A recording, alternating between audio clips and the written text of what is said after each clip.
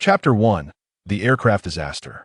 Lu Fan, a Special Forces veteran who had retired less than 6 months ago, now served as the personal bodyguard to the president of an international jewelry company, Li Menglan. He was currently tasked with safeguarding her and her assistant, Xia Shui, during a business trip abroad. The trio was aboard a plane en route back to their homeland.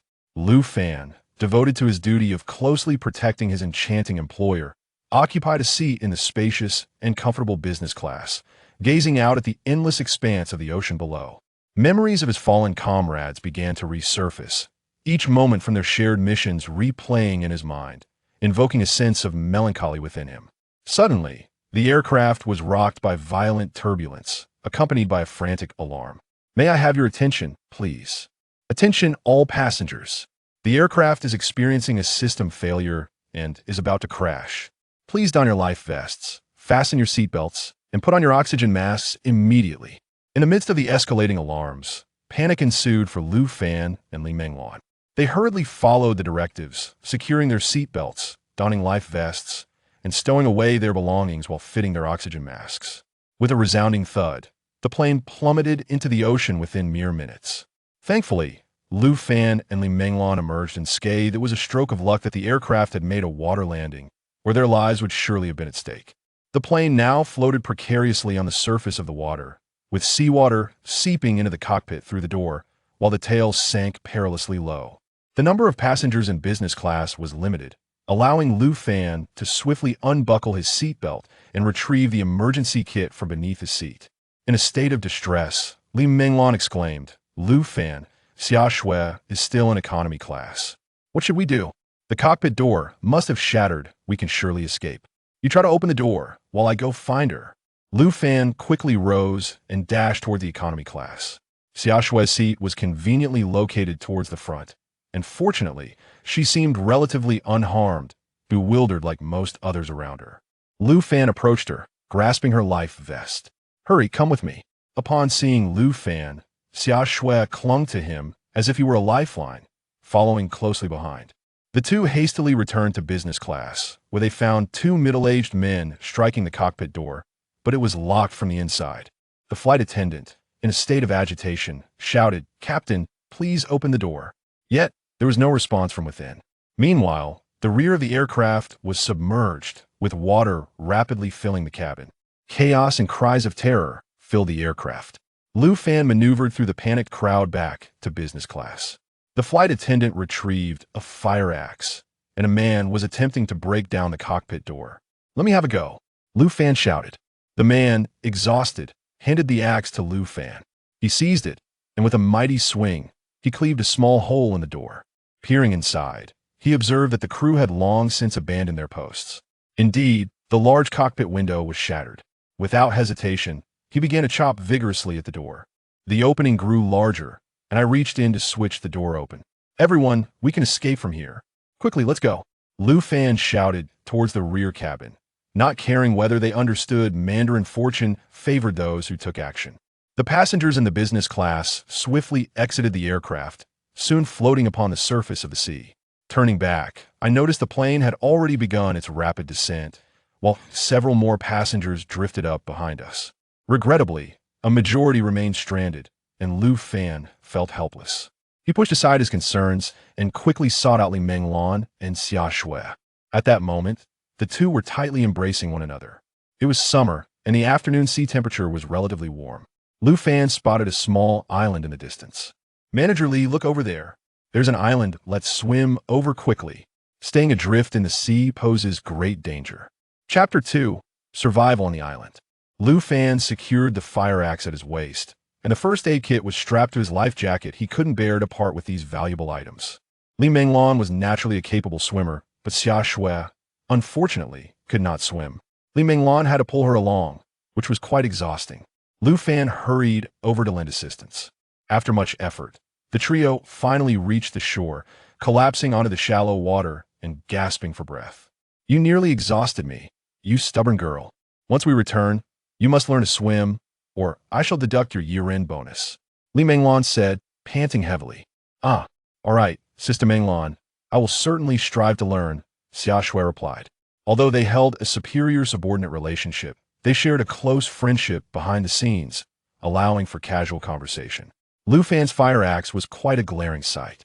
He quickly removed his life jacket to wrap it around the fire axe and first aid kit, urging the two women to do the same.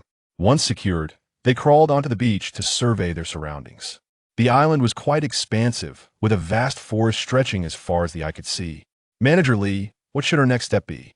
Lu Fan inquired. "I have no knowledge of survival. Having served in the military, you are undoubtedly more adept than us. We shall follow your lead." Lu Fan glanced at the 20 or so men and women on the beach. "In that case, I personally believe it would be prudent for us not to integrate with them. We are Asians. While most of them are Europeans, the cultural differences are significant, which could easily lead to conflicts. Let's find a higher ground near the sea to build a shelter and await rescue." "Indeed, that is my thought as well," Li Menglan agreed readily. Lu Fan led the two women to a relatively flat area at the edge of the forest. The location offered a clear view and proximity to the woods for foraging food. "Let's settle here." This spot faced the ocean, just a few dozen meters from a beach. The two women readily concurred. Lu Fan checked his watch. It was already past 3 in the afternoon. The three of them swiftly tidied the small stones and debris littering the ground. "I will go chop some trees to construct a shelter. Can you two search along the beach for food or gather any debris? Bottles, cans, ropes, and old fishing nets could all be useful. Shall we accompany you in your search? Are you certain you do not require our assistance in felling trees?" Li Menglan inquired once more. "No, it is getting late. We must hasten our pace," came the response. "Very well then." With that, Lu Fan concealed the survival kit in a sandy pit and, wielding a fire axe, commenced chopping trees at the edge of the forest. After more than half an hour, he had felled a dozen small trees. He trimmed the branches and cut some vines to use as rope. Using the axe, he excavated a trench and positioned the tree trunks within it, covering them with sand. Facing the sea, he secured 2 sturdy logs to serve as supports. Within an hour, he rapidly erected a rudimentary wooden shelter. The roof was simply covered with branches. The nights by the sea were still quite chilly, so he needed to provide additional shelter on both sides. Lu Fan proceeded to gather more branches to shield the sides. Now, only the seaward side remained exposed. He then collected some dry grass and wood. Using shoelaces, he bound a sturdy stick and swiftly kindled a fire. These were fundamental skills acquired during military training, thus posing no challenge for Lu Fan. As darkness enveloped the sky, others began to notice the fire he had built. The group scavenging for seafood on the beach quickly became aware of it. "Who is this?" Remarkably, they have managed to ignite a fire so swiftly. At that moment, they also observed that a larger fire had been kindled on the opposite side of the beach. Subsequently, the crowd surged towards that direction. Chapter 3. No water to drink. Seeing that they had not approached, Lu Fan noticed flickering flames in the distance. Understanding the collective sentiment, he felt a sense of joy within. Upon reaching the beach, he scanned the surroundings and spotted Li Menglan and Xia Shui returning. "Wow, Lu Fan, you are amazing.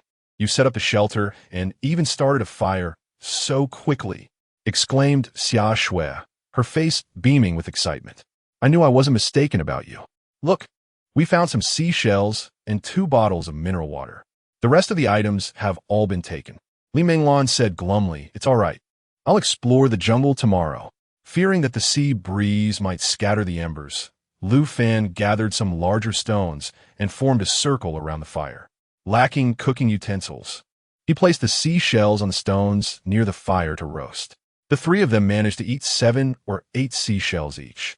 Though it wasn't a full meal, it was enough to quell their hunger somewhat. However, the absence of water left them parched, and they had yet to discover any fresh water. They could only endure their thirst, laying down some dry grass to make their beds. After over an hour of toil at sea, fatigue soon overtook them, and they fell into a hasty slumber. The shelter was spacious enough for the 3 of them to sleep comfortably. Li Menglan occupied the innermost spot, Xia Shui lay in the middle, and Lu Fan rested on the outer edge.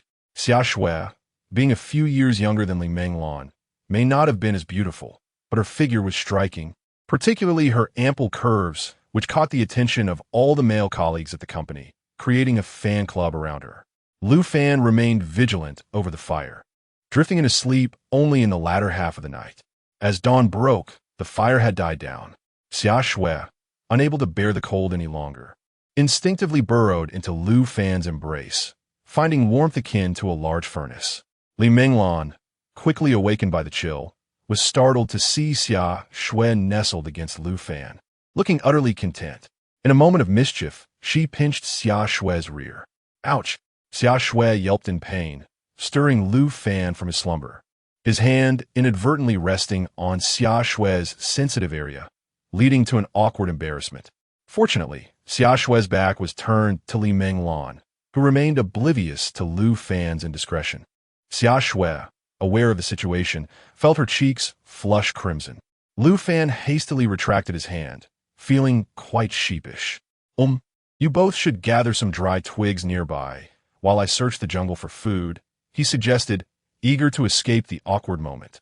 Xia Shui refrained from speaking up to avoid further embarrassment, while Lu Fan retrieved the fire axe he had buried and made a quick exit. You shameless girl. Sleeping soundly with a man like that. What on earth is going on? Li Menglan chided, though Xia Shui replied innocently, I don't know, I just felt so warm. All right, you can sleep inside tonight, and I'll take the middle spot, Li Menglan declared. Unaware of their conversation, Lu Fan fashioned a wooden spear from slender branch. Sharpening one end, he ventured into the forest, where he spotted a grass snake. Swiftly, he chased it down and struck it dead with his makeshift weapon, triumphantly bringing it back. We'll have something to eat this morning, he announced.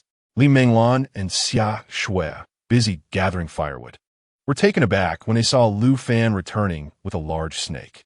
Can we eat this? They exclaimed in unison, astonished. Do not be afraid. It is merely a harmless grass snake. Lu Fan quickly kindled a fire and proceeded to the shore to clean the snake by removing its entrails. Upon returning, he skewered it on a stick and commenced roasting it. The grass snake, weighing around 4 to 5 jin, yielded little meat after roasting. The three of them managed to satiate their hunger to some extent, yet they remained parched, feeling the discomfort of thirst. Lu Fan resolved to lead the two deeper into the jungle in search of freshwater sources. He fashioned long spears for both of them, toasting the tips over the fire to enhance their sturdiness. With Lu Fan forging the path ahead, Li Menglan positioned herself in the middle, while Xia Shui brought up the rear, and together they ventured into the depths of the forest. Chapter 4. Unexpected harvest. The jungle was overrun with dense undergrowth, and a thick carpet of fallen leaves blanketed the ground. To avoid encounters with snakes, insects, and rodents, the trio cautiously wielded sticks, striking the ground before daring to proceed. They moved at a sluggish pace, spending nearly an hour to cover a mere 500 or 600 meters. The sight of a dozen coconut trees and 2 peach trees was a welcome discovery. By this time, the three were parched and sought refuge beneath the trees to rest. After a brief respite, Lu Fan ascended a tree to gather coconuts. Climbing was second nature to Lu Fan, a former Special Forces soldier. Soon, he had dislodged 7 or 8 large coconuts, leaving the smaller ones untouched. Sliding down, Lu Fan wielded his axe to chop 3 coconuts, and the trio eagerly quenched their thirst. This is delightful. Thank you, Lu Fan. Li Menglan expressed her heartfelt gratitude, adding, without you, Xia Shui and I would have been utterly lost. Thank you, brother Lu Fan. Xia Shui chimed in promptly. No need for such formalities, Lu Fan replied with a chuckle. With this grove of coconuts, we should have enough to drink for a while. You two stay here. I'll scout around and see if I can catch a few snakes. Brother Lu Fan, perhaps you should reconsider. Although these peaches aren't particularly sweet, they are edible, Xia Shui urged, her concern for Lu Fan's safety evident. It's all right. I possess some experience in the jungle. Just keep an eye on your surroundings and rest well before gathering some peaches. Lu Fan assured them before setting off swiftly. After traversing 400 or 500 meters, he encountered a snake, which he quickly scared away due to its meager flesh. Upon hearing the distant cries of wild boars, he became alert, quickly locating a sturdy tree. He climbed up to a branch for observation. To his astonishment, he witnessed a fierce struggle between a large wild boar and an adult cheetah, with several piglets squealing nearby. Remaining vigilant, Lu Fan stayed perched in the tree. The cheetah, evidently desperate from hunger, attempted to steal a piglet but was caught off guard by the boar, which wounded its thigh during the scuffle. Lu Fan decided to bide his time, waiting to seize an opportunity. After several minutes, the outcome became clear. The wild boar emerged victorious, having gored the cheetah and consumed its entrails before leading the piglets away in satisfaction. Seizing the moment, Lu Fan hurried down to collect the cheetah, estimating its weight to be around 100 pounds. He meticulously cleared away the remnants of its innards, swiftly shouldering the carcass and retracing his steps. Upon reaching the coconut grove, Li Minglan and Xia Shui were taken aback by Lu Fan, whose body was smeared with blood. "Don't panic. I'm fine. This is merely the blood of the cheetah," he reassured them. "Quickly, let us tidy up and return to our shelter." Concerned that the scent of blood might attract larger predators, Lu Fan urged haste. Li Minglan and Xia Shui followed suit without hesitation, and the trio soon made their way back to their shelter. Upon arrival, Lu Fan noticed signs of a prior intrusion. Some firewood and 3 life jackets had been stolen. "Damn it, I let my guard down. These people have no scruples, not even stealing the wood," Li Minglan exclaimed in frustration. "For now, let's set aside thoughts of them and focus on processing the cheetah meat. The day was excessively hot. If we do not attend to it tonight, it may spoil by tomorrow.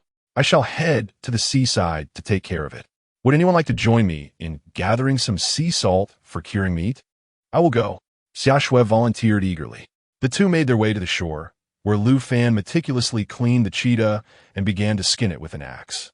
Meanwhile, Xia Shui searched the rocky beach, hoping to find sea salt in the crevices of the tide pools. Sea salt, with its characteristic whiteness, was relatively easy to locate. And soon, Xia Shui had good news. "Lu Fan, I found sea salt. There is quite a large patch." Upon hearing her call, Lu Fan hurried over to see. In a sunken rock pool, a substantial area of glistening white was indeed sea salt. "Yes, this is sea salt, although we lack the proper cookware for refinement. We shall make do with what we have." Chapter 5. Smoked meat. Lu Fan swiftly skinned the leopard, separating the pelt from the meat. Most of the bones were discarded in the nearby reef bay, hoping to attract schools of fish and crabs later. With no cooking utensils available, making soup was out of the question, and the sweltering heat made it impossible to preserve anything. At this moment, Xia Shui had scraped sea salt from 2 mineral water bottles with a stone shard. By the time the two returned to the shelter, it was already noon, the heat oppressive. Li Minglan had gathered a substantial pile of firewood, neatly stacked behind the wooden shed. Lu Fan hastily chopped open a coconut, and the 3 of them took turns sipping from it, feeling somewhat refreshed. 2 coconuts remained for later in the evening. Lu Fan ventured into the thicket, cutting several large leaves to use as a makeshift board, applying sea salt to the prepared leopard meat. The 2 women quickly took over the task of processing it. They roasted a large leg of the leopard directly over the fire, sprinkling some sea salt and brushing it with a bit of leopard fat. The flavor was quite delightful. The trio spent the entire afternoon in the wooden shelter, smoking the leopard meat. Dinner consisted of the roasted leg, and in the distance, they were already being watched. Li Minglan remained vigilant, closely observing the movements of a group of people across the way. "Lu Fan, they've been staring at us. I can't help but wonder what they are thinking," she remarked. Lu Fan had noticed their gaze long before. "It's nothing to worry about, Li. As long as they don't provoke us, we can let the past theft slide. If they do come looking for trouble, I shall teach them a lesson. Indeed, we can only hope for a swift rescue," she replied. The vast expanse of the ocean made searching difficult. Fortunately, the plane had not exploded, and there was a black box on board. He believed help would arrive soon, albeit it would take at least 2 or 3 days. As long as they could come, that was sufficient. The food supply for the next few days was adequate. After resting for over an hour in the shelter, night fell. Fearing that the group might come to steal their meat, they decided to take turns keeping watch. In the middle of the night, they had a front leg as a midnight snack, finishing off the 2 coconuts. Lu Fan took the night watch for the latter half, while Li Minglan and Xia Shui stood guard during the first half. When Lu Fan awoke, he found the 2 women dozing together, and he gently nudged them to lie down and sleep. Seeing Lu Fan awake, they felt reassured and lay down. Lu Fan glanced at his watch. It was already past 1:30 in the morning. He realized how considerate the 2 women were, not waking him despite the late hour, and he felt a touch of gratitude. The night passed without incident. In truth, the group had indeed intended to steal food, but they hesitated to approach when they saw the fire still burning throughout the night. Lu Fan had not been idle either. He had scraped the leopard pelt clean and hung it on a tree branch to dry. Once properly dried, it would serve as a comfortable and warm bedding. By 10 in the morning, the two women finally awakened, exhausted from their labors. They had no intention of foraging for food that day, so Lu Fan instructed them to keep watch over the shelter. Clear the area around the shed to deter snakes, insects, and rodents from visiting. He ventured into the jungle and harvested 9 coconuts from the coconut grove, crafting a basket from vines to carry them back to his dwelling. Noticing that the two women had tidied up a radius of several meters, Lu Fan glanced at the time. Let us first have a light lunch and then take a brief respite. When the afternoon sun becomes less oppressive, we shall commence building a fence. It will provide greater safety during the night watch. Sound great, Brother Lu Fan. Xia Shui responded with palpable enthusiasm. How did you ascertain that I am older than you? I have perused your resume. A 25-year-old veteran with a family of 4, including your parents and a younger sister in college, Xia Shui replied, her expression suggesting she was well informed. Ah, how do you recall such details so vividly? Naturally, it's because you are quite handsome, Xia Shui exclaimed, her admiration evident. Are you not aware that our company has a plethora of single women? With so few men around, it is hardly surprising that you have garnered attention. Li Minglan teased playfully. Chapter 6. Erecting the fence, the three of them took a leisurely nap in the shed, awakening one by one past 2 o'clock. Lu Fan skillfully hacked open a coconut, allowing them to share a few sips, with Li Minglan and Xia Shui indulging first, leaving Lu Fan to partake last. This caused both women to blush for a while, as it felt akin to an indirect kiss. Xia Shui harbored a fondness for Lu Fan. Their similar ages fostered a warm camaraderie, compelling her to approach him frequently for conversation. In contrast, Li Minglan, mindful of their hierarchical relationship and her 3 years of seniority over Lu Fan, maintained a respectful distance. Let's begin. Lu Fan observed that the heat of the day had somewhat abated. He planned to construct a semicircular fence with a diameter of 15 meters, leaving an opening facing the sea. Lu Fan took charge of chopping branches and erecting posts, while the two women deftly bound the structure with vines. Within 2 hours, their task was complete. From a distance, onlookers expressed their frustration at the sight. Damn it, they've even built a fence now. Li Minglan noticed their unwavering gaze directed at them. Lu Fan, they're still staring at us, she remarked. Indeed, they're dressed in airline uniforms. They must be the 2 crew members, he replied. What? Those self-serving individuals. Thankfully, you built this shed separately, away from them. Who knows what trouble we would have encountered had we been with them? Xia Shui expressed her relief. Such people are incredibly selfish, prioritizing their own survival while disregarding the lives of others. Their negligence in securing the door led to the deaths of many. Li Minglan scornfully exclaimed, Yes, we must remain vigilant of such individuals. The leopard skin they had prepared the previous day had dried beautifully, and Lu Fan had made it remarkably soft. The leopard had been slender, and the skin was not extensive. Even laid flat, it could accommodate only 2 individuals. He spread it inside the shed for the 2 women to use, while he was content to rest on a bed of hay and large leaves. Wonderful. Tonight, we shall enjoy a restful sleep. Xia Shui beamed with joy. Li Minglan recognized Lu Fan's consideration for them, feeling a wave of gratitude. His character is truly commendable. We must ensure to retain such a bodyguard. Upon our return, I shall advocate for a raise. Unbeknownst to Lu Fan, their thoughts were far from his mind as he kindled a fire to roast the leopard jerky. We still have over 20 pounds of jerky, if we ration it wisely. It should last us 3 days. If the rescue operation proceeds smoothly, they should arrive by tomorrow, or at the latest, the day after, he added. There are still plenty of coconuts in the jungle for us to drink, so we shall remain on the beach and await rescue. Li Minglan and Xia Shui nodded in agreement with Lu Fan's plan. The prospect of imminent rescue stirred excitement within them.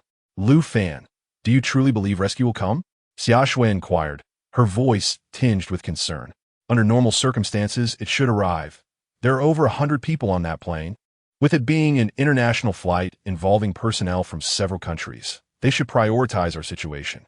If they do not come, it would indicate some unforeseen complication. However, let us wait and see over the next couple of days, he reassured her.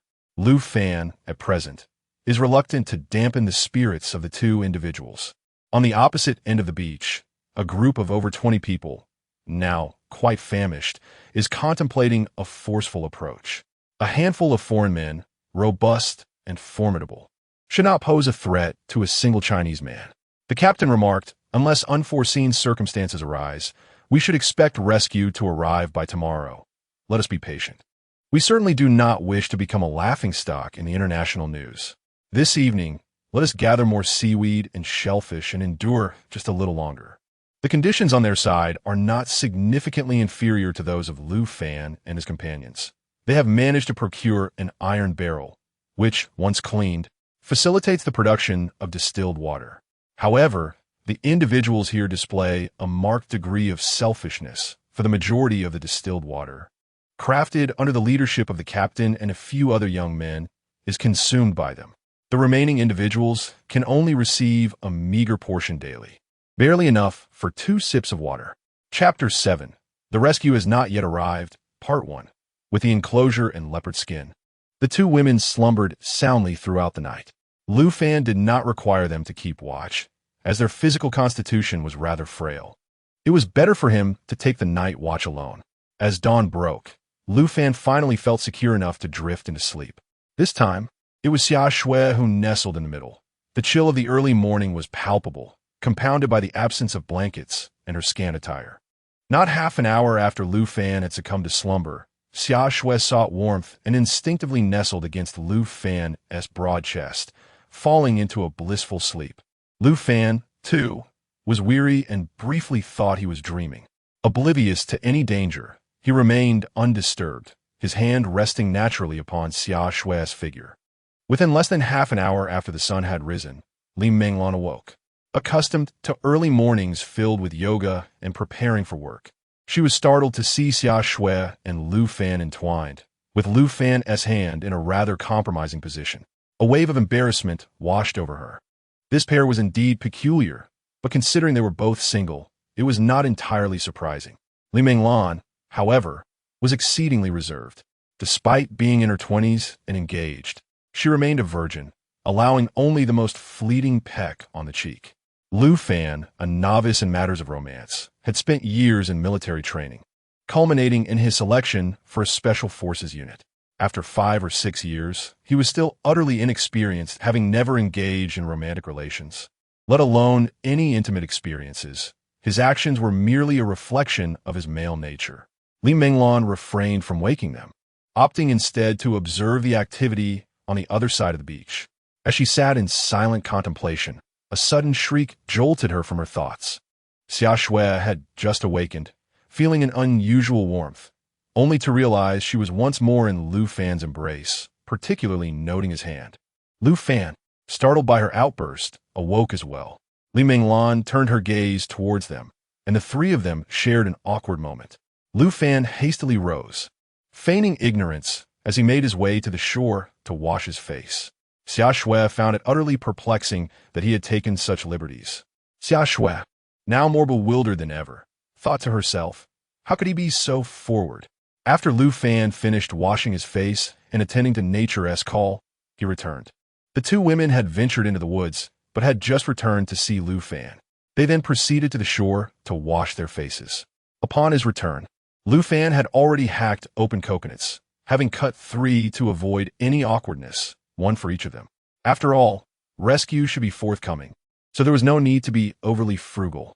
The embers in the fire pit still glimmered. He added some dry grass and, with a gentle breath, coaxed a flame to life. They roasted 3 pieces of leopard meat, each enjoying a hearty breakfast. With nothing pressing to attend to, Lu Fan wandered to the beach to sharpen his fire axe. Despite its weight, it felt as light as a mere stick in his hands. After honing the axe to his satisfaction, he practiced wielding it with ease. During his stroll along the shore, he discovered 4 large crabs where the leopard bones had been discarded, along with a collection of clams and sea urchins. He also noticed that the area where salt had been scraped previously yielded a good number of crystalline salt grains. Returning briefly, he retrieved several empty plastic bottles he had found later. Upon seeing him about to leave again, Li Menglan asked, Lu Fan, are you going to scrape salt? I shall accompany you. It's not far, and we can leave Xiaoxue to watch the house. The two made their way to the stone pit, where they diligently began to scrape with sturdy, small stones.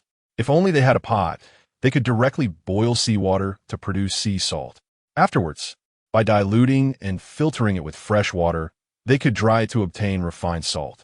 You certainly possess a wealth of knowledge, Li Menglan remarked with admiration. It's nothing difficult, merely the fundamentals of survival. After filling 3 bottles, they returned to the shelter. Throughout the day, there was no sign of rescue planes, and everyone's spirits were notably low. Chapter 8. The rescue has yet to arrive. Part 2. Unbeknownst to the 3 individuals on the other side of the beach, a group of foreigners was engulfed in despair. Damn it, let us just rob them. The 3 burly men could no longer contain their frustration and, wielding wooden sticks, marched directly toward Lu Fan and his companions, demanding their food. Li Menglan and Xia Shui, proficient in English, engaged in a heated exchange with them. Although Lu Fan struggled to comprehend the language, the sight of the men approaching with raised sticks was unmistakably threatening. They intended to seize their belongings. Clearly, they could no longer wait. It seemed that a lesson was in order. Lu Fan picked up a wooden spear and stepped out of the shelter. Li, you and Xia Shui stay back a bit. I'll handle this. Be careful, Li Menglan cautioned, her concern evident. Despite their imposing physiques, the 3 foreigners were no match for Lu Fan's military prowess. In a matter of moments, he had inflicted injuries upon them. The trio lay on the sandy ground, clutching their wounded legs and arms, howling in pain. The crowd that had been approaching now stood in stunned silence, deterred from further confrontation. Lu Fan had targeted their calves and the arms clutching the sticks. His blows had been somewhat harsh, resulting in bleeding that would not heal quickly. You thought you could take what isn't yours without consequences. Serves you right, Xia Shui exclaimed indignantly, while Li Menglan cheered on Lu Fan. Xia Shui, tell them in English that next time they won't be so fortunate. Xia Shui nodded in agreement and promptly relayed the message loudly. The 3 men then limped away. With no rescue in sight for the day, their anxiety mounted, prompting Li Menglan to express her concern. It seems this place is no longer safe. We still have 13 pounds of dried leopard meat. Let us wait another 2 days. If help hasn't arrived by then, we'll venture into the jungle. Lu Fan suggested. Once the coast was clear, he instructed Li Menglan and Xia Shui to remain in the shelter while he went to gather more coconuts. The 2 women felt a wave of gratitude wash over them. Thank goodness Lan Jie brought Lu Fan.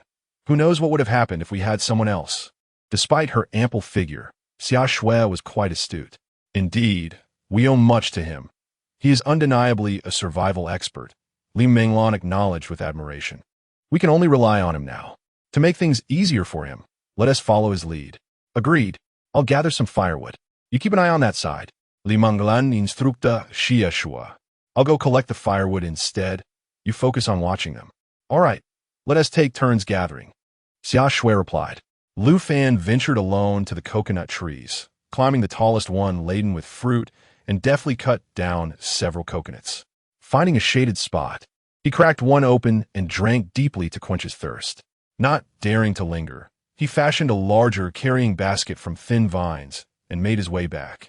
Upon returning to the shelter, he discovered that the 2 women had successfully gathered a considerable amount of firewood. They had performed admirably. As the 2 women saw Lu Fan return, burdened with a large backpack, they hurriedly rushed out to assist him in lowering it. At that moment, deep crimson imprints marred Lu Fan's shoulders, evidence of the heavy load he carried, and his skin appeared to be chafed, suggesting considerable pain. The 2 women felt a pang of distress. It's nothing serious, merely a few minor abrasions. I will find some herbal remedy to apply shortly, Lu Fan reassured them. He searched the edge of the jungle for a few golden thorn grasses, crushed them, and applied the poultice to his wounds before retreating to the wooden shelter. The night wore on as they engaged in conversation until late, with the 2 women voluntarily offering to keep watch, fearing Lu Fan might exhaust himself. Recognizing his fatigue, he did not insist otherwise. He lay down and soon succumbed to slumber. The 2 women remained vigilant throughout the night, anxious of potential ambushes. It was not until dawn that Lu Fan awoke, allowing them to finally rest. They slept soundly until the late afternoon, roused only by their hunger. The oppressive heat of the weather was becoming increasingly unbearable. Lu Fan had prepared some roasted leopard jerky and had chopped 3 coconuts for their midday meal. It seems that rescue is unlikely to arrive. We must prepare for the worst, Lu Fan remarked with a sense of resignation. How terrifying, Xia Shui exclaimed, her voice trembling with fear. Lu Fan, Xia Shui, and I have discussed this. We will follow your lead in everything. We must unite our efforts to overcome this challenge. Our families are waiting for us to return. Li Minglan encouraged, her spirit unwavering. Chapter 9. The team expands. Do not be disheartened. I shall do my utmost to ensure your safety, Lu Fan asserted with unwavering conviction. Our numbers are woefully insufficient. Surviving in the depths of this jungle is a formidable challenge. We must recruit some men to endure this trial together. As the trio deliberated, 2 men and a woman approached from the opposite direction. Upon closer inspection, all bore Asian features. After a brief exchange, it became evident that the 2 dark-complexioned men were indeed Chinese, while the youthful woman was of Korean descent. Isn't that the star Jin Ziyuan? Xia Shui exclaimed in astonishment. To be candid with you 3, she is indeed that celebrity. However, fearing potential disrespect from foreigners, she deliberately soiled her face and attire. The bodyguard Li Ming quickly clarified. Both of us are her bodyguards. Her manager, in pursuit of sustenance, divulged her whereabouts earlier today. We understand English, and upon hearing of the threats against her, we brought her here. Another bodyguard, Zhang Chong, interjected. We were also hired on short notice. We are personnel from a domestic security firm, but the reasons behind her choice of us remain unclear. I possess a smattering of Chinese. They are quite professional.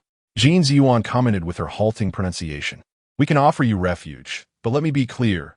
Everything here must adhere to my directives, which means unity is imperative. Do you understand? We comprehend fully. As long as we can protect her and secure a successful rescue, it will uphold the reputation of our international security company, Li Ming affirmed resolutely. Indeed, I too am a bodyguard. I empathize with your sentiments. I am Lu Fan, a retired Army Special Forces soldier. May I inquire which unit you belong to? You're also a soldier? We are from the same unit. Having served 3 years in the Armed Police Special Forces, Zhang Chong responded with palpable excitement.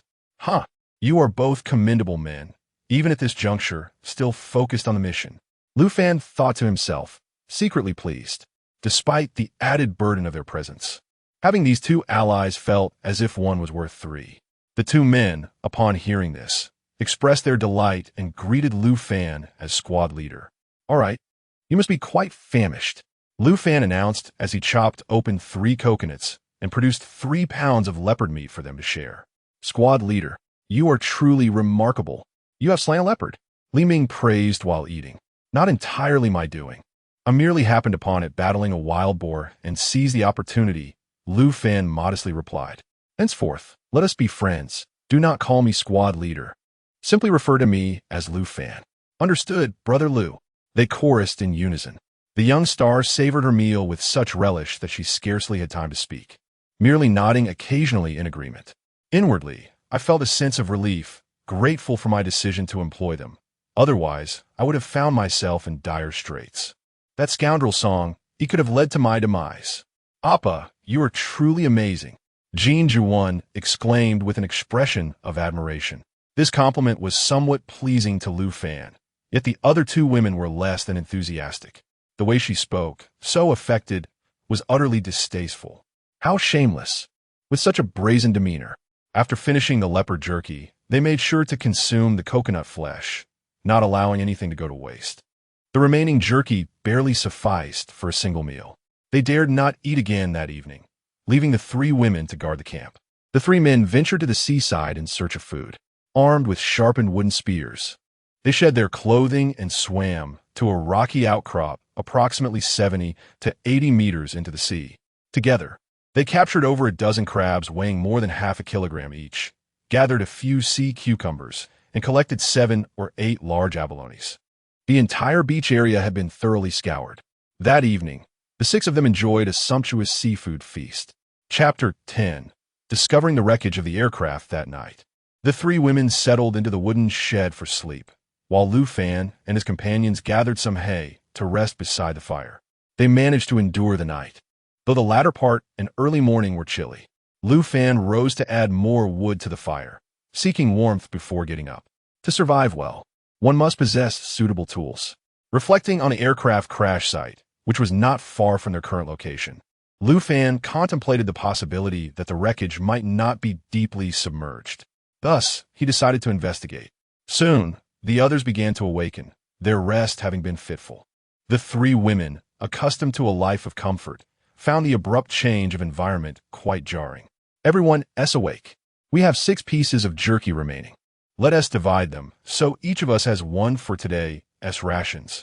Additionally, I plan to check the crash site. Who wishes to accompany me? I will.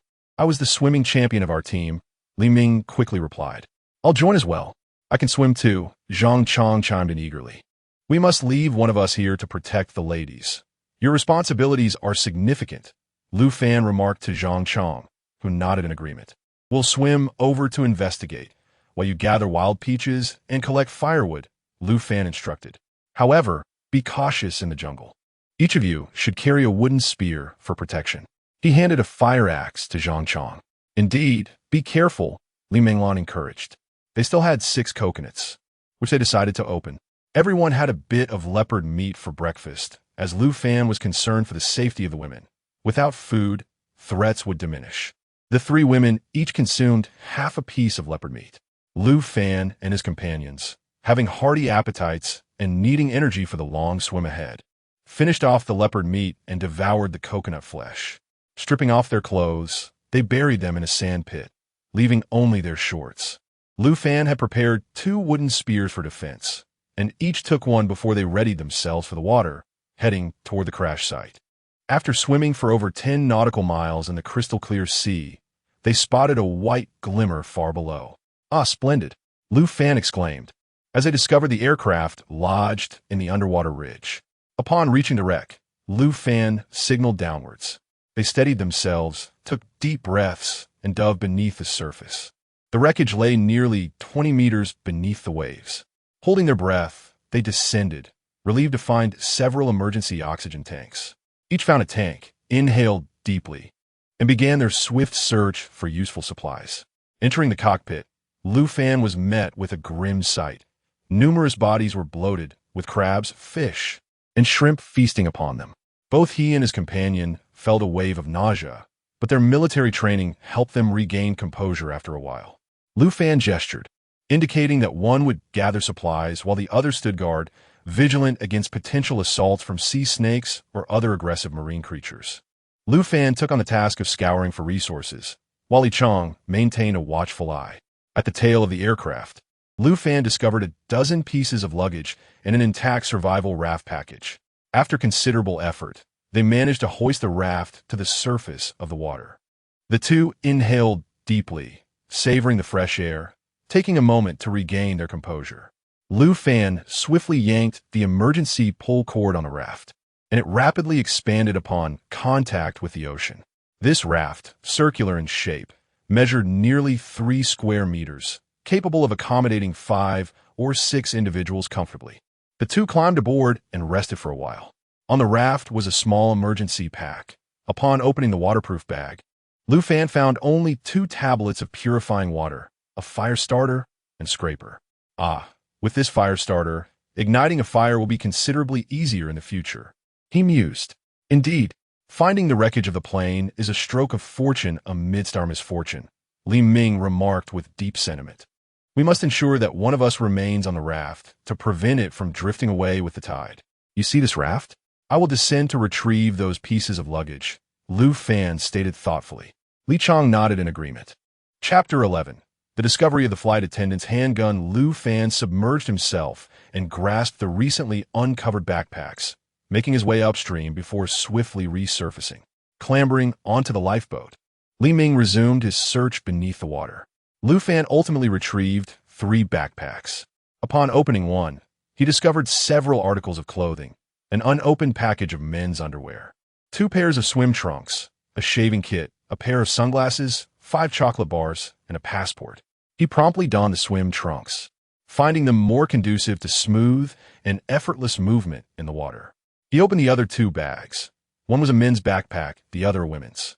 Both contained a few summer garments and undergarments, along with 2 packs of chewing gum, a passport, cosmetics, and miscellaneous items. Not wishing to carry an excessive load, Lu Fan noted that the soaked backpacks were exceedingly heavy. To alleviate the burden, he secured them to the canopy of the lifeboat to dry. In less than 15 minutes, Li Ming resurfaced, bearing 3 backpacks as well. Upon inspection, they yielded women's clothing, socks, and other items of little value. We are aboard a passenger aircraft. The large luggage compartments are designated for cargo. Our priority should be to search the flight attendant's workspace for food, beverages, and cooking utensils, Li Ming suggested. It is certain that an air marshal is present on this flight, and he would likely be armed. After a moment's contemplation, he added, I'll dive down to find some food and drink. We should eat before anything else. Lu Fan swam to the flight attendant's workspace, where he found numerous cardboard meal boxes, already rendered inedible by seawater. However, he also discovered over 20 packages of bread, more than 30 chocolate bars, 2 large jars of instant coffee, and over 22-liter bottles of beverages. With little time to spare, he grabbed a larger shoulder bag, emptied its contents, and filled it with provisions. Alas, it was far too heavy to maneuver with ease. Taking a deep breath from the oxygen tank, Lu Fan recalled the life vests worn by the bodies and devised a plan. With great reluctance, he removed 5 vests, secured them to the shoulder bag, and tested their buoyancy before ascending with the bag in tow. Li Ming initially intended to plunge straight back into the depths. Wait a moment before you dive again.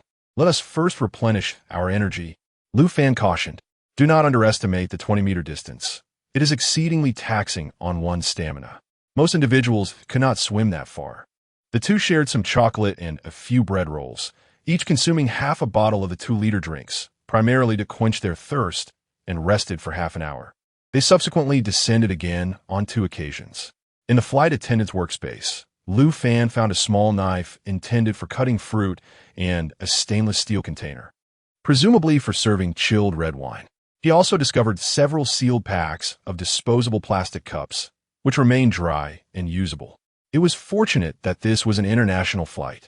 Such items would be strictly prohibited on domestic flights. Lu Fan felt a sense of satisfaction at having secured these 2 finds. Finally, Li Ming discovered an air marshal's handgun and a tactical baton among the bodies. This was indeed a significant acquisition. Since Lu Fan had utilized the buoyancy of the life vests, their subsequent searches for supplies became considerably easier. The afternoon sun had already passed 2 o'clock, and there were still numerous items left uncollected, which would have to wait for another occasion. The 2 individuals paddled back on a lifeboat. Although there were 2 foldable plastic paddles aboard, the lifeboat was circular, making it exceedingly difficult to steer.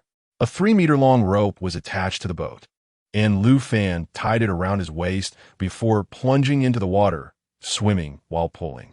Li Ming, unable to maneuver effectively with the paddles, also leaped into the sea, swimming behind the lifeboat and pushing it along. Exhausted from their efforts, they would occasionally climb onto the lifeboat to rest.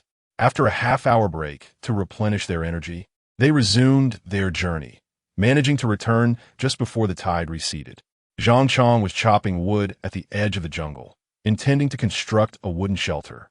The 3 women assisted in dragging back a dozen small trees, leaving them utterly fatigued, prompting them to retreat to the shaded area near the shelter for rest.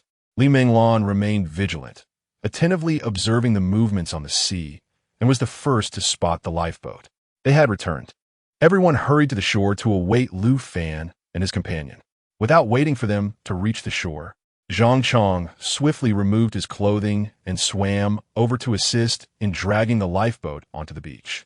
Chapter 12. Concealed weapons. The 6 of them worked in unison to transport the supplies, each making 2 trips before finally completing the task.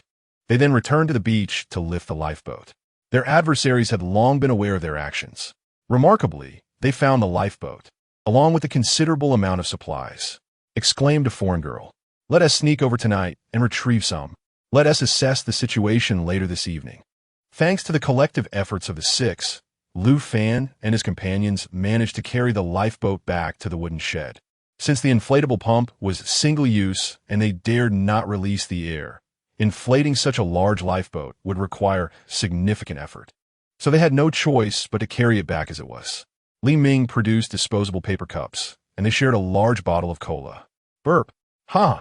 This is delightful. We actually have a drink. Summer Snow expressed her satisfaction. Indeed, we owe our gratitude to Lu Fan and Li Ming.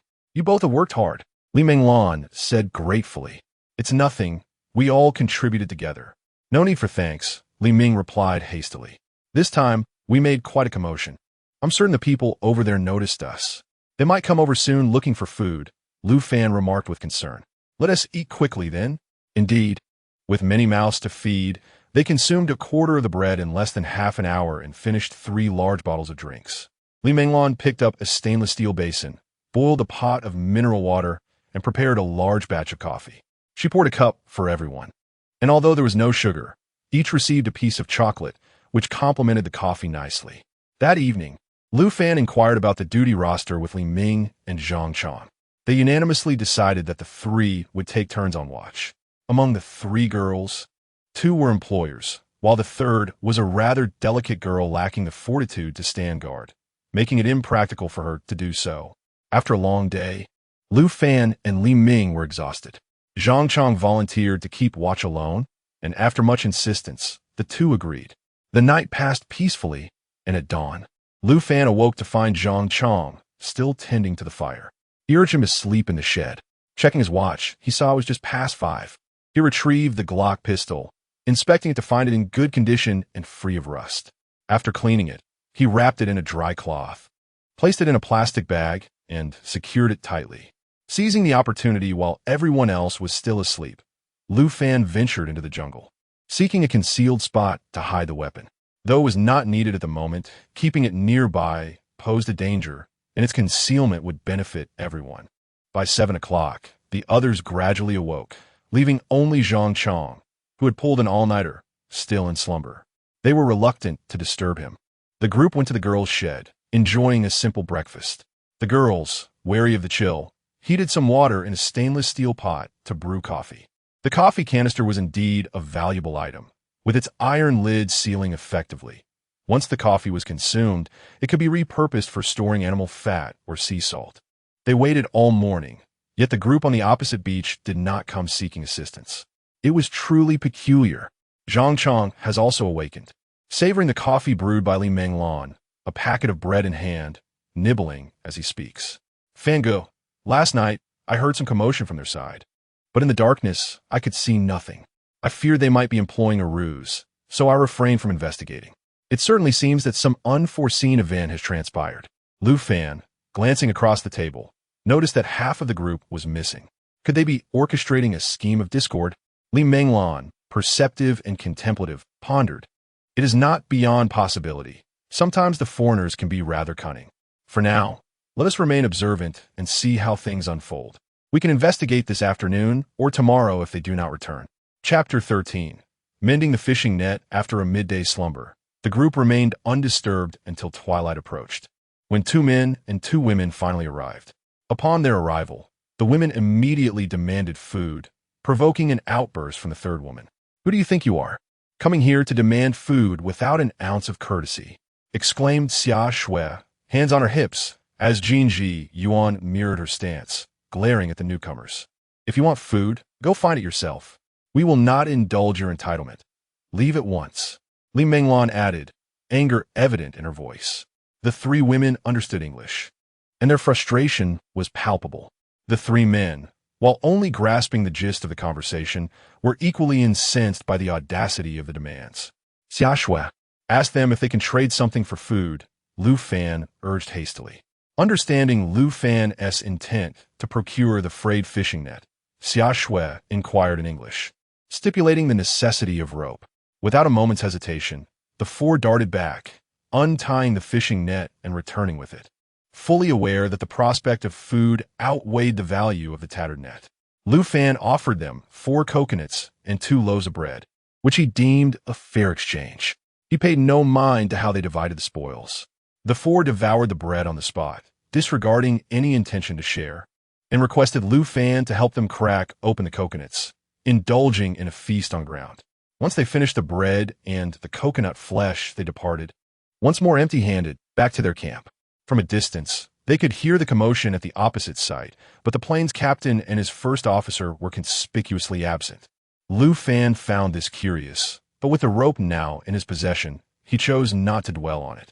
The group set about organizing the fishing net, revealing its considerable diameter of over 20 meters, yet marred by 7 or 8 large holes, rendering it nearly unusable. At this juncture, Li Minglan spoke up. "This fishing net is of decent quality. It appears to be new, albeit with a few holes. If we exercise patience, we can mend it, though it will shrink considerably. Since you ladies are adept with your hands, take it and repair it. If you fail, it will not be a concern." Lu Fan, with a cunning smile, encouraged them. The women, determined not to be underestimated, readily accepted the challenge. The 3 women, with serious expressions, began to organize the net. Clearly understanding Lu Fan's intent, Li Ming and Zhang Chong silently admired Lu Fan's shrewdness, giving him an approving thumbs up behind his back. The trio initially engaged in animated gestures and discussions before employing the small knife Lu Fan had found to cut the net.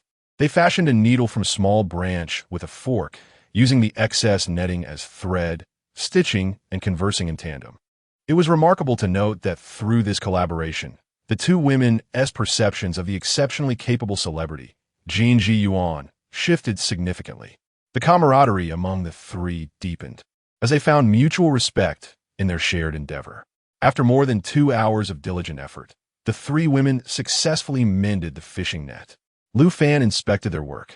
Although it had shrunk considerably, it was robust, with each repaired section tightly knotted and reinforced multiple times. Indeed, remarkable. You are truly impressive. Even such a tattered net can be mended. You are indeed a paragon among women, Lu Fan exclaimed, with Li Ming and Zhang Chong echoing his sentiments. After an exuberant flurry of compliments from Lu Fan and the others, the 3 women finally retreated to the wooden shed to rest, their skin having been sun-kissed. The trio began to assist one another in applying skincare products. Lu Fan mused to himself, "Indeed, when these women are determined, their resilience is quite commendable." He initially contemplated dismantling the edge rope of the fishing net, but, not wishing to damage it, he measured the length and found that the over 20 meters of rope would suffice. Chapter 14. Setting traps that night, 6 individuals shared 5 loaves of bread, and their food supplies were dwindling. Upon taking stock of their remaining provisions, they discovered 5 chocolate bars, 2 loaves of bread, 3 large bottles of beverages, a canister and a half of coffee, and 2 small bottles of sea salt. They also had 3 coconuts left, while the wild peaches had already been consumed. Additionally, they possessed a stainless steel frying pan, a fruit knife, a fire axe, a concealed first aid kit, and a handgun, along with 3 backpacks and a large messenger bag. Lu Fan made arrangements for the following day. He planned to venture into the sea at dawn to salvage supplies, bringing along a fishing net and a small knife, while concealing the fire axe. The life jackets were deemed unnecessary, as they could be draped over the shelter to provide shade and reflect light, their vibrant colors ensuring that they would be easily spotted by any passing rescue aircraft. The group then deliberated on who would undertake this task, with everyone eager to participate. However, upon their return, it was imperative that they did not use the life raft, but instead swim back alone, as the 3 women were clearly incapable of swimming such a distance. Ultimately, it was decided that Zhang Chong would remain behind to protect them. Yet, Zhang Chong was reluctant, desiring to contribute and insisting he should go. As the impasse continued, Lu Fan suggested, "It is not impossible to go, but let us set some traps tonight. If they enter the wooden shelter, they will undoubtedly fall into our ambush. They are certain to return tomorrow seeking supplies. You 3 women should stay inside the shelter. If they attack, do not leave the shelter. Wait for them to fall into the trap before retreating into the jungle towards the fruit trees. I have previously set a few traps there, which can offer some protection. Li and Xia Shui are aware of their locations." The women were indeed a burden. The jungle was far more treacherous than the beach, where encounters with venomous snakes and ferocious beasts could mean life or death. A lack of resistance was unacceptable. They needed to cultivate their willpower and adaptability. To diminish the adversary's strength, Lu Fan set traps both in front of and behind the shelter, embedding wooden spears at the bottom.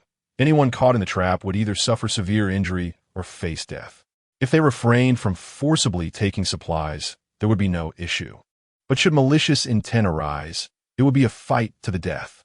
The six labored until midnight, and there was no need for a night watch. Before dawn the next day, Lu Fan and the other two carried the life raft to the beach. I should remain here to protect them, Lu Fan thought. His earlier remarks were intended to stimulate their resolve. Today, he would provide covert protection. Li Ming and Zhang Chong wholeheartedly agreed, especially since Jin Ziyuan was still their primary mission. While safeguarding the women was undeniably important, the impending jungle adventure required vigilance and defensive capabilities, or they would surely become a liability, potentially endangering everyone. You both must have realized this, Lu Fan mused. Rescue is unlikely to come. We all understand that. Yet, the three of them continue to harbor illusions. I cannot outright say that rescue will not arrive, but perhaps this will serve as a necessary wake-up call. Once Li Ming and Zhang Chong were ready, they paddled away in the life raft. Feeling uncomfortable, they disembarked and pushed the life raft toward the wreckage of the aircraft. As dawn broke, they arrived at their designated location. The two individuals possessed remarkable physical fitness, as most ordinary people would hesitate to step into the frigid waters, let alone swim several kilometers. I'll descend first to scout the area, Li Ming declared. He grasped the rope of the fishing net, donned a fruit knife, and secured it tightly to his left hand with a cloth strap. Once prepared, he plunged into the sea. After swimming approximately 10 meters, he caught sight of a shark. Indeed, the predator had been lured. This could spell trouble, Li Ming thought to himself, pulling the rope with urgency. After a few vigorous tugs, he intended to hoist the rope upward. Just as he surfaced, Zhang Chong looked on in astonishment and asked, "Brother Ming, what happened?" "There's a shark near the plane. We must devise a way to divert it or eliminate it." Li Ming gasped, breathless. Chapter 15. Trapped for the outsiders, we have nothing to lure them with. Zhang Chong exclaimed. Only a piece of chocolate left from breakfast and 2 bottles of drinks. Let's wait a bit longer and see if it leaves. Logically, after so many days, the corpse should either have rotted or been consumed. Why is there still a shark lingering here? Li Ming pundarat parplaksha. Could it be that it has an affinity for the bones? That is unlikely. Sharks do not prefer to consume bones. After waiting for over an hour, Li Ming resolved to descend and investigate, as the sea temperature had become more bearable. He swam down for over 10 meters without encountering the shark, which alleviated his worries. Hastily, Li Ming entered the aircraft cabin through the broken tail section, confirming that the shark had indeed departed before he commenced his search. He was elated to find an emergency oxygen tank, as the one he held was nearly depleted. He swiftly secured the full tank at his waist. Upon examining the tail of the aircraft, Li Ming noticed 2 iron plates tied to a box, which appeared to be uniformly sealed packaging. Not daring to delay, he dragged the box out, tugging on the rope. Zhang Chong, sensing the signal, exerted all his strength to pull upwards. Meanwhile, a significant event transpired on the beach. The group of foreigners had discovered that the 3 boys and the lifeboat were missing since morning, and after waiting for a while with no sign of their return, the co-pilot, who was quite cunning, realized that they had presumably gone to salvage supplies. He announced this good news to the others, who were already famished, prompting them to rush over in a frenzy. Lu Fan, concealed in the distant foliage, observed everything clearly. At that moment, over 10 individuals charged forward, startling Li Menglan and the other 2 women. Lu Fan had already hidden his axe and other items. The 3 women, having woken up to find Lu Fan and the other 2 missing, surmised that they had gone to retrieve supplies when they noticed a package of bread and a bottle of drink left for them by Lu Fan. After using the restroom, they shared the food, and just minutes after finishing the bread, they spotted the foreigners racing towards them. "Quick, pour some drinks. Li Menglan Nurja. Drink up. They'll be here soon. We need our strength to confront them." The other 2 women also saw the approaching figures and hurriedly consumed their beverages. Li Menglan placed the empty bottles beside the wooden shelter, intentionally burying half of them in the sand. Each woman grasped a wooden spear, waiting inside the shelter for their arrival. As soon as the foreigners fell into their ambush, the first 3 men stumbled into a trap their feet pierced by bamboo spikes, eliciting anguished cries. The others, witnessing this, immediately halted in their tracks. Following Lu Fan's instructions, the three women dashed behind the wooden shelter. Aware that traps were laid there as well, they skillfully maneuvered to avoid them, choosing instead to wait for the foreigners to approach. Starving, the foreigners, noticing the three women fleeing, were drawn towards the shelter, eager for the supplies concealed within. There are also traps here, and 2 more individuals have fallen victim to them. The others rummaged through the wooden shed in a frenzy, only to discover nothing. The captain, in a fit of frustration, directed the group to pursue the 3 women. The trio of men, led by the captain, had long harbored an insatiable desire for these Eastern women, and in the absence of food, they deemed it acceptable to seize them instead. They all surged forward to capture them. The first officer promptly issued commands as 7 or 8 men and women charged ahead, with the captain and the first officer trailing behind. Lu Fan observed this entire scene. Subsequently, 3 more fell into the trap hidden behind the wooden shed, leaving only 9 individuals remaining. After several encounters with traps, this group grew increasingly vigilant, and the captain inwardly cursed the cunning nature of these Easterners. Chapter 16. Foreigners in Military Strategy. The remaining foreigners dared not recklessly pursue. It was only with the captain and the co-pilot leading the way that they cautiously ventured deeper into the jungle. Li Menglan and her 2 companions had already reached the cluster of peach trees 500 meters away. The 2 examined the traps set by Lu Fan.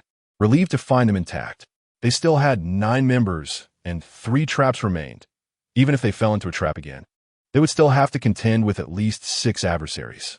Everyone must remember to seize any opportunity to strike without hesitation, for falling into their hands would lead to dire consequences. Xia Xuan nodded. Sister Lan, I trust your judgment. We must find a chance to eliminate them. The cowardly Jin Zhuan was trembling uncontrollably. Come on, can you pull yourself together? If you don't, they'll catch you and devour you. Xia Xue threatened.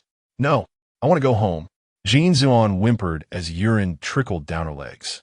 What a useless wretch. Li Menglan couldn't help but scold. Meanwhile, Lu Fan swiftly darted into the jungle. Before reaching the coconut trees, he heard shouts. Stay back.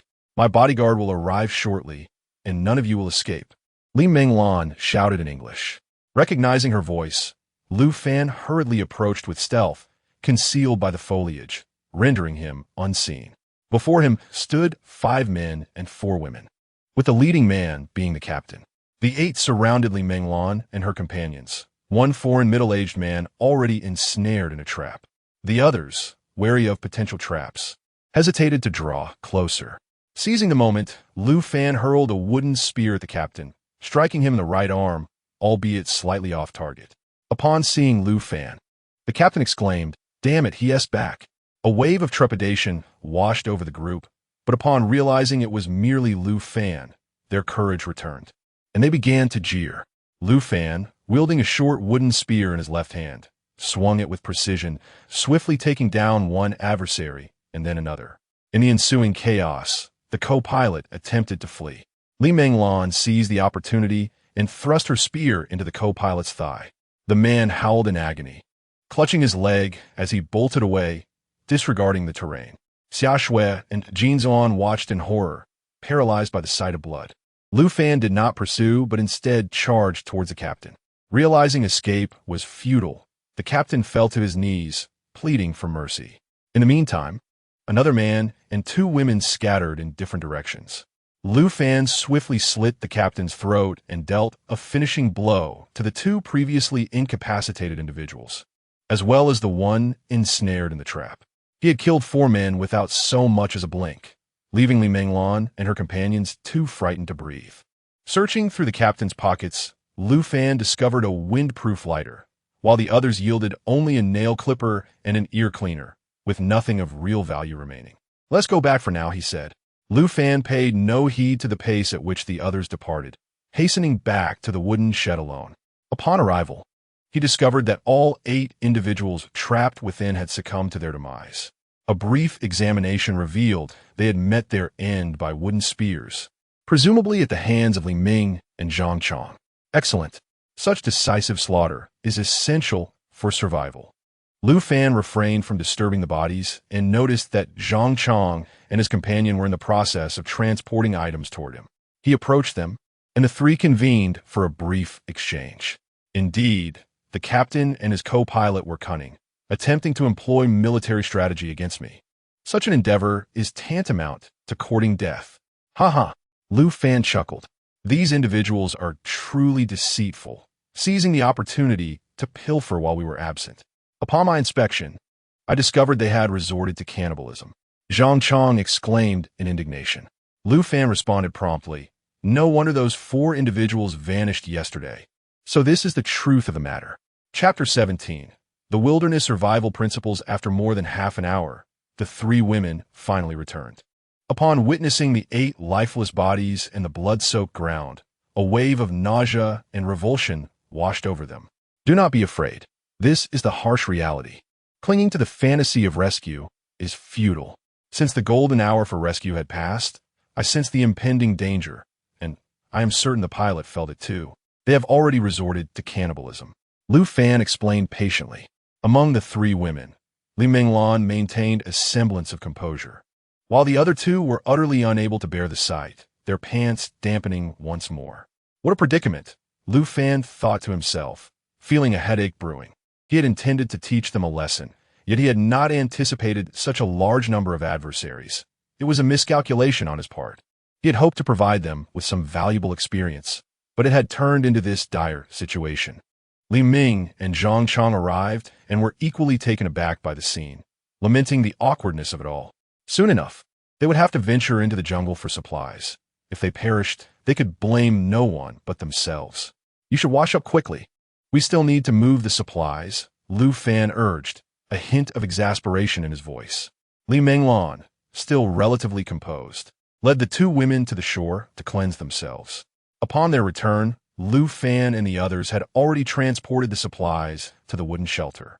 Li Minglan felt a profound sense of embarrassment for not contributing, and, to make matters worse, her stomach was grumbling with hunger. Lu Fan noticed this and encouraged everyone to eat. "Let's consume our fill before we bury the bodies. Otherwise, we risk attracting disease." Nearby, the 2 bodies remained ensnared in the trap. The 3 men were already fatigued and had not yet managed to move them. The sight of the corpses unnerved the women, and despite their hunger, they found it difficult to eat. Meanwhile, Lu Fan and his companions devoured bread and drank juice, refraining from persuading the women to join them. After less than an hour of resistance, the women, driven by hunger, approached to take some bread and began to eat and drink. Lu Fan unearthed a hidden stainless steel basin, boiled some water, and brewed coffee, sweetening it with sugar cubes he had gathered. The result was surprisingly pleasant. Once Li Minglan and the others had their fill, they did not dare to enter the shelter and chose to sit nearby instead. Seeing that they were satiated, Lu Fan proposed, "Shall we bury the bodies together?" The women, having regained their composure, were reluctant to lift the corpses but assisted in digging a pit instead. The pit was excavated across from the shelter to maintain a safe distance. It was nearly dark by the time they finished, and, using makeshift wooden planks, they transported the bodies for burial before finally returning to their quarters. There are still 4 bodies in the jungle.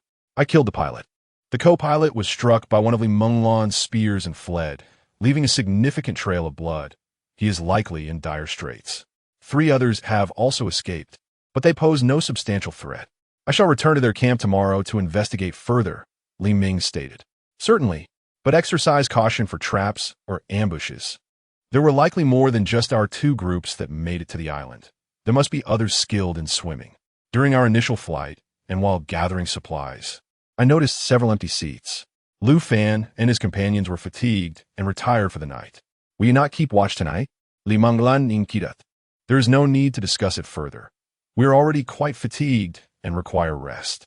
Lu Fan refrained from uttering another word and simply lay down on the haystack to sleep. However, how could the 3 young women dare to succumb to slumber? With no one to guard through the night, their apprehension only deepened. Lu Fan had intentionally made such a statement. After all, there would be ample time for them to be together in the future. It was not reasonable to expect others to cater to their needs indefinitely. Although he was willing, the 2 young men would inevitably grow weary of it over time. Once discord arose, it would inevitably lead to a life-or-death decision, such as the unyielding law of survival in the wild. Chapter 18. The hand-cranked radio. As dawn broke the next day, Lu Fan and his companions resolved to venture into the coconut grove to bury the corpses they had discovered. Upon their arrival at the grove, however, they were met with an unsettling sight. The bodies had vanished, leaving only a few pools of blood behind. Lu Fan scrutinized the ground, noting the tracks of wild beasts. It seemed evident that the remains had been taken away by animals. Returning to their wooden shed, the trio took stock of their supplies. Lu Fan's heart raced upon spotting two tightly wrapped suitcases. With an axe, he severed the metal straps, revealing the presence of a combination lock. After numerous attempts, he was still unable to unlock it when Xia Shui interjected, "Lu Fan, allow me. I often forget passwords." Inside the suitcases, they discovered two large bags of sugar weighing about 7 or 8 pounds, alongside over 30 packets of potato chips and 20 bottles of mineral water. Large bottles that, if rationed carefully, could sustain them for a while. Their haul had not been substantial, as Zhang Chong was not a strong swimmer, and Li Ming had refrained from letting him dive to retrieve more items. They were comrades, and none wished for the others to encounter misfortune. Lu Fan understood their eagerness to return and assess the situation. The 6 of them shared a modest breakfast, each enjoying a packet of chips and a cup of coffee. After the meal, Li Ming and Zhang Chong set off to explore the opposite side. Lu Fan remained engrossed in the 2 suitcases, along with the 3 women, as they fervently worked on the combination lock. To their delight, Li Minglan, through sheer luck and after several attempts, managed to unlock one of the cases. Inside lay a hand-cranked radio and a basic set of repair tools, including 2 screwdrivers and several small wrenches. "Indeed, it is as I suspected," Lu Fan exclaimed with delight. Following the combination that Li Minglan had successfully used, he entered it once more, and to his satisfaction, the lock yielded. The case revealed 6 thermal blankets and a wilderness survival kit, which occupied half of the case's interior. Upon unzipping it, Lu Fan discovered a flint, a Swiss Army knife, a multifunctional shovel, 2 hand saws, and a bottle of purification tablets. Additionally, there was a small first aid kit containing 2 rolls of gauze, a bottle of disinfectant, and a packet of powder medication, essential items for treating wounds and stopping bleeding. At this moment, Li Ming and Zhang Chong returned. "Lu Fan, the others have fled. The 2 unfinished corpses are gone as well, but we managed to bury the remaining 2 mangled bodies." "Well, let them be. After this encounter, they will surely think twice before returning. What do you think we have in this case?" "A survival kit and a hand-cranked radio. These must have come from the plane," Li Ming exclaimed, his face alight with joy. "Indeed, it appears so." Lu Fan cranked the hand-cranked radio, which emitted a crackling sound. The atmosphere was charged with excitement as everyone eagerly anticipated news from the outside world. Li Ming hurriedly adjusted the dial, and before long, he found a station broadcasting in English. The rapid pace of speech left Lu Fan and his companions bewildered. Li Minglan and the other women sat there, mesmerized, as if in a trance. Lu Fan sensed that something was amiss and inquired of Li Minglan, "What is the matter?"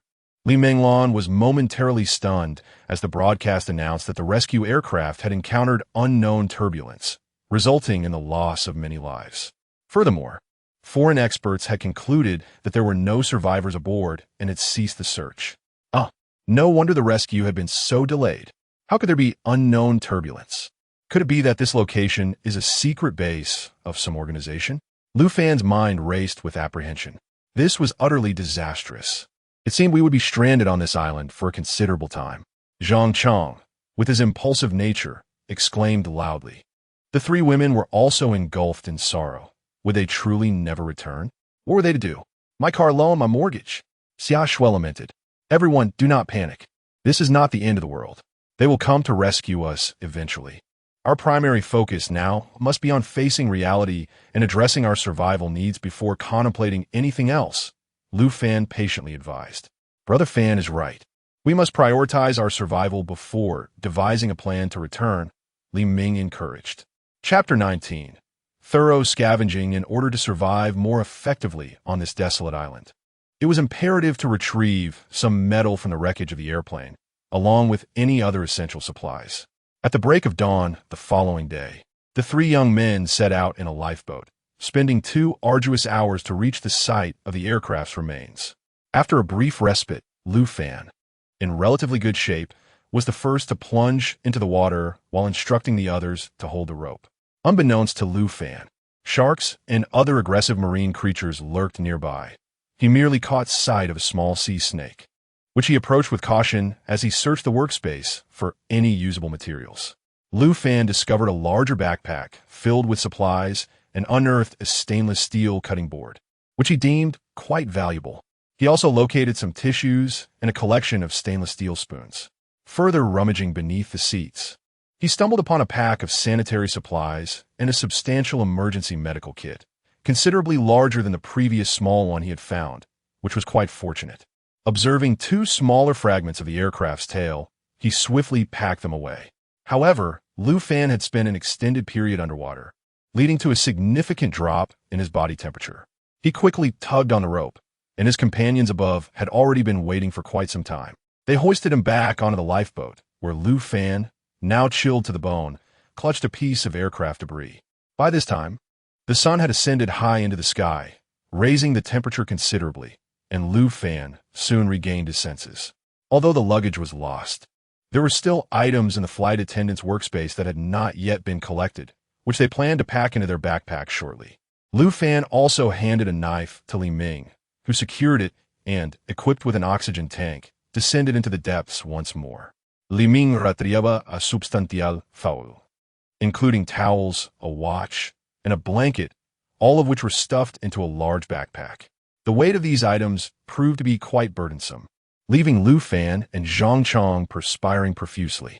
After a while, Li Ming resurfaced, reporting that there was little of value remaining in the workspace, save for some specialized equipment from the aircraft. "I shall dive down for another search," Zhang Chong declared, grabbing a fully filled oxygen tank and securing it. Li Ming passed the knife back to him. Shortly after Zhang Chong submerged, the rope began to stir, prompting concern from the others. They quickly pulled him up, only to find it was merely a garbage bag. Much to their relief, inside were several pairs of shoes. Lu Fan had also tied a large satchel to descend, which contained 2 laptops. After a considerable wait, there was movement on the rope again. Upon inspection, they discovered an emergency box that was locked. They had no time to examine it closely, so they secured some unusable items and lowered the rope once more. This time, it was swift within 5 minutes. They felt a tug, and to their astonishment, 3 fire extinguishers emerged. Soon after, Zhang Chong surfaced as well. "Brother Fan, there's nothing of value left down there. Let us have a bite to eat and rest before returning," Lu Fan replied, glancing at the time. It was just past 1 o'clock, leaving them ample opportunity. The 3 of them replenished their energy and then proceeded to organize their supplies. All the superfluous items, including certain pieces of women's intimate apparel, mobile phones, and notebooks, were discarded. However, small necessities such as nail clippers and ear picks were retained. After a respite of over half an hour, the 3 resumed their aquatic journey. Lu Fan and Li Ming each secured a rope at the front to pull, while Zhang Chong pushed from the rear. Chapter 20. Entering the jungle. By the time the 3 men reached the shore, it was already past 3 in the afternoon. The 3 women had been eagerly awaiting their return and were overjoyed to see them. They jumped into the water to assist in hauling the lifeboat ashore. The supplies were particularly heavy, leaving the 3 men utterly exhausted as they rested on the beach. The women took it upon themselves to make multiple trips, managing to transport everything after 5 or 6 rounds. The women performed admirably, showing no signs of fatigue, and even hung the damp blankets and towels on the railing to dry. They found over 30 blankets alone, and Lu Fan and his companions worried about the impending cold and the lack of clothing. In dire circumstances, they could fashion garments from the blankets to keep warm. For the past 2 days, the 6 of them had been residing in a wooden shelter by the sea.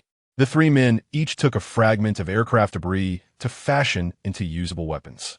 Lu Fan particularly favored the large blade he had chosen, though it required considerable effort to refine, especially with the salty seawater. He assigned the 3 women the task of boiling seawater and even constructed a fire pit to shield them from the coastal winds. Most of the food they had gathered was now consumed, leaving only 7 bottles of water and a can of coffee, the rest having been depleted. They had managed to sustain themselves thanks to some collected shellfish and small crabs. Lu Fan had tried casting a net, but it was too small to catch any fish. He resorted to digging a pit among the coastal rocks, hoping to find some marine treasures once the tide receded. Unfortunately, the results were disappointing, yielding only a few small fish. Over the past 2 days, the 3 women had also produced 2 large jars of sea salt, which would suffice for the time being. Each of the men had crafted a weapon from the lightweight, yet sturdy aviation material. Lu Fan had previously informed everyone that their food supply was now exhausted, and they planned to venture into the jungle early on the 3rd day. The lifeboat was too heavy to carry along, so they decided to leave it in the shelter, covering it for protection. The abundance of blankets was also cumbersome. They buried half of them in a sandpit. This way, each person could carry a backpack with their change of clothes, and each received 1 blanket. Lu Fan also brought along 2 epidemic prevention kits and an emergency medical box, as well as an empty police pistol. He took the lead with a large backpack, while Li Ming brought up the rear for protection, with the remaining items carried by the 3 women and Zhang Chong. The supplies consisted solely of the medical box, the 2 prevention kits, a frying pan, and a fire axe. Their progress through the jungle was slow, as they cut through obstructive branches and vines along the way. They encountered several snakes, but, burdened with their loads, decided against pursuing them. After approximately 2 kilometers of trekking, they arrived at a valley where they discovered a waterhole. This must have been formed by perennial rainfall, measuring about 4 to 5 meters wide and over 2 meters deep, with a substantial amount of water. The 6 were elated and decided to temporarily settle here. They planned to construct a shelter in a large tree situated about 10 meters from the waterhole, mindful of the potential presence of large predators in the area. The 3 men began chopping trees and shaping branches, while the women gathered firewood and used small knives to cut vines and leaves from shrubs. It was now noon, and everyone was feeling quite famished. Lu Fan took up his large knife and a small pistol. He urged everyone to hasten their efforts in gathering wood, exchanged greetings with the group, and then ventured off alone to hunt. Drawing upon his years of experience in jungle warfare, Lu Fan followed a narrow path marked by wild boar droppings until he discovered a wild boar's nest. Noticing a single adult boar accompanied by 3 piglets, he seized the opportunity and skillfully delivered a fatal shot to its head. Chapter 21. The hunt for the wild boar. A sudden gunshot echoed through the forest, startling numerous creatures nearby. Zhang Chong and Li Ming hurried towards the sound, relieved that it was not too far, approximately 700 or 800 meters away. They easily followed the footprints left by Lu Fan. "Wow, this is fantastic. We have meat to eat," Zhang Chong exclaimed joyfully. "Indeed, this is wonderful. Brother Fan, your skill is remarkable. To bring down a wild boar with such a small handgun is truly impressive." Li Ming admired Lu Fan's marksmanship and stealth. The wild boar weighed at least 100 pounds.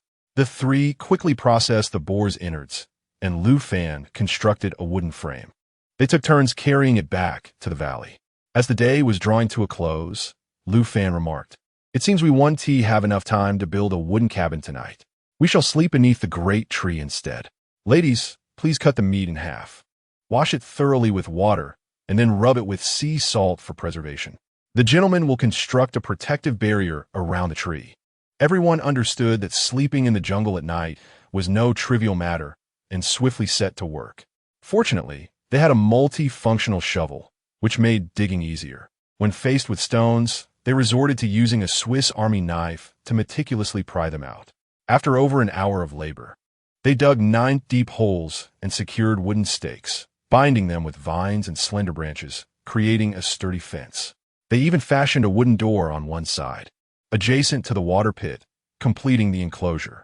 The ladies had already cleaned and salted the wild boar meat, leaving half unpreserved for tonight's meal. Once their tasks were finished, they assisted Lu Fan and the others in tying branches to the fence to deter smaller carnivorous animals from breaching their defenses. With nightfall approaching, Lu Fan instructed everyone to wash up at the water pit, emphasizing that once darkness fell, they were not to leave the enclosure. "Let us take care of nature's call beforehand. If anyone is caught short at night, they will have to manage it by the fence, he added. Lu Fan then sought a suitable spot to dig a temporary latrine, placing the soil beside it. After using it, he covered it with some earth for sanitation. Upon returning to the campfire, he informed everyone, "I've dug a temporary toilet. In the future, please try to use it during the day. This will serve as a facility for urination." Everyone nodded in agreement.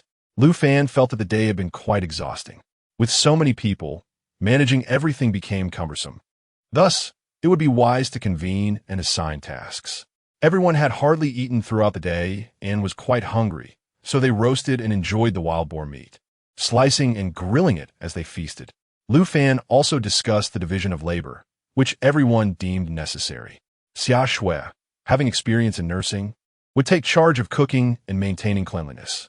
Jin Ziyuan and Li Menglan were not adept at cooking, would handle laundry and gather firewood, assisting Xia Shui as needed. Lu Fan and the other two would focus on hunting and combat, ensuring that one of the men stayed behind to protect the ladies whenever they ventured out. This arrangement was unanimously agreed upon by the group. As the six of them chatted and dined, the remnants of the wild boar quickly dwindled, leaving only a small piece behind. The crowd spread a half circle of hay beneath the grand tree, layering it with blankets, and then kindled a larger fire, ensuring that the night would pose no issues. The firewood they had gathered was sufficient, despite the presence of a fence. Lu Fan resolved that the group would take turns standing watch through the night, with pairs forming shifts, allowing each individual the liberty to choose their companion for the nocturnal vigil. Chapter 22. Constructing the treehouse last night, Li Menglan and Xia Shui took the first watch. Zhang Chang and Jin Ziyuan covered the second shift. Lu Fan and Li Ming each took their own solitary watch. Each shift lasted 2 hours, commencing at 10 in the evening, allowing them to endure until dawn after 8 hours. In truth, Jin Ziyuan only accompanied Zhang Chang for half an hour before succumbing to sleep, unable to withstand the fatigue. Zhang Chang, too, did not rouse her and continued his watch alone. The following day, apart from Li Ming, who was still resting after his watch, the others refrained from waking him and quietly prepared some wild boar meat for breakfast. Lu Fan instructed Xia Shui to cook the remaining marinated meat, while he and Zhang Chang ventured nearby to fell trees. Li Menglan and Jin Ziyuan followed suit, hauling back vines and branches. With clearly defined roles, they quickly chopped down over a dozen trees. By this time, Li Ming had awakened, consumed a piece of roasted wild boar, and sipped some water before assisting in transporting the timber back. In just over 2 hours, they had felled over 30 saplings about the width of a bowl, sufficient for their framework. The three young men then commenced constructing a wooden ladder and framework. Having all served in the military, they possessed some experience with such tasks. In half an hour, the framework was swiftly completed, raising the wooden house 3 meters above the ground, a height deemed adequate. The tree was robust and grand, its foliage lush and dense. Once the roof framework was established, they covered it with branches and shrub leaves, securing it tightly to shield against wind and rain. The treehouse was encircled around the thick trunk, with an opening left for entry and exit where the ladder would be placed. The morning quickly passed. After a hearty lunch, they did not rest, but immediately resumed the construction of the treehouse. This evening, none wished to sleep on the ground, hastening their pace. The blazing heat of the day made the fire pit unbearable, attracting numerous moths and insects. Li Menglan, well versed in botany, had access to a vast garden at her family's villa, which boasted a plethora of mosquito-repelling plants such as citronella and mint. While gathering firewood, she discovered several mosquito-repelling plants and brought some back, crushing them to apply on their skin for protection against the pests. Thankfully, the rope utilized for hoisting the wood saved everyone considerable effort. By the afternoon's end, the main framework and roof were entirely erected. The three girls busied themselves gathering dry grass to seal the wood seams at the base of the treehouse with a mixture of mud. They then layered dry grass and shrub leaves, followed by blankets to create a cozy interior. The treehouse, encircled by a spacious area, could comfortably accommodate 6 individuals, even after accounting for the entryway and table space. The structure adopted an umbrella-like design, with 2 grooves carved into the trunk for stabilization. This method proved expedient. Applying a thin layer of mud over the wounds ensured the tree would not perish. The girls settled within the innermost part of the treehouse while the boys guarded the entrance. Each arranged their sleeping spaces, leaving adequate room for 2 fire pits. Having gone several days without a bath and now sweating profusely, they decided to take turns washing in a nearby waterhole. They also discovered an ample supply of toothpaste and toothbrushes aboard the plane, which they shared to freshen their breath.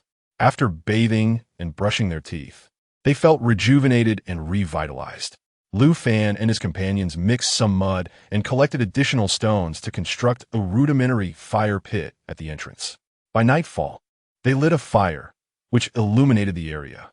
They fashioned a makeshift barrier from branches to cover the entrance, ensuring a secure and peaceful night's sleep by placing some weights on it before resting. After a long day of toil, the weary group was treated to a large pot of hot water prepared by Xia Shui, along with roasted wild boar. Once they had finished their meal, each retired to their respective resting places for the night. Chapter 23. The hunt for the leopard. Perhaps everyone was simply exhausted. That night, all of them slept soundly. The mosquitoes from the previous evening had been abundant, and upon rising early, they found themselves plagued by discomforting itchiness. Today, they resolved to seal up the crevices in the wooden structure.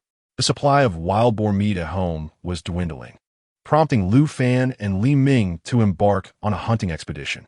The others remained behind to tidy up the treehouse, ensuring that every gap was filled with earth, while Zhang Chong took charge of constructing 3 windows. Lu Fan and Li Ming armed themselves with machetes and wooden spears, with Lu Fan entrusting a Swiss Army knife to Li Ming. They returned to the location where they had previously shot a wild boar and discovered that 3 piglets were still nestled in their cave, too small for substantial meat. They decided to capture them and raise them in a pen where they could serve as an early warning system at night. The piglets, hiding in the cave, made the task easier for Lu Fan and Li Ming, who simply used branches to coax them out one by one. They placed the piglets into their backpacks, leaving a small opening to ensure they wouldn't suffocate, though they could not manage their bathroom needs. As they searched, they heard the calls of numerous wild chickens, but alas, they lacked the necessary bow and arrows to catch them. Using a gun was out of the question for 2 reasons. The target was too small and difficult to hit, and their supply of ammunition was limited, which they did not wish to waste on a single chicken. They planned to bring a fishing net next time to see if they could capture some live ones to raise for eggs. Cautiously, they did not wander too far, sticking close to the vicinity of the treehouse, as the island was vast. The lush vegetation suggested an abundance of wildlife, yet they had not encountered any large animals after a thorough search. Just as they were pondering this mystery, they were met with the arrival of a magnificent leopard. Could it be that this is the mate of that male leopard you encountered last time? Fanga? Li Ming joked. It's quite possible. This area likely falls within its territory, and it poses a significant threat to us. We must eliminate it. Lu Fan, positioned at the side of the leopard, seized the opportunity and signaled to Li Ming. Li Ming quickly understood and began to divert the leopardess' attention. Lu Fan drew his pistol and, with a single shot, brought it down. Bravo, Fanyi. Your marksmanship is exceptional, Li Ming exclaimed as he approached to deliver a final blow with a wooden spear, ensuring the leopard was lifeless. They proceeded to gut the leopard, leaving the innards behind for other creatures to tend to. The duo then carried the leopard back to the treehouse, where Zhang Chong was crouched and repairing windows. His excitement was palpable upon seeing the leopard they had brought back. Lu Fan and Li Ming had been hunting for just over 3 hours and returned not only with the leopard, but also with 3 piglets. The 3 women had completed sealing the gaps in the treehouse. They now played with the piglets, and Lu Fan constructed a separate pen for them, ensuring the openings were small to prevent any potential predatory animals from launching an attack. The top of the pen was reinforced with branches and logs, providing a semblance of safety for the piglets. The 3 women gathered a large bundle of grass to feed the piglets and fashioned 2 water troughs from cut plastic bottles. Lu Fan could only shake his head at the abundance of plastic bottles, but he did not interfere with their endeavors. Having a source of amusement as a mood enhancer for everyone is quite delightful. After lunch, there remained less than 10 pounds of wild boar meat. In the afternoon, beneath the grand tree, we commenced the process of smoking leopard meat, transforming it into preserved delicacies. Lu Fan meticulously scraped the leopard skin clean and placed it by the water basin for thorough washing before soaking it. Initially, Lu Fan contemplated enclosing the water basin, but considering the continuous human activity in the vicinity, he realized that the scent of people would deter any animals from approaching for a drink. Chapter 24. Clearing the surrounding shrubs during the afternoon respite, Zhang Chong tinkered with a hand-cranked radio, but failed to receive any news. Was there truly no signal here? Lu Fan and his companions resolved to venture to the seaside the following day. They planned to collect some empty bottles and blankets that lay there. The three women, Li Menglan and her companions, filled all the windows with mosquito-repelling plants. That night, there were no mosquitoes, and everyone enjoyed a restful sleep. At dawn the next day, Li Menglan and Jin Zan remained at the treehouse while the others returned to the beach, each bearing an empty backpack, with only a piece of smoked meat and a bottle of water. Having previously cleared a path, the four of them moved swiftly. Along the way, they continued to trim and clear, finally establishing a well-defined passage to the seaside. Reflecting on their recent experiences, they acknowledged that their group had managed commendably, maintaining their sanity amidst the challenges. In less than an hour, they reached the beach. Zhang Chong began cranking the radio while Xia Shui sat beside him on the sand. Listening intently, Lu Fan and Li Ming unearthed the remaining supplies, about a dozen blankets, several fire extinguishers, over 20 large empty bottles, and a solitary coffee tin. The inflatable raft was still intact, and fearing that exposure to the elements might ruin it, Lu Fan folded it up and buried it in a sand pit designated for supplies, ensuring it would be available for future use. Zhang Chong and his companion confirmed that the lack of communication was not due to poor signal, but rather an absence of news altogether. The group ceased to dwell on this, exploring the beach where they caught several large crabs and some scallops. Lu Fan even ventured into the water to gather some kelp, intending to provide the group with additional iodine and fiber.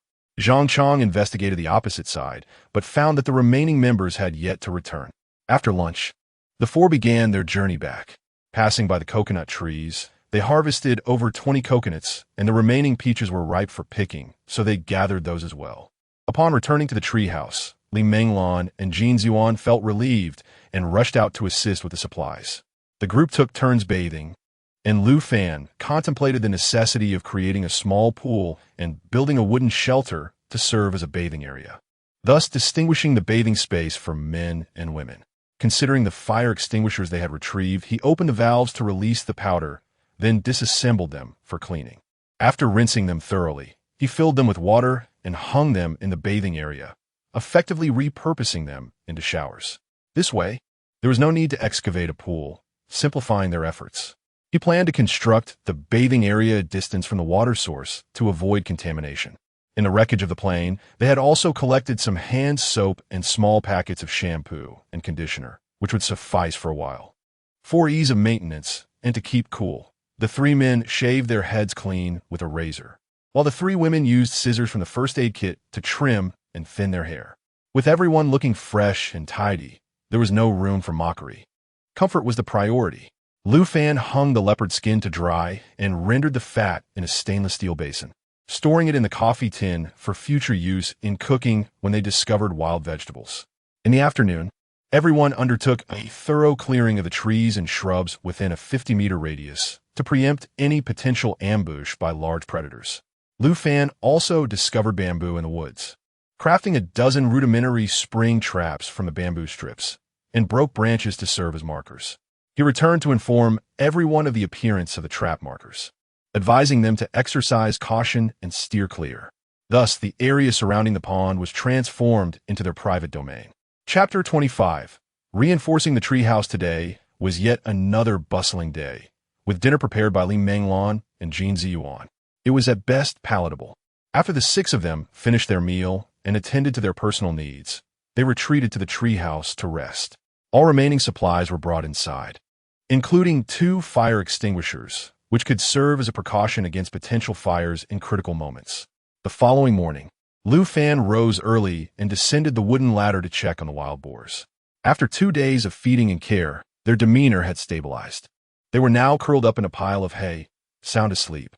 Concerned about the treehouse's stability, Lu Fan planned to fell a few sturdy trees, cut them to length, and use them as supports around the structure. Soon, everyone awoke, and Lu Fan shared his suggestion, which received unanimous support for reinforcement. After roasting some smoked leopard meat, they finished breakfast and began their tree-felling task. Within a 50-meter radius, there were still over 20 robust trees obscuring their view, which they decided to fell. After a full day of labor, they had successfully cleared the area of obstructions. Now, even during the day, they would be able to quickly spot any approaching wildlife and take necessary precautions. The three girls had become as industrious as the boys, their strength having significantly increased, and they worked with remarkable efficiency. Most of the branches were cut down by their handsaws. Li Ming and Zhang Chong praised their efforts. Astonished that such prominent figures could be so capable, a photograph of this would surely make headlines.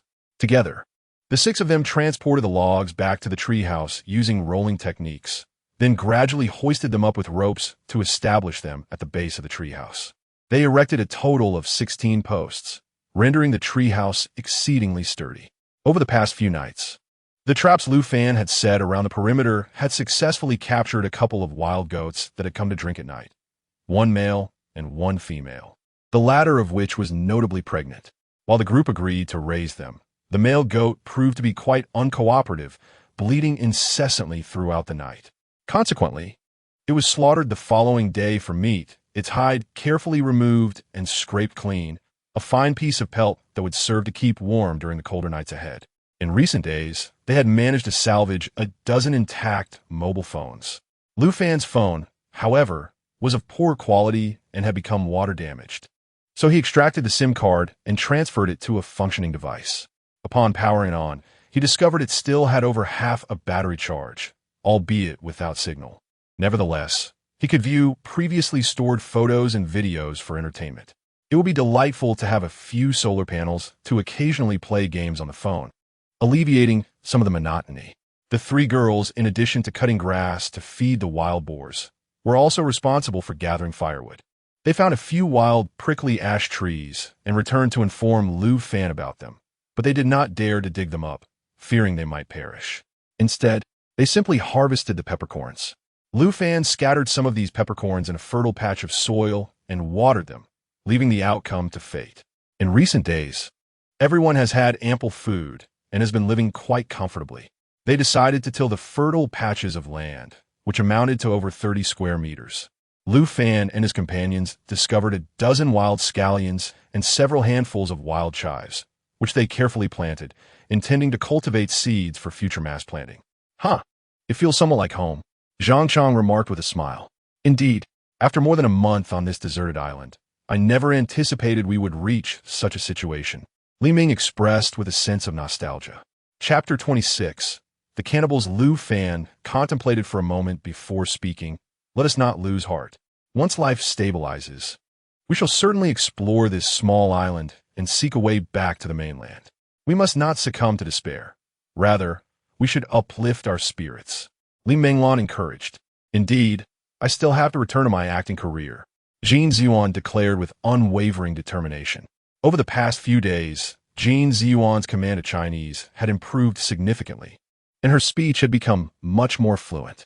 Zhang Chong diligently operated the hand-cranked radio each day, allowing the three women to listen to the broadcasts. The three women, though somewhat bewildered, could intermittently catch some sounds, albeit distorted, as if interfered with, producing a crackling noise that rendered the words unclear. The three men, Lu Fan, Zhang Chong, and another companion decided to venture out together for hunting and to conduct a broader exploration. The three women would remain at home, tending to the mother sheep and the little wild boars. Each of the three men crafted a long spear and fashioned two bows and arrows using leopard tendons and bamboo. Initially, they intended to construct crossbows, but the small size of the bow limbs proved inadequate for sufficient propulsion, so they opted for larger bows accompanied by wooden arrows, sharpening the tips and hardening them with fire for greater shooting distance and lethality.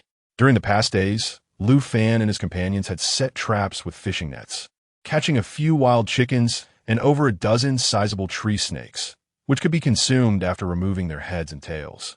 The arrow tips were adorned with wild chicken feathers, and after numerous adjustments, they achieved accurate targeting. With the limited feathers available, they crafted over 50 arrows, sufficient for Lu Fan and Zhang Chong to each have one. Zhang Chong, having a penchant for archery, was more experienced and shot with greater precision than Lu Fan. The trio planned to commence their search from the left side of the island, progressing cautiously as they traversed approximately 3 kilometers. Li Ming, leading the way, was the first to spot a wisp of smoke.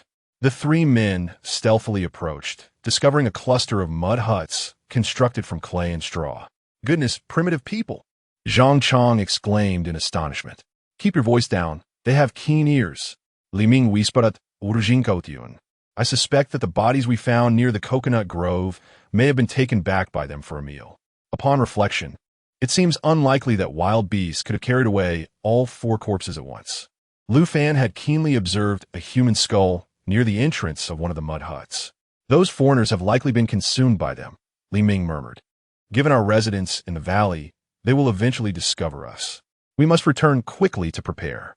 These individuals are adept with spears, and a careless moment could lead to a fatal encounter." Lu Fan expressed his deep concern.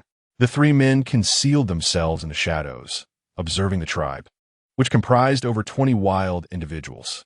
Excluding the elderly, women, and children, there were 11 able-bodied young men, an imposing number. Realizing they lacked firearms and that victory would be difficult to achieve without casualties, they concluded that rather than adopting a defensive stance, they should mount a direct attack, waiting to ambush the hunters on their way out.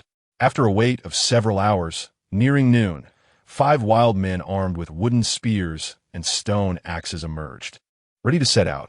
Lu Fan and his companions stealthily trailed for approximately 1 kilometer until they spotted a solitary wild man who had strayed to relieve himself.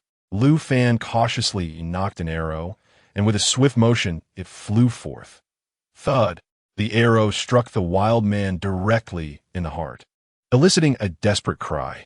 In a flash, Li Ming rushed forward and swiftly slit his throat. Chapter 27.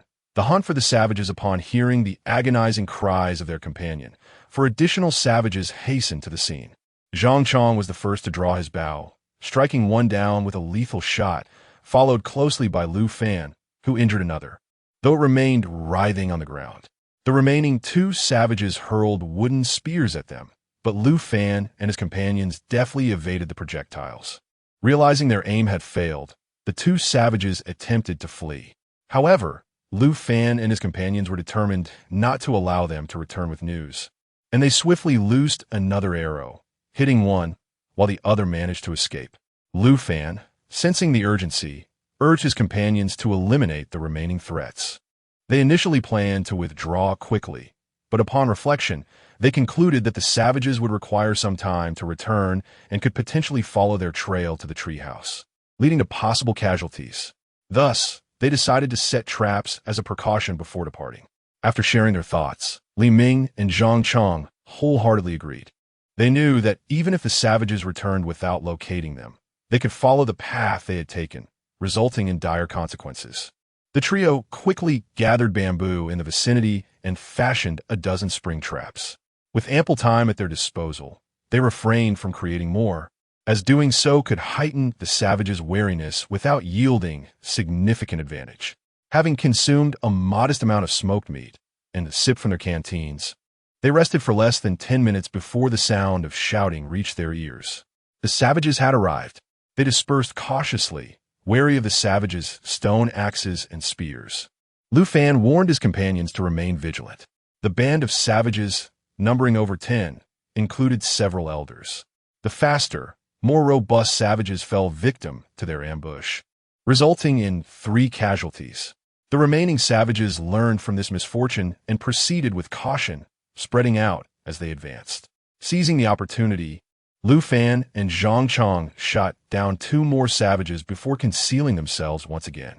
"They remain oblivious to our presence. Splendid," Zhang Chong thought to himself. Li Ming had considered using a wooden spear to strike one of the savages, but was a moment too late and soon joined his companions in hiding.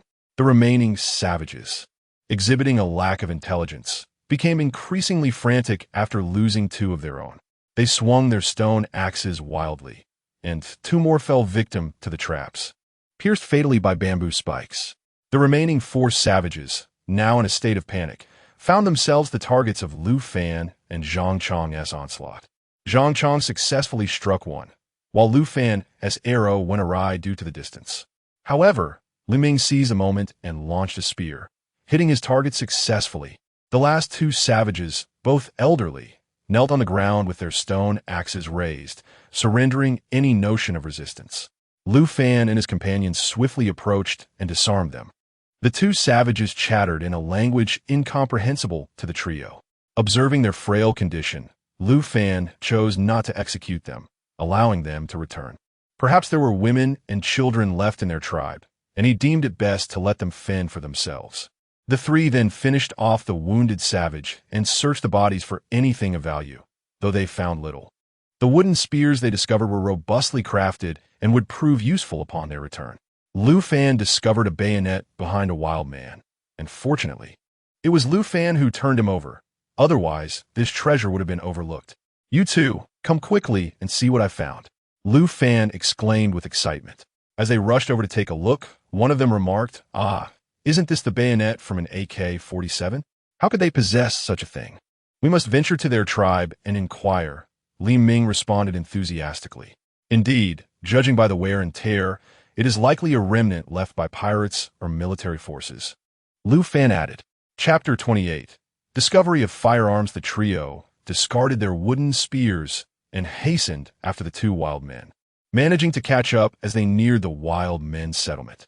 The 2 wild men, visibly startled, began to comprehend the intentions of the 3 upon witnessing Lu Fan wielding a dagger with precise gestures.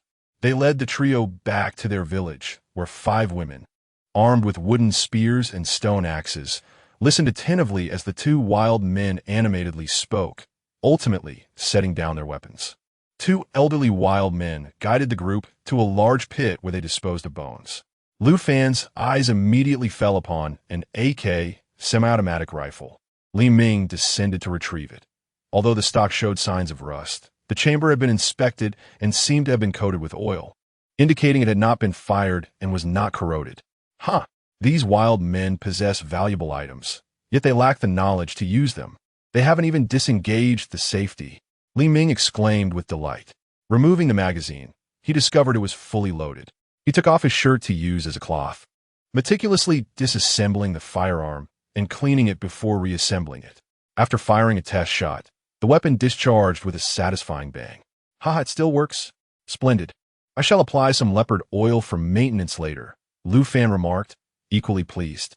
Regrettably, there was only 1 rifle, accompanied by 29 rounds of ammunition. It was unclear where the wild men had procured it, but Lu Fan speculated that the previous owner had likely met a grim fate at their hands. Little did they know, the wild men had once boasted a substantial number of around 40 to 50 able-bodied men. A confrontation with pirates along the coast had resulted in the demise of 30 of their own while taking down a dozen pirates. The corpses were dragged back for consumption, along with several firearms. Initially intended as firewood, the wooden stocks and bodies of the rifles had caused a few explosions when heated, resulting in injuries and prompting them to be discarded into the bone pit. Lu Fan thought there might be more if they searched further. The 2 wild men, momentarily stunned by the gunfire, regained their composure and began shouting while pointing at the pit. Lu Fan surmised that there were likely additional firearms, armed with wooden spears. He and Zhang Chong commenced digging through the pit. "Found it!" Zhang Chong exclaimed, retrieving 3 more rifles, disregarding the filth as he leaped down to collect them. "Ha! Brother Fan, Brother Li, look! These 3 are in remarkably good condition. There's even a sling." Each of the trio claimed 1 rifle and swiftly cleaned the bodies, inspecting the sling, which held 5 full magazines. Regardless of whether they belonged to pirates or soldiers, possessing these weapons enhances our chances of survival. "Let us secure them and return home," Lu Fan proclaimed with enthusiasm. As Lu Fan prepared to leave, he caught a glimpse of a young boy holding a scope. Upon closer inspection, it was an 8-power scope, a quintessential accessory for the 98K rifle. Intrigued by its origin, Lu Fan was led by an elderly wild man to a larger mud and straw house at the center of the settlement. Upon entering, Lu Fan was astonished to find a 98K rifle hanging on the wall, along with a set of camouflage clothing, the fabric stained with dry blood, preserved as a macabre trophy. Now we can finally feel a bit more secure. Lu Fan joyfully picked up the 98K rifle to examine it. Indeed, it was well preserved. He then inspected the room of the tribal chief once more and discovered 7.25 pistol, a military dagger, and a water flask hidden beneath a pile of grass. What an impressive chief. He must have slain a sniper. That child is likely his son.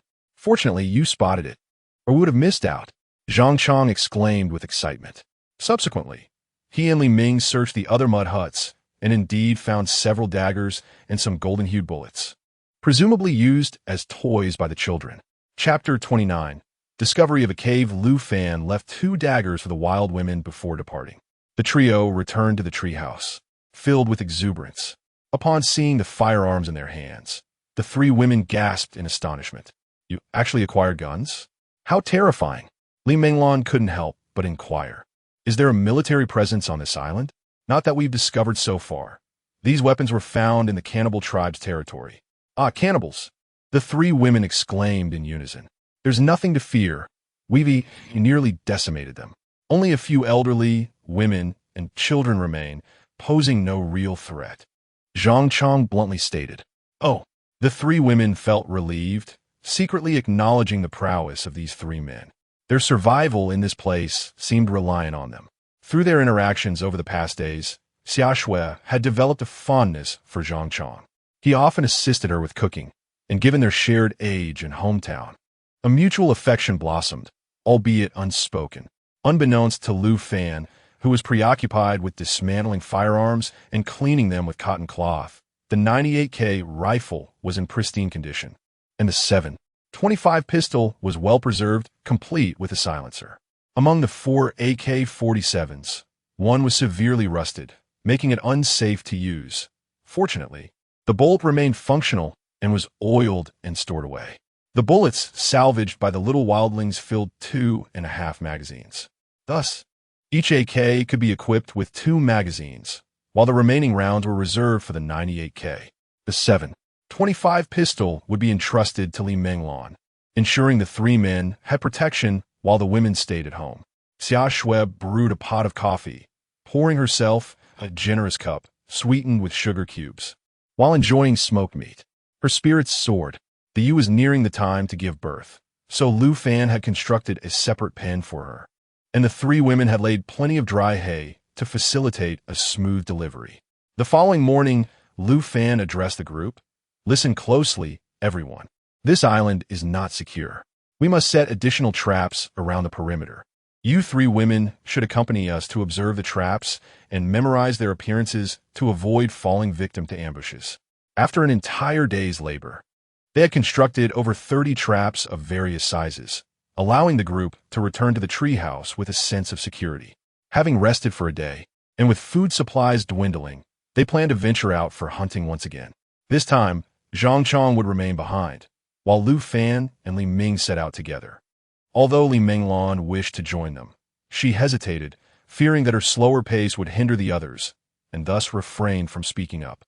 Lu Fan and Li Ming armed themselves with a 98K, an AK, and the small military pistol, which Lu Fan kept concealed within his clothing for its compactness and ease of concealment. They ventured to the right, hoping to explore unknown territories. The morning dew blanketed the jungle, soaking the 2 as they trekked 3 kilometers. They stumbled upon a grand mountain. At its base lay a cave that appeared to be a more favorable shelter than their treehouse. The air was refreshingly crisp, evoking a sense of comfort that left both individuals somewhat entranced. Lu Fan discovered nearby a sign of a broken branch, indicating that some time had passed since its fracture. Li Ming, come take a look. It appears that someone has indeed passed through here. Li Ming speculated, could it be that injured deputy and those fleeing foreigners? Indeed, it is quite possible. As the 2 ventured further along the path, they soon stumbled upon remnants of skeletal remains. Chapter 30. Transcendence. Li Ming had initially intended to ascend to the cave for a closer examination, but unexpectedly, a large spotted tiger sprang forth from the thicket. Towering in stature and swiftly brought Li Ming to the ground. Li Ming amita piercing. In haste, Lu Fan raised his AK submachine gun and unleashed a barrage of gunfire at the spotted beast. Strangely, the tiger, seemingly endowed with a certain awareness, exhibited no fear of the gunfire and moved with remarkable agility. It evaded a significant portion of the bullets, while a few struck its body, inflicting wounds, yet remained alive. Realizing the dire situation, Lu Fan acknowledged the tiger's tremendous size, weighing at least 700 to 800 pounds. With a single swipe, it had severely injured Li Ming. Seizing the moment when the tiger evaded, Lu Fan wasted no time and fled. Upon reaching the natural cave, he discovered that the tiger had not followed him inside. Initially, he had hoped to find an opportunity to eliminate the beast in the confined space of the cave. But alas, it had not pursued him. In a flurry, Lu Fan retrieved a magazine from his backpack and grasped his 98K rifle, aiming to see if he could deliver a fatal shot. Meanwhile, the tiger had returned to Li Ming, audibly devouring its prey. Overwhelmed with sorrow, Lu Fan fought back tears and once more raised the 98K, aiming for the tiger's left eye, and fired. To his astonishment, he struck true, causing the tiger to howl in agony and charge towards him frantically. In a panic, Lu Fan sprinted into the dark recesses of the cave, disregarding all else. Survival was his only concern. The tiger pursued relentlessly, and Lu Fan, in a state of sheer terror, ran without direction. After zigzagging for 30 or 40 meters, he inadvertently stumbled into a subterranean cavern emanating a faint blue glow. "I'm doomed," he thought, as a wave of dizziness overcame him, and he collapsed. Hearing Lu Fan's cries, the tiger regained its composure and, deterred, retreated. Unconscious for an indeterminate time, Lu Fan eventually roused to find himself in an extraordinarily peculiar place. Although it resembled a valley, the trees and vegetation towered impressively, with even the weeds reaching heights comparable to a person. Upon checking his backpack, he found it intact, containing 2 strips of cured meat and 2 magazines for the AK submachine gun. He also discovered that his small handgun remained in his pants pocket, which brought him a sense of relief. He hoped fervently that Li Menglan and the others had not encountered the frenzied tiger. Realizing that twilight was rapidly approaching, Lu Fan was bewildered. Was it not morning? He rubbed his eyes repeatedly and slapped his head, yet the encroaching darkness remained. Could this be a form of transcendence? He pondered uneasily. Just then, a fearsome roar echoed through the air, startlingly loud. In a rush, Lu Fan sought refuge in a concealed cave, shrouded in darkness. He ignited his windproof lighter to illuminate the interior, discovering it to be surprisingly spacious. Swiftly, he gathered some hay and firewood and entered the cave. After igniting a small fire, he grasped a burning stick in his left hand while unsafeguarding his handgun with his right, cautiously surveying the cave's surroundings. To his astonishment, nestled at the far end of the cave lay a skeletal remains, seated in a manner reminiscent of a statue in a temple. Lu Fan couldn't help but bow deeply in respect, intending to find a place to bury the remains. It felt unsettling to have a corpse nearby while he was to reside there. As Lu Fan holstered his pistol, his fingers brushed against the bones, which astonishingly disintegrated into dust. Holding the nearly extinguished torch, he discovered a luminous ring, which felt rather pleasant in his hand. Upon returning to the fire pit at the cave entrance, he cleaned it thoroughly and examined it closely. It appeared to be an unremarkable ring of some ancient material. He then slipped it onto his left hand, finding it quite fitting, and decided to wear it as a sort of nightlight. Taking advantage of the remaining daylight, he hurriedly climbed out to gather some firewood and a substantial amount of dry grass. Upon his return, he meticulously cleaned the inside of the cave, using the dry grass to ignite the torch and purging the space with flames to eliminate any pests and sanitize the area. Chapter 31. Ambush. The AK submachine gun had inexplicably slipped from his grasp, yet fortunately, he still possessed the 98K in his hands and a Glock pistol tucked within his pocket. The sniper rifle's magazine contained 6 remaining rounds, while the pistol boasted a reserve of 32 bullets.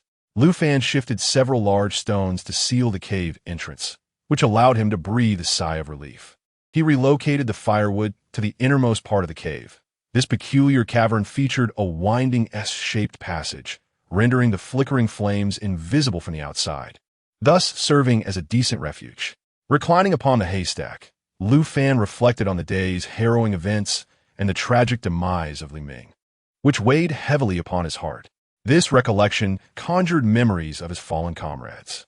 His premature retirement from service stemmed from a mission marred by betrayal, where information had been leaked to a gang of ruthless assassins.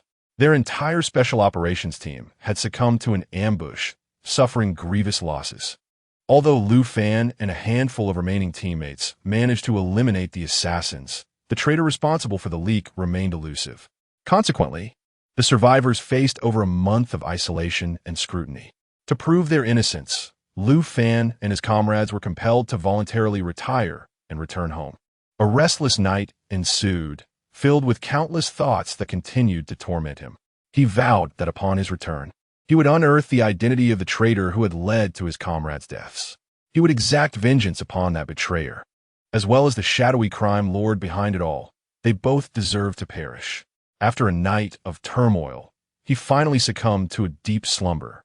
The following morning, hunger roused him from his dreams, and he discovered only a small piece of smoked meat and a bottle of water remaining in his backpack, barely enough to quell his hunger, leaving him with half a bottle of water. Thankfully, his dagger remained in his pack. Crouching at the cave's entrance, he cautiously observed the surroundings for some time before heaving aside the stones to exit the cave. To his surprise, lurking in the shadows was a mountain leopard, its slender frame still weighing 300 to 400 pounds. Upon noticing Lu Fan's emergence, it lunged forward. Caught off guard, Lu Fan felt a searing claw rake across his back, blood gushing forth. He hastily drew his pistol and fired 3 shots. The leopard was struck twice in its abdomen, but remained standing.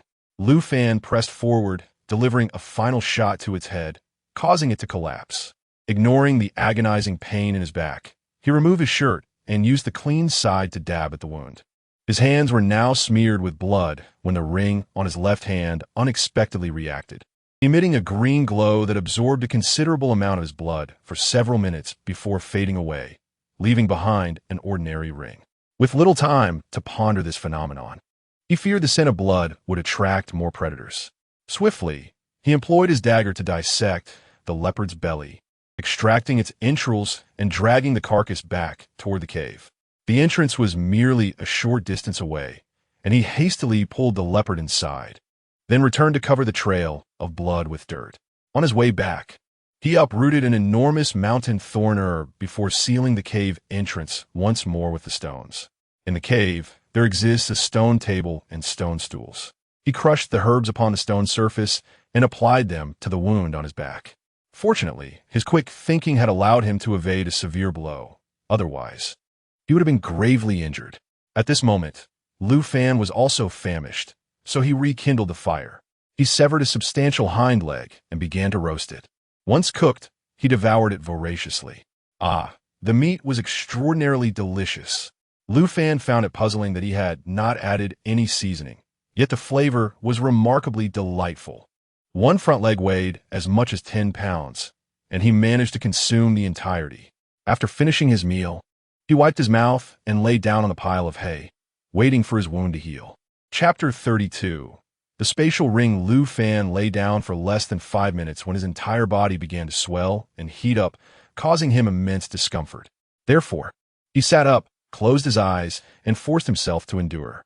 After what felt like an eternity, he began to feel much better, only to be assaulted by a foul odor. Raising his arm for a whiff, he recoiled in disgust. How could he smell so terrible? Hastily, he got up to find water to wash himself. As he pushed aside the stone at the cave's entrance, he was astonished by how effortlessly it moved. With a single hand, he could easily shift it aside, whereas previously it would have required both hands and considerable effort. The leopard meat was indeed remarkable. Lu Fan tested his strength several times, confirming that it had significantly increased. He then exited the cave and moved a larger stone to block the entrance, preventing other animals from stealing his precious leopard meat. He strode confidently into the verdant valley, and upon closer inspection, he discovered a source of water. Clearing a large patch of grass, he washed himself thoroughly, noticing with delight that the wound on his back had begun to scab over. He was relieved it had not become infected. After cleansing himself, he washed his only set of clothes. However, the upper garment was too torn to wear again. Not wanting to return bare, Lu Fan wrung out the wet clothes and donned them to make his way back. Upon returning to the cave, he removed the clothes again and hung them on branches near the fire until they dried, before putting them back on. Though tattered, it was better than being unclothed. Now finally at leisure, Lu Fan sat on a stone bench to examine the ring. He took it off and scrutinized it from various angles, yet found nothing particularly remarkable. As his mind wandered aimlessly, he unexpectedly found himself transported into a room that was even larger than the cave, perfectly square in shape. On the floor lay a mound of gold and silver, igniting a surge of excitement within him. Just as he reached for a large ingot, he felt a weight in his right hand and was astonished to discover a real gold ingot in his grasp. Ah, this is indeed real. But how did he return to the cave? After some contemplation, he wondered if the ring was responsible for this phenomenon. Focusing on the ring once more, Lu Fan's consciousness entered the room again. After several attempts, he confirmed the reality of this extraordinary experience. This was the spatial treasure spoken of in novels. It truly existed, and he was destined for greatness. Once again, Lu Fan entered the room, where he noticed a wooden rack with 2 tiers. The upper tier held various jade vases and jars that he dared not disturb. On the lower tier, however, lay a row of books. He pulled one out and flipped through it, discovering it was inscribed in ancient traditional characters that he could barely comprehend. Yet, with illustrations to guide him, he felt confident he could decipher it with time. The book was titled Mountain Splitting Palm. Lu Fan retrieved all the books to examine them thoroughly. Practices on energy cultivation, the surprise blade technique, and 2 handwritten notes that were scrawled and difficult to read. He ventured back into the room and found a large knife that gleamed with a dark luster. It felt weighty in his hand. By his current strength, he estimated it weighed at least 40 to 50 pounds. After testing its heft with a few motions, he deemed it suitable for use. Initially intending to carve a slice from the leopard's corpse, the thought struck him that he was in need of a sleeping mat. Swiftly, he seized a dagger and began to skin the leopard. After half an hour of diligent work, he completed the task, but hunger soon gnawed at him. He decided to sever one of the hind legs and roast it. With the roasted leg in hand and the leopard hide draped over his shoulder, he made his way to a nearby water bay to cleanse and soak it. After savoring the leopard leg, he realized the hide required further soaking. Thus, Lu Fan brandished a large knife and struck a small tree, roughly the diameter of a bowl. With a resounding crack, the tree fell before him. It proved to be quite a handy tool. Elated with the acquisition of the large knife, Lu Fan felt a surge of joy. Chapter 33. Capturing the wolf. Lu Fan took out the sword manual and studied it for a while, practicing the techniques depicted in the illustrations. There were a total of 36 forms, but after mastering only 3, he paused, realizing that twilight was fast approaching. How could time pass so swiftly? Was the passage of time here different from that on the island? In truth, they were essentially the same. He had merely lost himself in his studies, inevitably neglecting the passage of time. He picked up the leopard skin, rinsed it briefly, and made his way toward the cave. This secluded area, rarely trodden by human feet, was tranquil and quite suitable for martial practice. Upon returning to the cave, Lu Fan roasted the remaining leopard meat, consuming a substantial portion. His appetite had certainly increased. After finishing his meal and draining his water supply, he considered venturing out to replenish it, but then recalled the several jars of wine he had in his spatial storage. He retrieved some long robes, only to find they had become brittle and could not withstand wear. A mere tug caused them to disintegrate. Judging by the style of the garments and the script, they must have belonged to ancient people. Lu Fan opened a jar of wine and inhaled its aroma. It smelled quite delightful.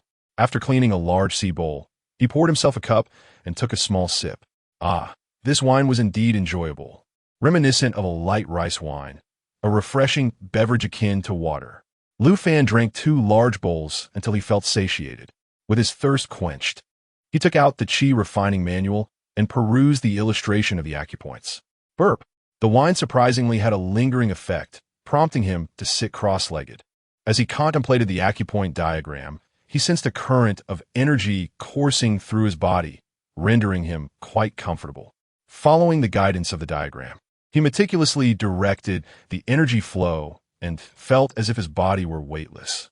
Intending to glance at the book again, he inadvertently tore a page, startling him into quickly stowing it back in his spatial ring. It would be wiser to examine it there, lest he damage it further as he had with the garments. This ring truly was a treasure, capable of preserving items for extended periods. Lu Fan discovered that while he could read within, prolonged viewing caused a slight headache. After estimating the time, he decided he could only read for about 10 minutes. What a vexing predicament. Perhaps it would be best to resume his studies tomorrow. Feeling fatigued, Lu Fan lay down and fell asleep until dawn. The fire had long since extinguished due to a lack of firewood, yet he felt no chill. Upon awakening, his consciousness re-entered the spatial realm, where he reviewed the Qi refining manual. The first page was entirely committed to memory, prompting him to extract the remaining portion of leopard meat, which was still warm. After eating and drinking a large bowl of wine, he began to follow the first diagram, guiding the energy within his body. He noticed some foul impurities surfacing on his skin, akin to a detoxifying process. Lu Fan felt invigorated and light. Arriving at the water's edge for a bath, he was oblivious to the presence of others on the opposite side of the reeds until he heard their laughter. Startled, he thought, "Oh no, someone is here. Quickly, I must flee."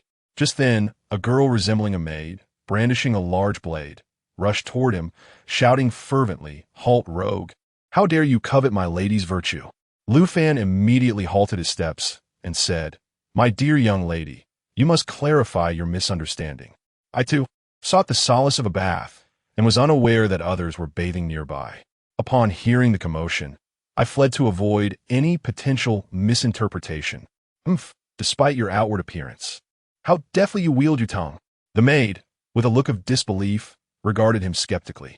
Lu Fan, incensed by her scathing retort, exclaimed, "What exactly do you desire from me?" Upon hearing this, the maid Chunner inquired, "What does it mean? Is it a newly popular expression this year?" Chapter 34. The lighter. As the maid, Chunner, was about to retort, she was halted by her mistress, Lan Shui. "Chunner, do not be impudent." "But miss," he was peering at your body. Lu Fan surveyed the young lady before him, and indeed, she possessed remarkable beauty.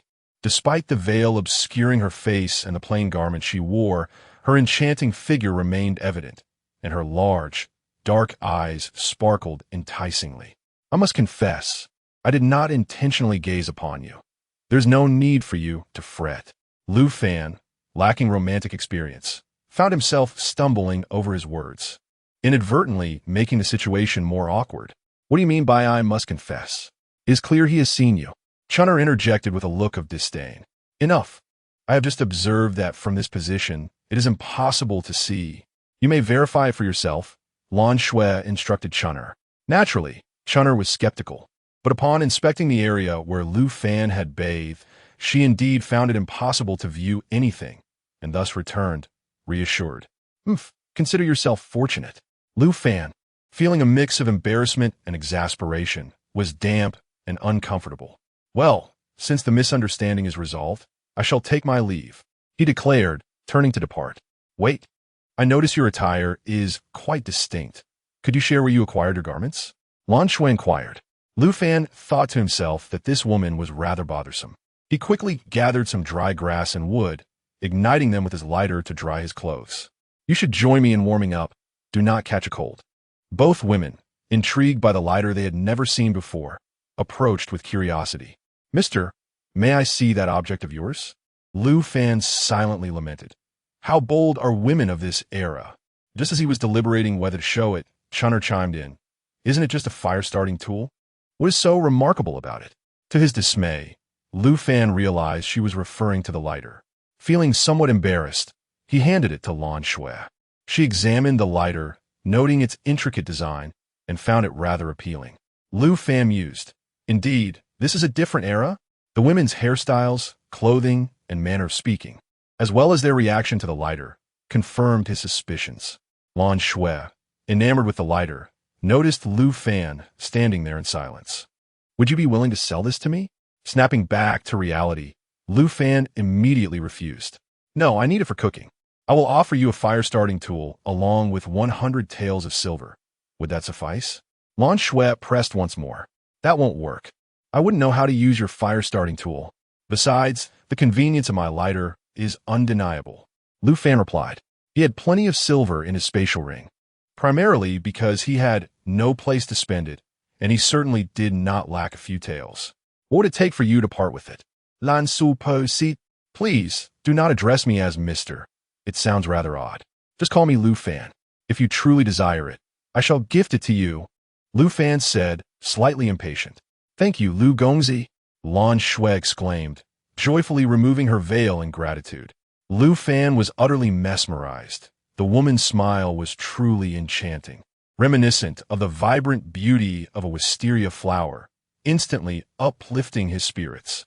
Here is a fire starter for you, and you may take this silver note as well. Lan Shui said as she handed the fire starter and the silver note to Lu Fan. By the way, might I inquire, dear lady, if you would be so kind as to accompany me to purchase a few garments? Lu Fan asked, his expression one of bewilderment. Chapter 35. Slaying the Bison Ha. The scoundrel claims he isn't coveting our young mistress's beauty. Yet here he is, wanting to follow us. The maid, Chun'er, remarked with a look of disdain. Whether you believe it or not matters not to me. I merely wish to purchase a few garments. Lu Fan replied, turning to let them see the scabbed wound on his back. The two young women suddenly realized he was injured. His clothes were torn with a gaping hole. Truly, it was a pitiable sight. We can take you to find some clothing, but going out like this may lead to your capture. Lan Shui expressed her concern. Pray tell, where exactly are we? What era is this? Lu Fan questioned, his face etched with confusion. This foolish man. It is naturally the first year of the Taichu period of the Western Han Dynasty. Chun'er exclaimed. By my calculations, that amounts to 2,000 years. This is utterly distressing. How am I to return? Lu Fan felt a wave of anguish wash over him, fearing he might miss the appearance of the blue portal. Could the two young ladies possibly procure some clothing and bring it here? I shall forego the silver note. Indeed, that would be the most prudent course. Lan Shui responded cheerfully. My lady, we cannot acquiesce to his request. Have you forgotten we are here on an escapade? Chun'er replied, her expression one of disbelief. Oh, you are right. Lu Fan noted that both seemed to be evading something. Then, I shall devise another plan. As his clothes dried, Lu Fan extinguished the fire and, having exhausted his food supply, set off to hunt, striding purposefully away.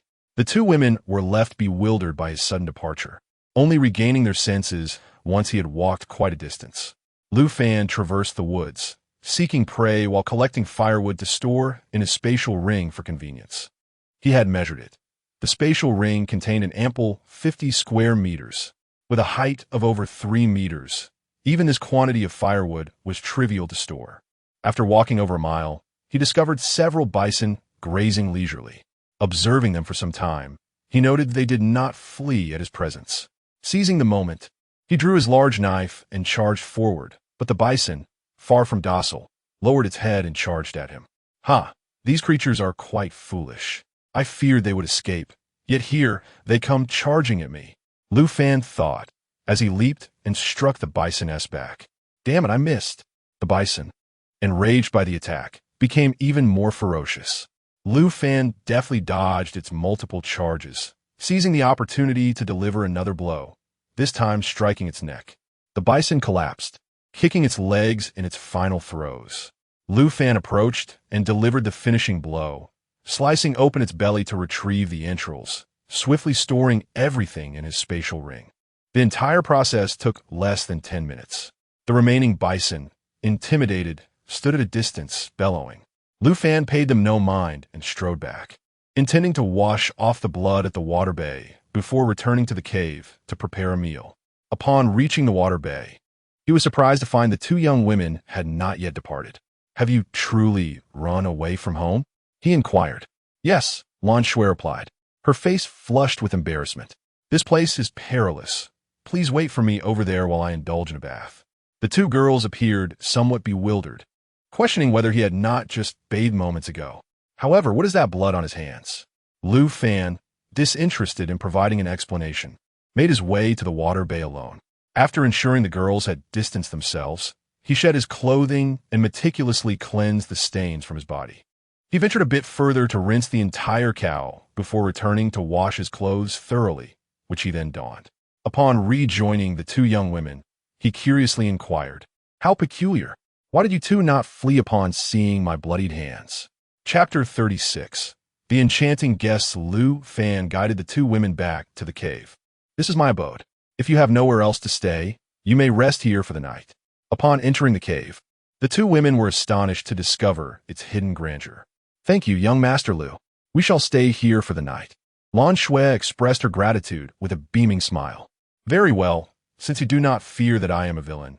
Make yourselves comfortable," Lu Fan replied. He entered the cave to light a fire, but found himself at a loss. Noticing his struggle, Lan Shui hurried over to instruct him. "Oh, so it is that simple. Just pull it out and blow with force to ignite the flame. Keep an eye on the fire while I gather some dry grass," Lu Fan said. Noticing that the two women lacked bedding, the maidservant, Chun'er, carried a package and wielded a knife, suggesting she was no stranger to self-defense. He ventured outside, collected a significant amount of dry grass, and stored some in a spatial ring while carrying a portion back with him. "Here, I shall lay this on the other side of the cave. If it is insufficient, I can retrieve more from my space discreetly."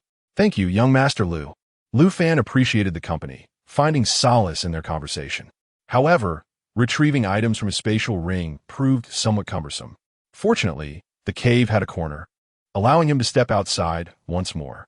He summoned forth a wild bull and severed one of its large hind legs before storing the rest away. Upon returning, he bore the hefty leg of the bull, causing the two women to cry out in surprise at the sight of the blood. "What is the matter?" Lu Fan asked. His expression won a mild disdain. "It's nothing. We're just a bit frightened by the sight of blood," Lan Shui replied, looking rather pale. Not wishing to dwell on their discomfort, Lu Fan took out his dagger and began to slice the enormous leg of meat. It was too large to cook whole, so he cut some pieces for skewering over the fire. "Here, you may roast it as you please," Lu Fan offered. "Thank you, young Master Lu." The two women had fled their home in a panic and found themselves in this valley without food for an entire day. They had prepared some provisions, but in their haste, they had discarded everything, including their silver. Chun'er, who had some experience with tasks, was roasting for the first time, but after a brief lesson, she managed on her own without needing Lan Shui's assistance.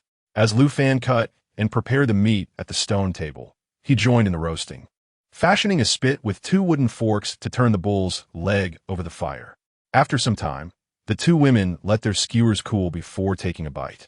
"Wow, this is delicious," they exclaimed. Their appetites were modest, consuming less than 3 pounds of meat between them, while Lu Fan devoured nearly 20 pounds. The jar of wine remained untouched, as he lacked the means to boil water, leaving him with no choice but to drink wine. The two women had brought a water pouch and took a few sips. After satisfying their hunger and thirst, the women gaped at Lu Fan, astonished by his voracious appetite. "Goodness, he eats so much." Seeing their bewilderment, Lu Fan reassured them. "Do not be alarmed. My strength requires considerable sustenance, hence my larger consumption. May I inquire how I should address you, young lady?" "I am Lan Shui, and this is my maid, Chun'er, who has been with me since childhood. Much like my sister, she tends to speak without restraint, so if she happens to be impolite during the day, I hope that young Master Lu will not hold it against us. That is of no concern at all. However, I am quite curious as to how you both came to be here." Chapter 37. Blue Snow teaches literacy. Blue Snow briefly recounted her reasons for running away from home. At 18, she faced relentless pressure from her family to marry a man she had never met. The archaic customs of her time were indeed burdensome. While the principles of obedience and virtue held significance, it seemed unreasonable to compel a daughter into such a union. Was there truly any difference between this and coercion? Please, do not misunderstand. I merely wish to engage in light conversation. At that moment, Lu Fan recalled the unfamiliar characters he had encountered in books. "Might you be able to recognize these characters?" he inquired, as he grasped a burning stick and inscribed several characters that were beyond his comprehension. "Indeed, I can recognize them. Young master, are you not familiar with them?" To his astonishment, she truly could decipher them. This newfound mutual understanding sparked an engaging dialogue. The maid, however, could scarcely recognize a few characters and busied herself playing with the fire. The two conversed for over an hour, during which Lu Fan diligently learned the first page of the qi cultivation technique under her guidance. He grasped the essence of the practice and, without conscious thought, began to meditate and cultivate. Blue Snow quietly observed him as he sat in stillness. The maid approached and whispered, "Miss, could it be that you have taken a liking to him?" "Hush, do not speak such nonsense. Do you think he appears to be without a wife? At his age, he certainly does not resemble a bachelor. With such strength and good looks, he must have several wives, don't you think?" Chunna remarked with a hint of regret. "Perhaps," Blue Snow replied, her expression tinged with disappointment. Unaware of their musings, Lu Fan had successfully assimilated the first layer of the qi cultivation technique. He now felt an abundance of energy coursing through him as impurities began to seep from his skin. He hurried outside to wash himself, utilizing the 2 jars of fresh water he had filled earlier. Upon returning to the cave, he resumed his meditation, allowing his consciousness to delve into the study of the second layer. The characters here were significantly fewer, and the overall meaning became clearer. One simply needed to cultivate following the directions laid out in the meridian chart. Ancient people certainly complicated matters with such intricate diagrams. However, having mastered the first layer, the second was considerably simpler. Lu Fan practiced for nearly 2 hours before awakening. He found the 2 girls curled up in a hay, sound asleep, their petite forms looking quite vulnerable. A pang of sympathy tugged at Lu Fan's heart. Rising, he approached the fire to add more wood and retrieve a stack of dry kindling from his space to set aside. Only then did he return to his place and lie down to rest. The following morning, he awoke to find the 2 girls already up. The remaining piece of beef leg lay on the stone table. They were roasting meat and invited him to join them as he stirred from his slumber. "You may eat first. I shall step outside for a moment." Blue Snow's face flushed as she realized what he intended to do, and she nodded in acknowledgement. Though they had consumed little water and relieved themselves just as infrequently, they were now feeling somewhat uncomfortable. Upon his return from the restroom, Lu Fan noticed that the girls were preparing to leave as well. It dawned on him that they were unable to move the stone slab. "Go ahead. Just be cautious not to wander too far." When the 2 women returned from the restroom, Lu Fan had already taken out another large beef leg and was busily slicing the meat. "Eat. Don't hold back. Only when you're full will you have the strength to confront them. I've thought it over. If you need assistance, I can help you deal with them and have him annul the engagement," Lu Fan asserted with unwavering confidence, as he found himself unable to find a way home. Offering his aid seemed inconsequential. "Thank you for your kindness, but I would prefer to hide for a few days. If it becomes absolutely necessary, I will reconsider," Lan Shui replied with a joyful expression. "You need not worry. Just stay here comfortably. I have a leopard skin that is drying, and tonight you can use it for bedding," Lu Fan mentioned, having already hung the leopard skin on the cliff to dry, "and it would be ready for use after another day of sun." Chapter 38. The third layer of qi cultivation today. Lu Fan once again enlisted the help of Lan Shui to teach him several ancient characters. At last, he comprehended the essence of the first move in the sword manual. After diligent contemplation and practice, he swiftly achieved a harmonious understanding of the technique. The initial stance, virtual step with embrace sword, was thus perfected. For over 10 consecutive days, Lu Fan diligently studied all 36 forms, mastering them in principle and committing the movements to memory, though he still lacked proficiency in their execution. He also learned the unfamiliar characters in the sword manual, easily translating them into modern Chinese, which proved to be quite memorable. He deciphered the various vials, realizing that a dozen were for the qi cultivation formula, another dozen for cultivating soul power, while the remaining few contained healing potions. Lu Fan had Lan Shui translate the characters he did not understand, and he grasped their meanings comprehensively. This was a personal cultivation record of a practitioner named Zhuang He. The notes primarily chronicled the challenges he faced during his training and some of his life experiences. Having read through the entire manuscript, Lu Fan gained profound insights. He had now reached the third layer of qi cultivation. Remarkably, he had not practiced extensively, merely consuming a few bottles of spirit power elixirs to achieve this level. His swordsmanship had become considerably more fluid. Today, he successfully felled a wild bull with a single strike. His speed and strength had increased at least threefold compared to before. If he were to return to that valley now, the formidable tiger would likely no longer pose a threat to him. In recent days, Lu Fan explored the entire valley, which spanned approximately 2 kilometers, and encountered a particularly large tiger. He shot out one of its eyes with a sniper rifle, concealed himself while the beast rampaged, and then emerged to deliver a fatal blow to its abdomen. The tiger succumbed instantly.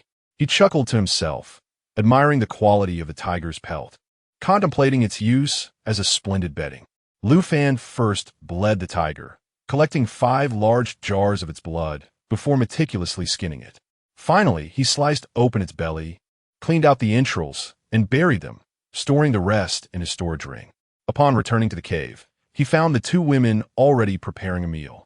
After more than half a month of companionship, they had grown quite familiar with one another. "Young Master Lu, it's time to eat," exclaimed the maid, Chunner, with delight. Since learning that Lu Fan was unmarried, her demeanor had become exceedingly amiable. "Yes, please sit and eat as well," Lu Fan replied. "Young Master, we shall be returning tomorrow," Lan Shui said with a hint of reluctance.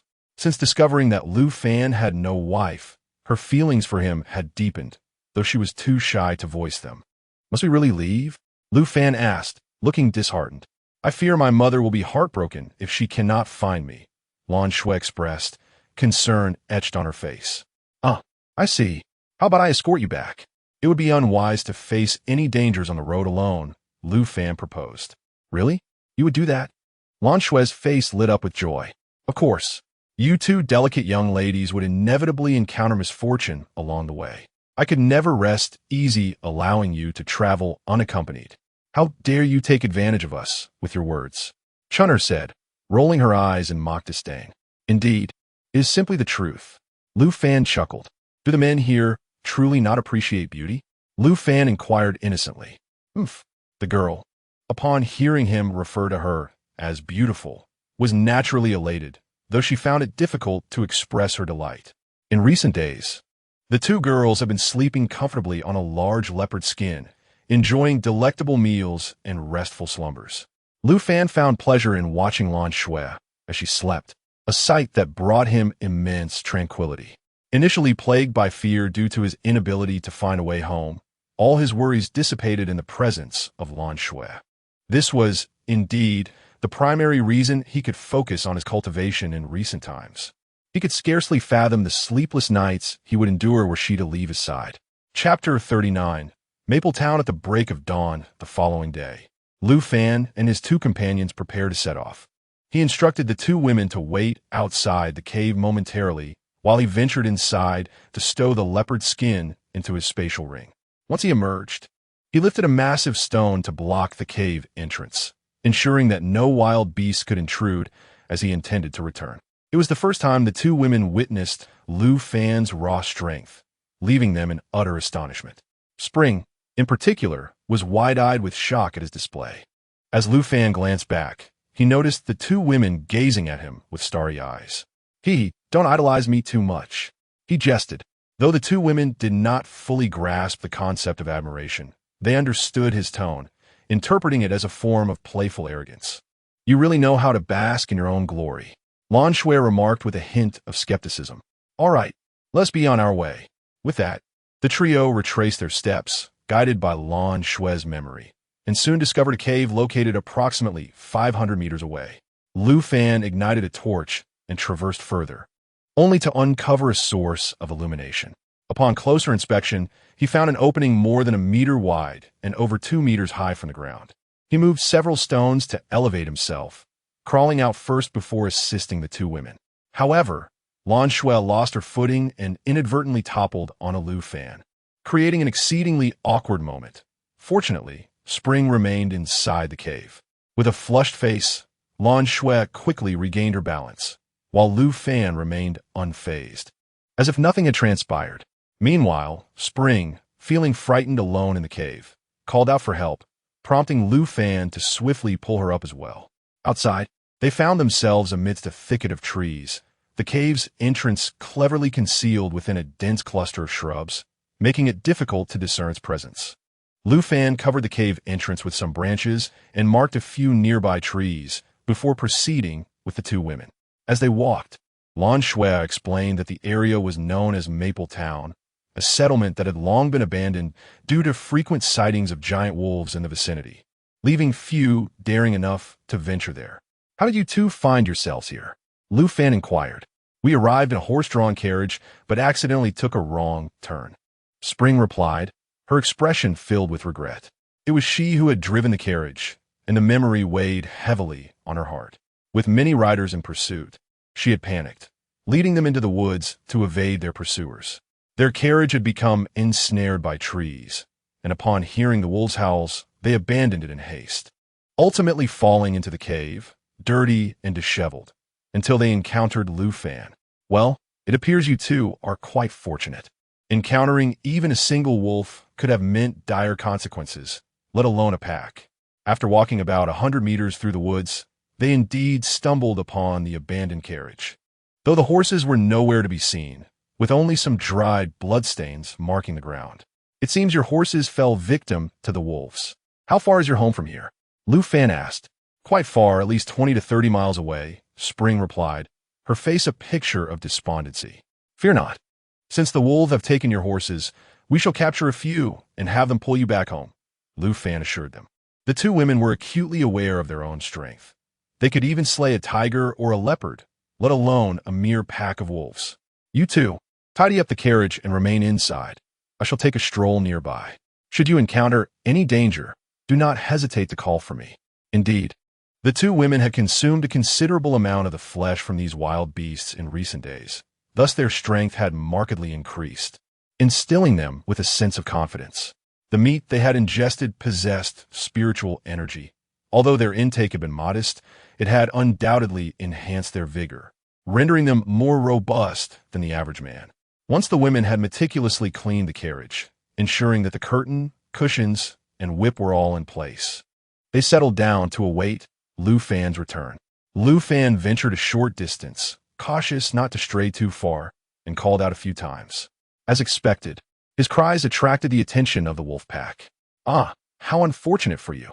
The pack swiftly encircled Lu Fan, numbering over a dozen. Unfazed, Lu Fan brandished his black gold blade and charged forward. With swift precision, he dispatched the two most audacious wolves in quick succession. The remaining wolves were taken aback, baring their teeth but hesitating to advance further. Yet, with the Wolf King lurking behind them, they dared not retreat. Lu Fan produced a jade vial and poured out a spirit energy pill.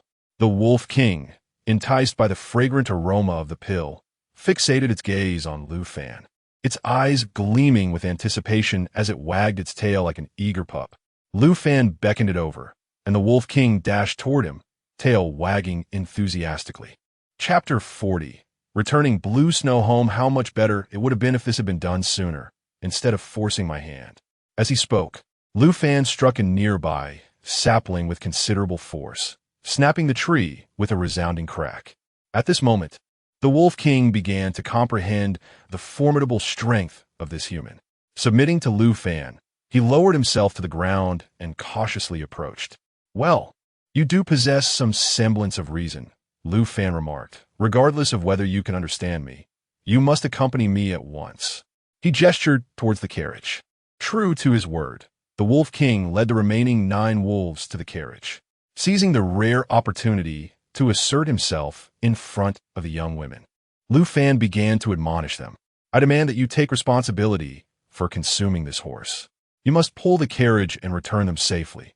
Otherwise, you shall meet a fate akin to that of the horse. Do you comprehend?" Having dwelled in this territory for many years, the Wolf King had absorbed considerable spiritual energy and had gained sentience, nodding in understanding. This Wolf King was quite imposing, not much smaller than a donkey, yet significantly stronger. His subordinates were robust and well-fed, and they eagerly approached the saddle. The 2 women, seated within the carriage, were utterly bewildered. "You need not bring the remaining wolves along. I shall release you in a few days," Lu Fan instructed. The Wolf King responded with a few affirming sounds, and the other wolves retreated into the woods. Vanishing from sight, Lu Fan secured them with ropes and took his place beside the carriage, directing the course of their journey. He called out for Chunner to guide them. Terrified, Chunner hesitated to emerge, but Lu Fan offered gentle reassurances, prompting her to timidly crawl out. Following Chunner's guidance, they reached their destination in just an hour. The delay was minor. Had they been on the asphalt roads of their modern world, they would have arrived in no more than half an hour. We've arrived so soon, Blue Snow exclaimed, a look of reluctance on her face. This was a county city, and the Blue family was considered a prominent household here. Wealthy families in the outskirts of the city typically owned their own estates. The presence of the Wolf King in the city would undoubtedly instill fear and attract unnecessary trouble. So it was best to escort them to the estate. The 7 wolves swiftly drew the carriage to the estate's entrance. Upon seeing the large gray wolves approaching the carriage, the servant on duty was so frightened that he hurriedly retreated into the estate, locking the door and peering through the crack, his legs trembling uncontrollably. "Quick, someone! There's a pack of wolves outside," the servant stammered. Just then, Blue's father, who was within the estate, heard the commotion and promptly exited the hall. "What is the cause of such alarm?" he inquired. "Master, it's terrible. There are several wolves pulling a carriage, and they've stopped at our estate's entrance," the trembling servant reported. "Why, that carriage belongs to us," another bolder servant observed closely. "Open the door and take a look," Blue's father commanded.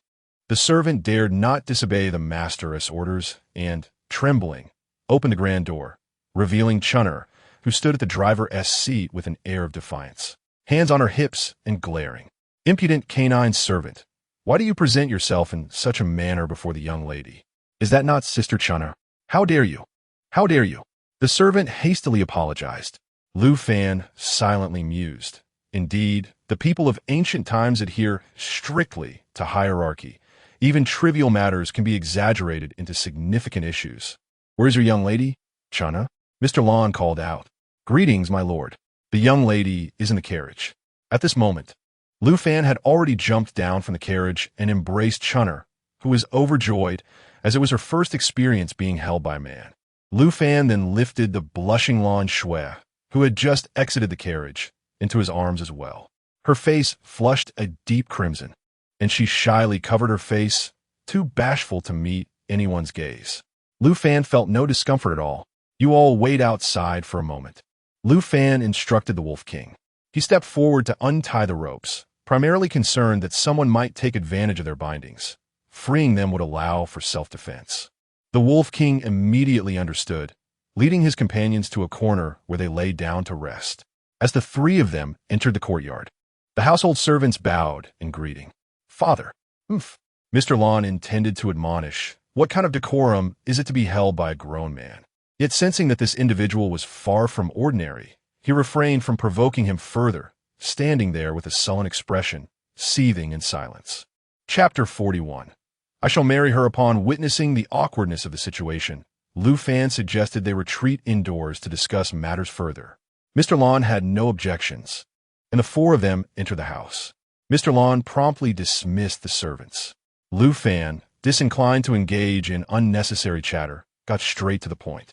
"Though I am merely her friend, I cannot bear the thought of her coming to any harm." With that, he exerted force upon the solid wooden table, which shattered with a resounding crack. This table was crafted from sturdy Nama wood, a testament to its quality. Clearly, Lu Fan was no ordinary individual. Mr. Lon began to comprehend that Lu Fan harbored intentions toward his daughter, and he contemplated offering Lan Shui to him as a concubine. It is essential to understand that during the Han Dynasty, women were held in low regard, bound by the principles of Confucianism that dictated strict moral and behavioral standards for women throughout their lives. The 3 obediences and 4 virtues delineated that a girl must obey her father until marriage, then her husband, and following his death, her son. The 4 virtues encompassed a woman's morality, speech, appearance, and skills. Mr. Lon scrutinized the 2 and inquired, "Might I ask if you have intentions towards my daughter?" Lu Fan grasped the implication and hastily replied, "Oh, please do not misunderstand. We are merely ordinary friends." Mr. Lon, with a displeased expression, pressed, if you have no intentions? Why do you act so boldly on her behalf?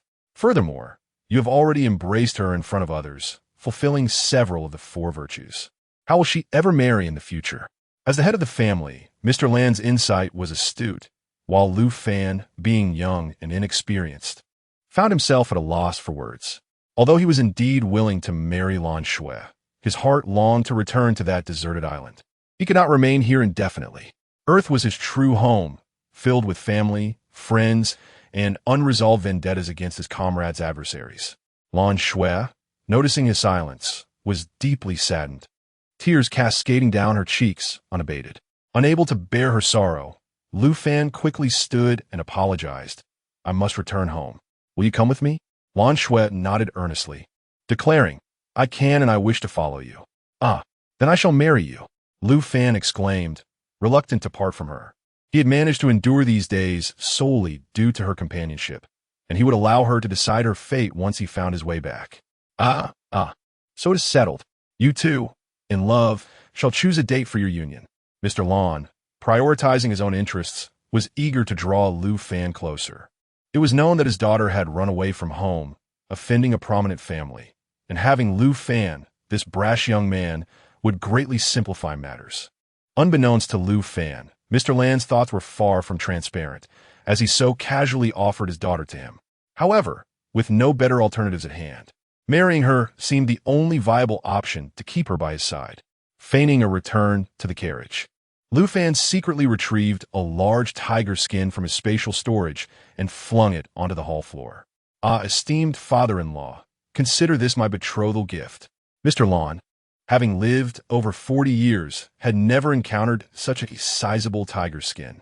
Though he had seen much in life, he was taken aback, trembling at the sight. How did this remarkable son-in-law come to be? It seems that Chunner can no longer contain her excitement. My lord, it was he who dispatched the tiger. Is that truly the case? Indeed, it was I who did the deed. Splendid. Quickly, someone, take this tiger skin and handle it with care, Blue Father joyfully instructed. The servants, standing several meters away, had already witnessed the spectacle and upon hearing the master's command, rushed into the hall in a flurry. 4 of them lifting the tiger skin to carry it away. It still bears traces of blood.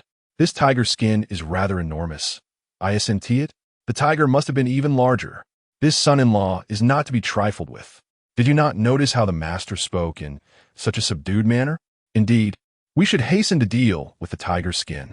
The 4 men gently spread the tiger skin out in the courtyard, each taking a small knife to carefully scrape away the remnants of flesh that Lu Fan had left behind. Chapter 42. The Wolf King's acknowledgement of its master at this moment. Lan Shui was undoubtedly the happiest individual. It is not often that one can marry the man of their dreams without feeling elated. However, Chunner wore a face of concern, pondering the strength of her future husband. In ancient times, maidservants were expected to test the bed for their masters and even engage in preliminary interactions with the groom, thus becoming known as bedchamber maidens. Chunner, having been trained by the elder matrons, was well aware of her duties, which is why she feared that Lu Fan might be too robust. Nonetheless, some mistresses did not require their maidservants to share the bedchamber. Perhaps the young lady herself preferred solitude. My dear son-in-law, you possess such remarkable prowess. From whom did you learn? Lan's father subtly probed into Lu Fan's background. Indeed, Lu Fan had a mentor, the previous owner of this ring. My master, Zhuang He, is a reclusive sage of unparalleled wisdom. After contemplating for a moment, Lan's father remarked, the Han Kingdom is vast and rich in resources, and there are indeed many with the surname Zhuang. However, I have never heard of a Zhuang He among the prominent officials in the capital. I shall send someone to inquire further. Lu Fan understood that those he was unfamiliar with had long since passed away. It would be strange for him to know of them. Where does your family reside? I do not have a home here. My family is far away. Lu Fan replied thoughtfully. In truth, I am currently residing in Fenglin Town. Since no one lives there, I might as well claim it as my residence. It was crucial to have a place to call home when getting married. In ancient society, this was of great significance, as one needed to find their way back to their own valley. Settling in Fenglin Town was indeed the most practical choice. Upon my return, I shall tidy up the place. I must return now to make preparations. I hope, dear father-in-law, that you will keep your word. I shall soon come to escort Lan Shui. Lu Fan declared earnestly. Very well, we shall await your esteemed arrival. Lan's father replied with a smile that did not reach his eyes. After bidding farewell to Lan Shui, Lu Fan summoned the Wolf King and set forth alongside the pack, creating a picturesque scene along the country road, prompting passing carriages and pedestrians to steer clear. Leading them to a nearby grove for a respite, Lu Fan, feeling hungry, gathered some firewood and kindled a fire, taking out a piece of tiger meat to roast. Upon catching sight of the tiger meat, the Wolf King perked up, circling Lu Fan eagerly. All right, here's a piece for you. Seeing the Wolf King's drool, Lu Fan decided to share. The Wolf King seized the meat and dashed to the side, devouring it with gusto, emitting muffled sounds of delight. In less than half a minute, the meat was gone. It scampered back, blinking its bright green eyes, fixated on the remaining tiger meat in Lu Fan's hand. Lu Fan, growing impatient, remarked, "Do you still wish for more?" Such opportunities are rare in this world. The Wolf King, understanding the implication, sat obediently to one side, bowing its head in respect. "Oh, do you wish to pledge your loyalty to me?" The Wolf King responded with a howl and nodded, exuding a drop of its essence from between its brows. Lu Fan recalled a brief passage in the notes regarding the acknowledgement of a master by a beast. He hastily pricked his finger, allowing a drop of blood to fall upon the essence suspended above the Wolf King's head. As the essence of blood melded together, a wondrous spectacle unfolded before them. The essence once again divided into two droplets, one for Lu Fan and the other for the Wolf King, each returning to their fingertips. In an instant, a profound connection was established between the man and the beast. "Master," Lu Fan heard a lilting, melodious voice akin to that of a young girl, leaving him momentarily incredulous. Even the roasted tiger meat he held slipped from his grasp and fell to the ground. "Master, is this meat for me?" The voice echoed in his mind again, and Lu Fan exclaimed, "Ah!" The Wolf King rushed forward, devouring the meat voraciously, exclaiming how delicious it was, despite the substantial weight of over 10 pounds. Realizing the situation, Lu Fan inquired, "Are you the Wolf King?" "Indeed, master," came a reply. "But why do you possess the voice of a girl?" "What of it? We are inherently a matriarchal tribe. Do you have a name?" he asked. "Actually, I do not." Observing a tuft of white fur atop her head, an idea struck him. "From now on, you shall be named Little White. How's that sound?" "Thank you for bestowing a name upon me, master." The Wolf King humbly bowed her head to the ground in reverence. Chapter 43. Procuring supplies, Lu Fan subsequently produced a piece of tiger meat and began to roast it. The Wolf King had already consumed over 20 pounds and was now at the zenith of its spiritual energy, having dashed into the woods to digest. Lu Fan, understanding its intentions, paid it no mind and indulged himself in roasting and feasting. After consuming more than 10 pounds, he felt satiated and took several hearty swigs of wine. With the impending marriage to Lan Shui on his mind, he realized the necessity of preparing some supplies. Observing that the day was still young, he decided to venture into the county town to make some purchases. He instructed Xiao Bai to wait for him and confidently strode towards the town. The guards at the gate, taken aback by his peculiar attire and tattered clothing, prepared to shoo him away. However, Lu Fan had no time for their objections. He brandished a silver ingot, initially intending to offer it all, but reconsidered it as wasteful. Instead, he forcefully broke off a small corner and handed it to one of the guards. The guard, stunned by the unexpected generosity, numbly accepted the fragment before Lu Fan had already vanished from sight. Inside the city, a few street urchins were on hand, eager to perform errands. One sharp-eyed boy had already noticed Lu Fan extracting a silver ingot. Despite his shabby clothes, the boy surmised that he must be wealthy. The child scampered over to Lu Fan, offering his services as a guide for a mere 101. Lu Fan, relieved to find someone to lead him, accepted. He was oblivious to the actual value of 101, but presumed it wouldn't be excessive. "Take me to buy some clothing," he instructed. "You may call me Xiao Shuzi, and I shall lead the way," the boy exclaimed enthusiastically. Xiao Shuzi guided Lu Fan to a nearby tailor shop. Upon surveying the surroundings, Lu Fan noticed that neither the shopkeeper nor the assistants seemed particularly attentive. He then produced the silver ingot and placed it heavily on the counter. The shopkeeper's demeanor instantly transformed upon sighting the silver. "Esteemed guest, what kind of materials do you wish to purchase? Enough with the chatter. I want the finest. I shall take everything that fits me." Lu Fan surveyed the garments. Even in a grand purchase, it would amount to only a few dozen pieces. But he had indeed been pressed for clothing lately. A significant transaction. The shopkeeper commanded his assistant to hastily prepare the items.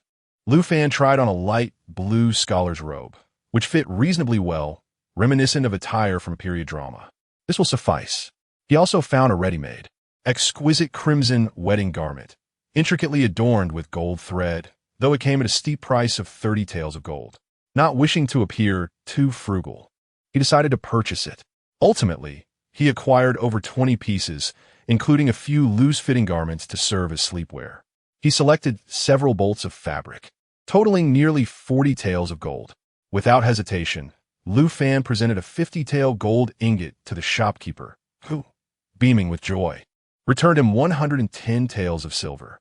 Realizing the bustling environment made it impractical to store these items in his spatial pouch, he instructed Xiao Shuzi to hire a cart for transporting his purchases. Throughout his shopping spree, he spent a total of 150 taels of gold, equivalent to merely 3 gold ingots. "I have purchased an array of bedding, furniture, and various household items, all of the finest quality, filling 3 large carts to the brim.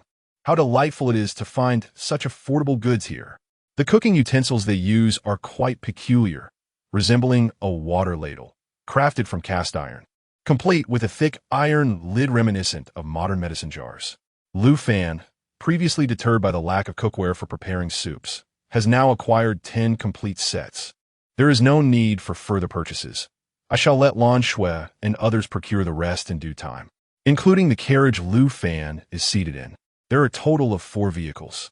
He generously bestowed 10 taels of silver upon the young lad, who was overjoyed and bowed repeatedly in gratitude. The caravan arrived at the grove, and they decided to unload the goods here. "Soon, someone will come to fetch me." Once the drivers completed their task, Lu Fan settled the freight charges and sent them on their way. After ensuring the area was clear of any onlookers, he discreetly stored all the items within his spatial ring. Chapter 44. The evolution of Little Bai, with Little Bai accompanying him. The journey back was remarkably straightforward. Within approximately half an hour, they arrived at Maple Grove Town. This was Lu Fan's first visit to this quaint town. Much like the county city, it boasted a city gate, surrounded by a towering wall. However, the area within the town was notably smaller than that of the county city. The city gate had long fallen into disrepair. Lu Fan, accompanied by 7 wolves, entered the town, where an official residence was situated at its very heart. The main building spanned over 1,000 square meters, complemented by a courtyard of 2,000 square meters, presenting a rather pleasing sight. Upon entering the residence, Lu Fan conducted a thorough inspection. Although it was somewhat dusty and the window paper was slightly torn, with a bit of cleaning, the place was still quite functional. Considering his impending marriage, Lu Fan mused that he ought to possess a grand carriage of his own. The ancient roads were riddled with potholes, making for a rather jarring journey. Thus, it seemed prudent to modify a carriage himself, perhaps by devising a method to enhance its shock absorption. Climbing to the rooftop of the residence, Lu Fan surveyed the town, which sprawled over 100 acres.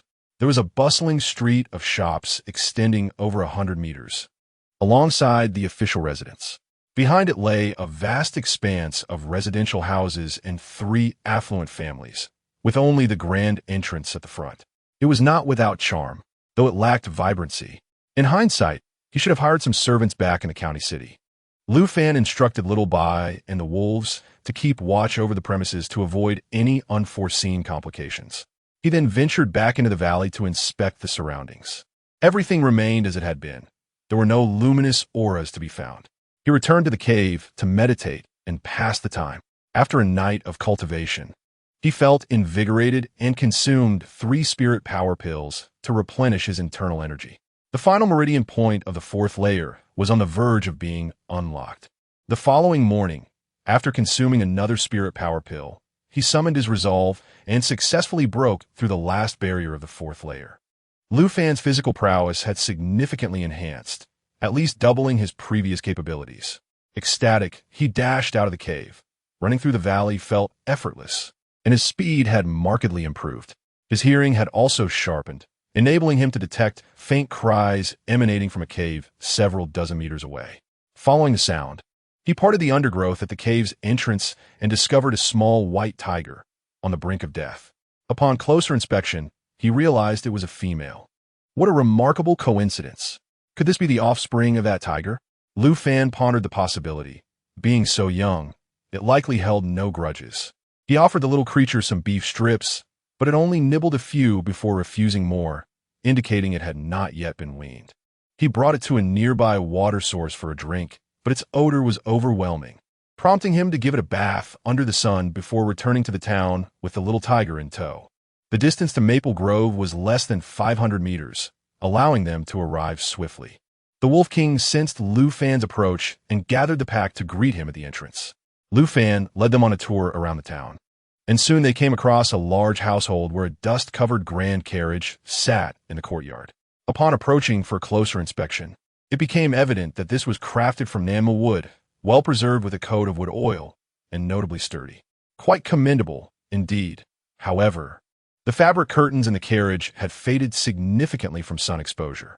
A mere tug caused them to fall away, yet reapplying new curtains would suffice. After a thorough search, not a single soul was in sight.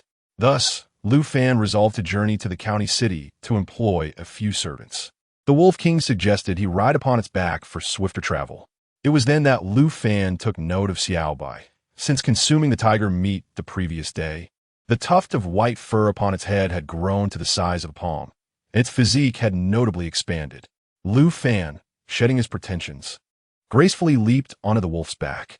The Wolf King let out a series of howls to the pack behind, and swiftly bore Lu Fan away. Chapter 45. The purchase of servants. Lu Fan realized that the journey had taken less than 20 minutes, and Xiaobai, like a carefree wolf, showed no signs of fatigue. He noted the remarkable increase in its strength and speed. Stopping at the edge of the forest, he offered it over 20 pounds of tiger meat, allowing it to feast while he awaited its company. With that, he strode confidently into the county town, where the guards, noticing his fine attire and the pet in his arms, dared not impede his passage, expecting some form of reward. Upon entering the city gates, he was spotted by Xiao Shizi. "My lord, you're back. What do you wish to purchase today?" "Ah, since you're here, I wish to hire some servants. Do you have any recommendations?" Xiao Shizi, unfamiliar with the term recommendation, grasped the first part of the sentence. "My lord, you intend to buy servants, correct? Allow me to guide you." Following Xiao Shizi, Lu Fan arrived at the central square of the county town. In the center stood a large stage made of mud bricks, where a group of ragged, disheveled individuals stood. "My lord, these are the servants for sale," Xiao Shizi informed him. Lu Fan observed closely. Most of the individuals appeared to be young men, though they looked frail. Noticing the calluses on their hands, they seemed to have once been guards. Yet, they were emaciated and sickly, a pitiful sight. Among them were 7 or 8 young women dressed as maids, along with a few elderly men and women, all gasping for breath, barely clinging to life. "Why are they all so thin?" Lu Fan inquired. "My lord, they're all criminals, their master's household having been confiscated. The entire family was executed, and these servants were sold off by the authorities. There are so many like them that they fetch little value, and thus they suffer from hunger. If they perish, so be it." Lu Fan noted the steadiness in their eyes, suggesting that they were once servants of noble families. Though dirty and thin, their eyes still sparkled with a glimmer of hope. "Who among you is the owner?" he called out. At that moment, a shifty-eyed, middle-aged man approached. "Do not shout, young master. I am the one you seek. May I inquire if you wish to purchase slaves?" "Yes. How much for these individuals?" Lu Fan replied, his impatience evident, as he detested dealing with such characters. The middle-aged man thought to himself, "What audacity! Does he intend to buy them all?" "Young master, do you plan to take all these individuals?" "I intend to buy them all. Now, please state your price." At this, both the slaves on the platform and the onlookers below turned their attention, surprised by such generosity. While the price of these individuals was not high, the cost of sustaining them would require substantial provisions, particularly given the current scarcity of food. Very well, there are a total of 52 criminals, all from the same household. If you wish to purchase them all, I shall offer you a discount, 500 taels of silver. Does that sound acceptable? Agreed, let it be so. Lu Fan thought to himself, astonished at the ancient world as pricing. Merely 10 taels of silver per person, with 2 included as a bonus. He produced a gold ingot and tossed it to the middle-aged man. The man with beady eyes took the gold ingot and bit down hard on it, laughing heartily as he said, "Please wait a moment." As he spoke, his gaze remained fixed on Lu Fan's sleeve. Lu Fan was well aware of his intentions.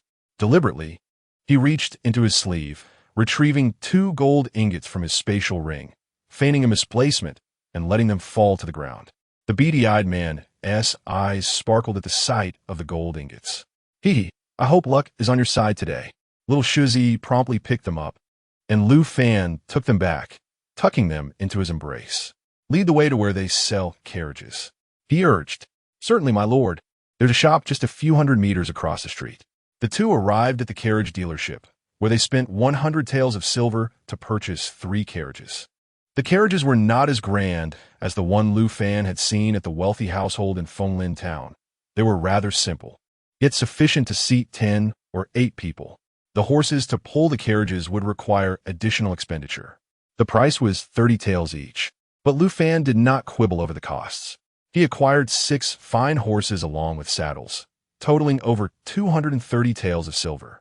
He simply handed the proprietor a gold ingot and received 170 taels of silver in return, as the exchange rate here was 1 tael of gold for 10 taels of silver. Chapter 46. Encountering Lan Shui. Lu Fan arrived at the stage, where the 52 prisoners had already been untied and stood in a dense crowd below. "Who among you will step forward to drive the horses?" Lu Fan bellowed. His voice was so thunderous that it startled the onlookers, causing them to retreat. Only 8 individuals approached after a minute, revealing their lingering fear. "There is no need for such trepidation. You will come to understand once you follow me. I shall state this once.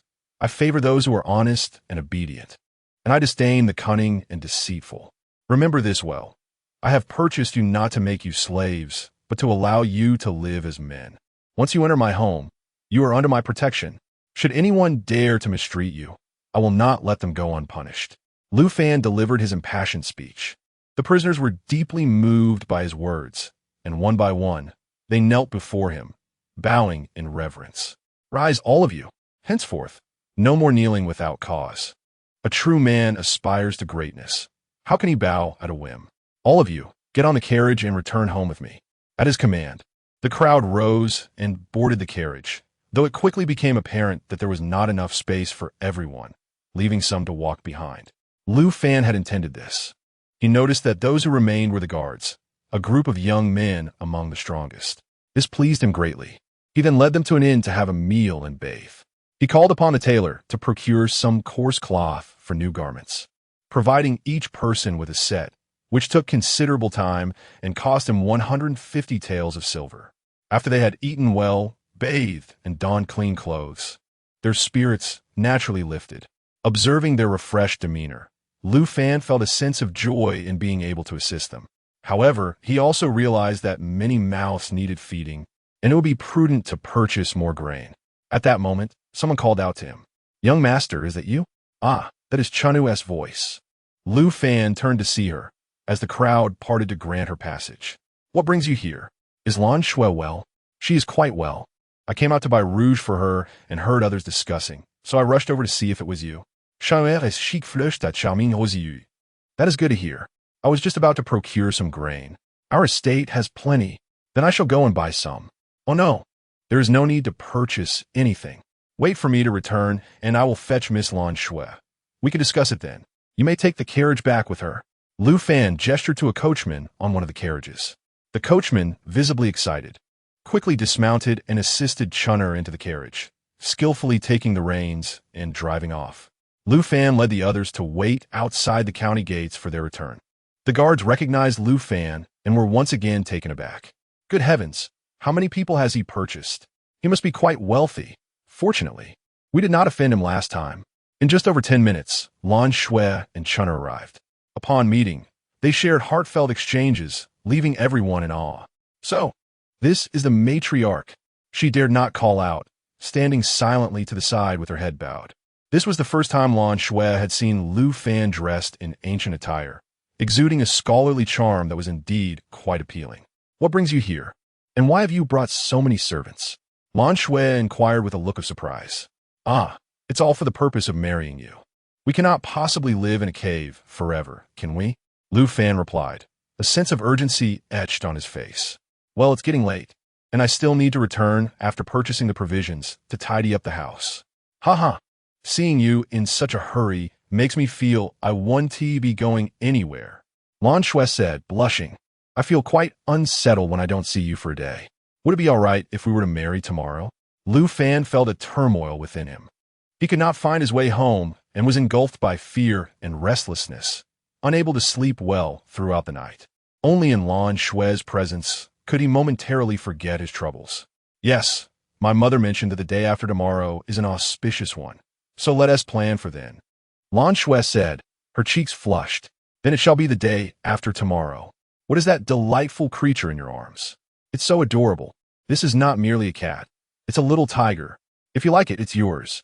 It's still weaning, so remember to feed it some goat's milk and a bit of tender pork slices." "Yes, I will remember," Lan Shui replied, her face alight with joy. Chapter 47. Encounter with bandits. Lu Fan sat in the carriage with Lan Shui, engaging in light-hearted conversation as they guided the group to the Lan family estate. 2 carriages laden with grain were overseen by the young lady, and the servants dared not utter a word, while the remaining carriage, devoid of provisions, was primarily for the sake of the weaker members of their party. After bidding farewell to Lan Shui, Lu Fan led the group to a small grove just beyond the county city. He called out, and immediately, Xiao Bai emerged from the depths of the forest, startling everyone present. Lu Fan noted that the white fur atop Xiao Bai's head had increased significantly, which he found curious. Mounted upon the wolf, he proceeded at a leisurely pace, covering less than 10 miles in over an hour. He intended to allow everyone a brief respite before continuing, but at that moment, a cloud of dust arose from behind them. "Not good, my lord. Bandits!" exclaimed one of the guards. "Fear not, everyone. It appears our horses have arrived. Let us pause to wait for them," Lu Fan replied with a cheerful demeanor. The others, witnessing their lord's calmness, remained silent, obediently standing by the carriage as they awaited further developments. A band of robbers, armed and riding swiftly, approached with reckless abandon, as this desolate area was a familiar haunt for their nefarious activities. "Hey, you there! Hand over the gold ingots, the grain, and those young ladies as well." Their audacity was palpable, demanding not only money and food, but also captives. Truly a despicable lot. Lu Fan discreetly observed that there were merely 30 or so bandits, and to his relief, the notorious leader was absent, rendering his gold ingots a waste. The robbers had noticed Lu Fan's formidable mount, a giant wolf, which instilled a sense of trepidation within them. However, emboldened by their numbers and weapons, they dismissed their fears. Feigning to draw a black gold knife from his sleeve, Lu Fan astonished the onlookers. Can such a large blade truly be concealed within a mere sleeve? This is astonishing. He heard them murmur in disbelief. With a graceful leap, Lu Fan dismounted from a wolf. "I had no intention of taking your lives, yet you have come to my doorstep. I presume you have taken many lives yourselves? Enough of your prattle. If you don't comply, prepare to die," the lead bandit bellowed, raising his blade to strike at Lu Fan. In a swift maneuver, Lu Fan evaded the attack and plunged his knife into the bandit's chest, delivering a fatal blow. In a flurry of movement, he dispatched 5 more before the remaining bandits, sensing the tide of battle turning, attempted to flee.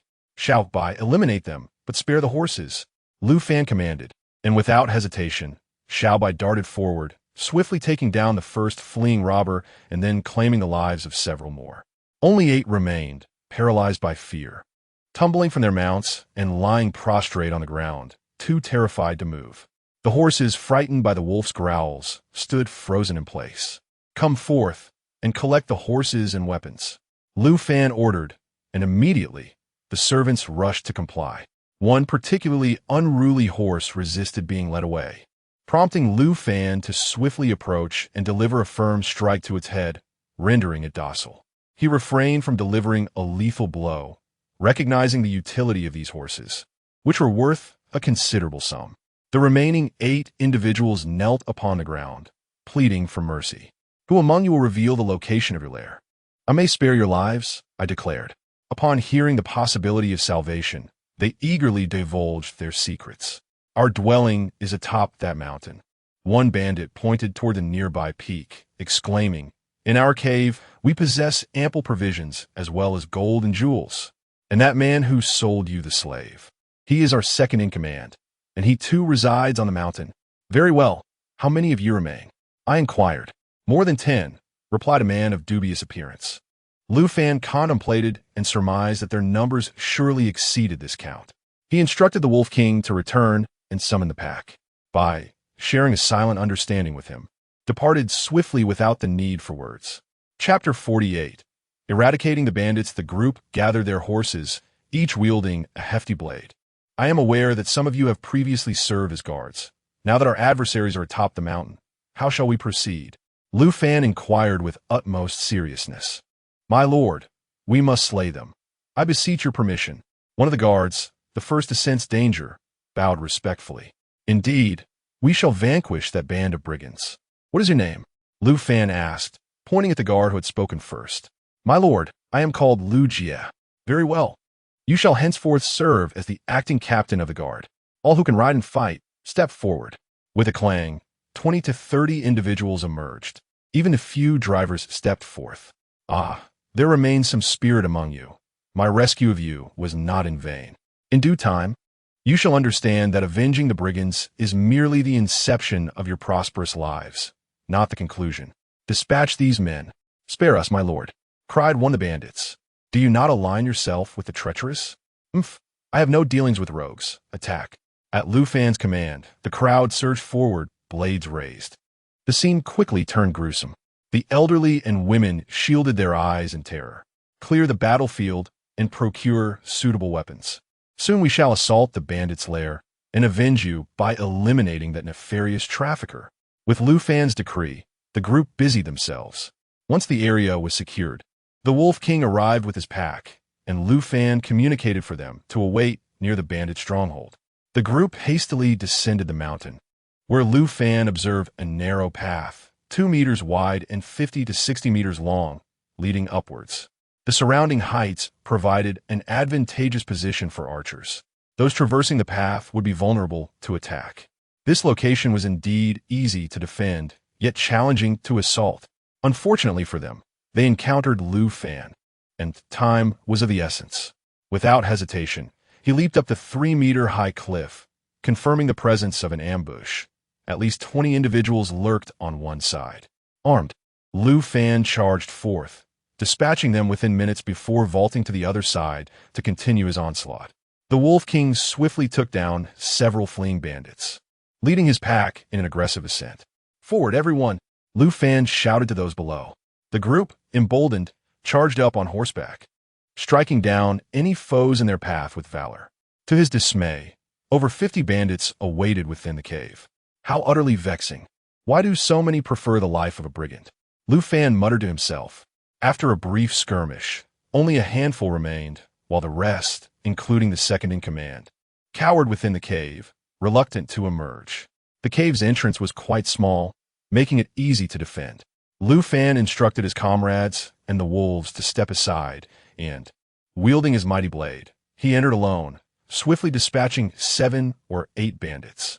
Those deeper within raised their weapons in surrender. He drove them out of the cave, leaving only 21, fearful and desperate souls, mere petty leaders, clever yet cowardly. "Ah, you did not foresee this, did you? If you had taken my gold without harboring ill intent, we would have had no grievances. Alas, your insatiable greed has led to this unfortunate fate. Truly, while one might be forgiven for the sins imposed upon them by fate, one cannot escape the consequences of their own misdeeds. Take action." Lu Fan commanded the crowd. The guards and able-bodied men swiftly drew their blades to enact their vengeance. The second in command was reduced to a grotesque form.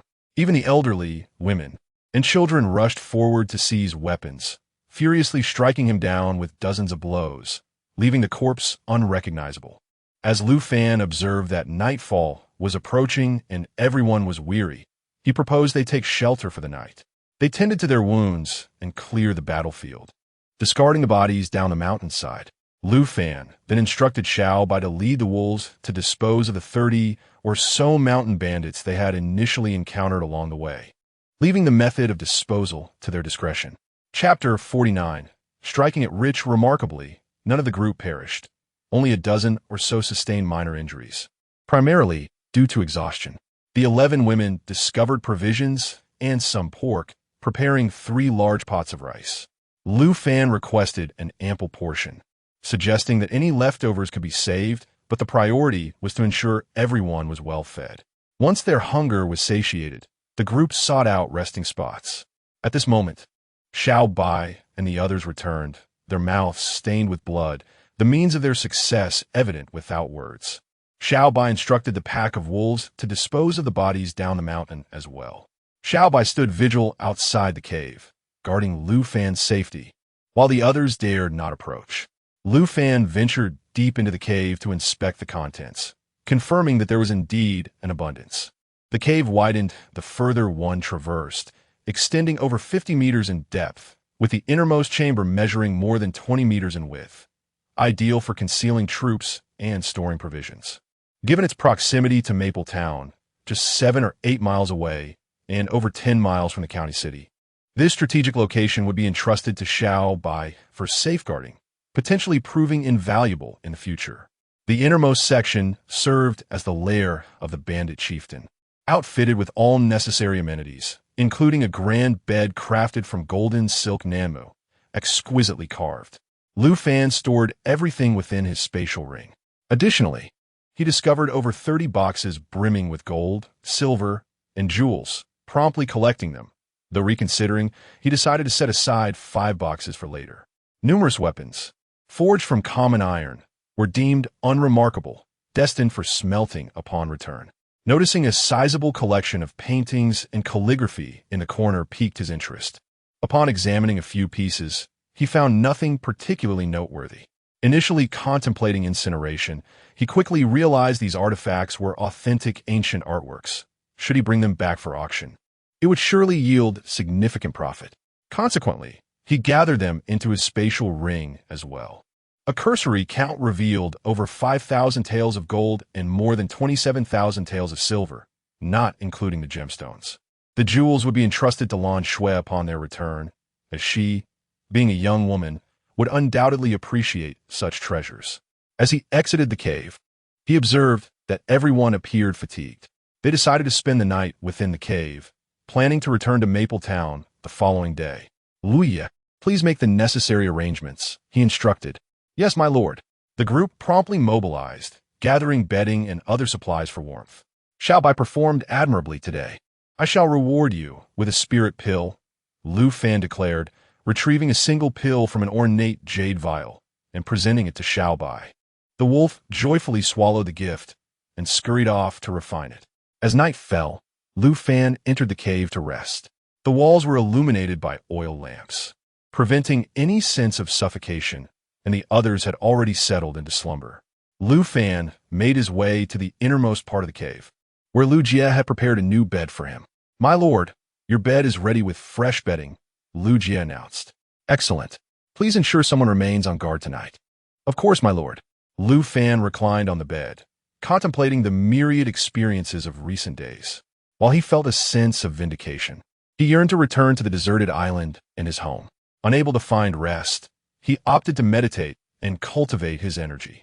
Throughout the night, he consumed 5 spirit pills, successfully opening a third of his acupoints, resulting in a minimum 30% increase in strength. Before dawn, the entire group rose early, prepared for the day ahead. Perhaps it is a habit cultivated in the households of the affluent, for they rise at the break of dawn.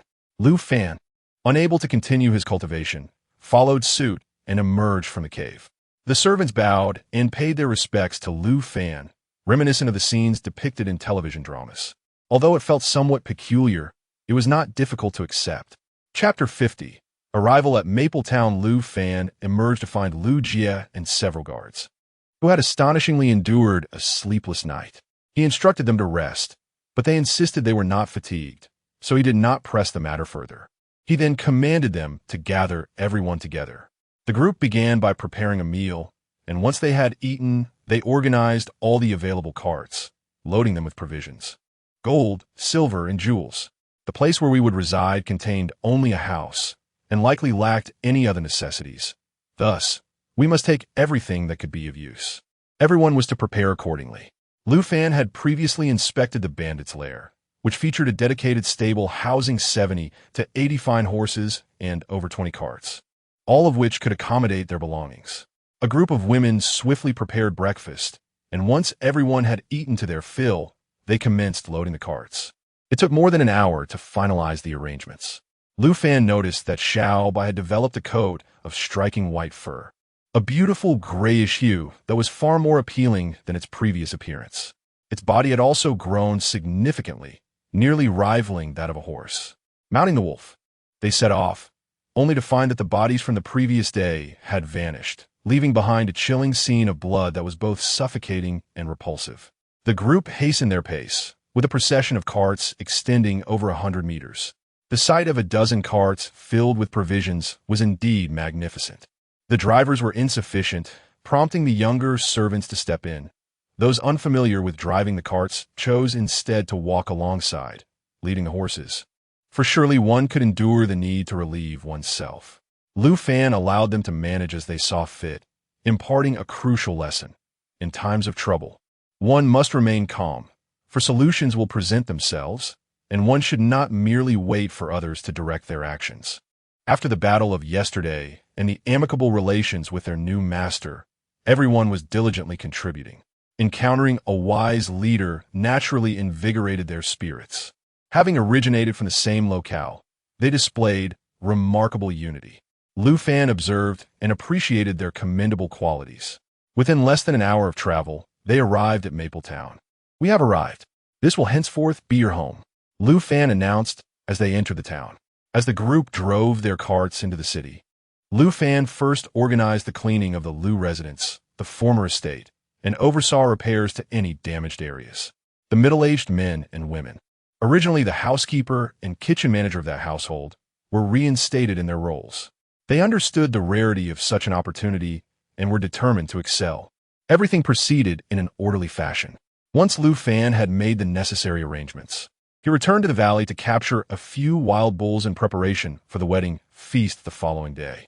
After a night of cultivation, he arrived at the town to find that the main gate had been repaired under the guidance of the housekeeper. Lu Jie had also stationed guards to secure the castle, with sentinels positioned atop the walls. Lu Fan summoned the housekeeper and Lu Jie, instructing them, "Tomorrow, I shall wed the lady you saw the day before. Please tidy up the residence, hang some red cloth, and prepare a few festive red lanterns to add to the celebratory atmosphere." The group promptly took their leave to carry out his orders, utilizing fabrics that had been salvaged from the bandits. A few female housekeepers reported back, "Master, have we prepared the banquet and refreshments yet?" Lu Fan summoned 5 horse-drawn carriages to escort them to the county town for procurement of supplies. After a little over an hour, they arrived in the county town. "Let us prepare enough for 10 or 8 tables.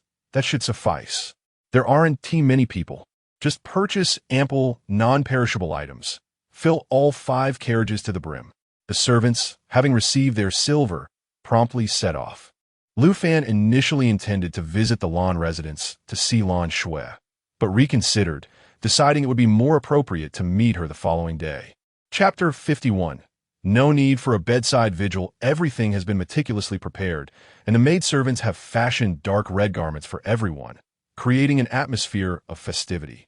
The 26 guards accompanying the wedding procession are also resplendent in their new attire, with dark red outfits adorned with formidable swords and riding majestic steeds, exuding an air of power and grandeur.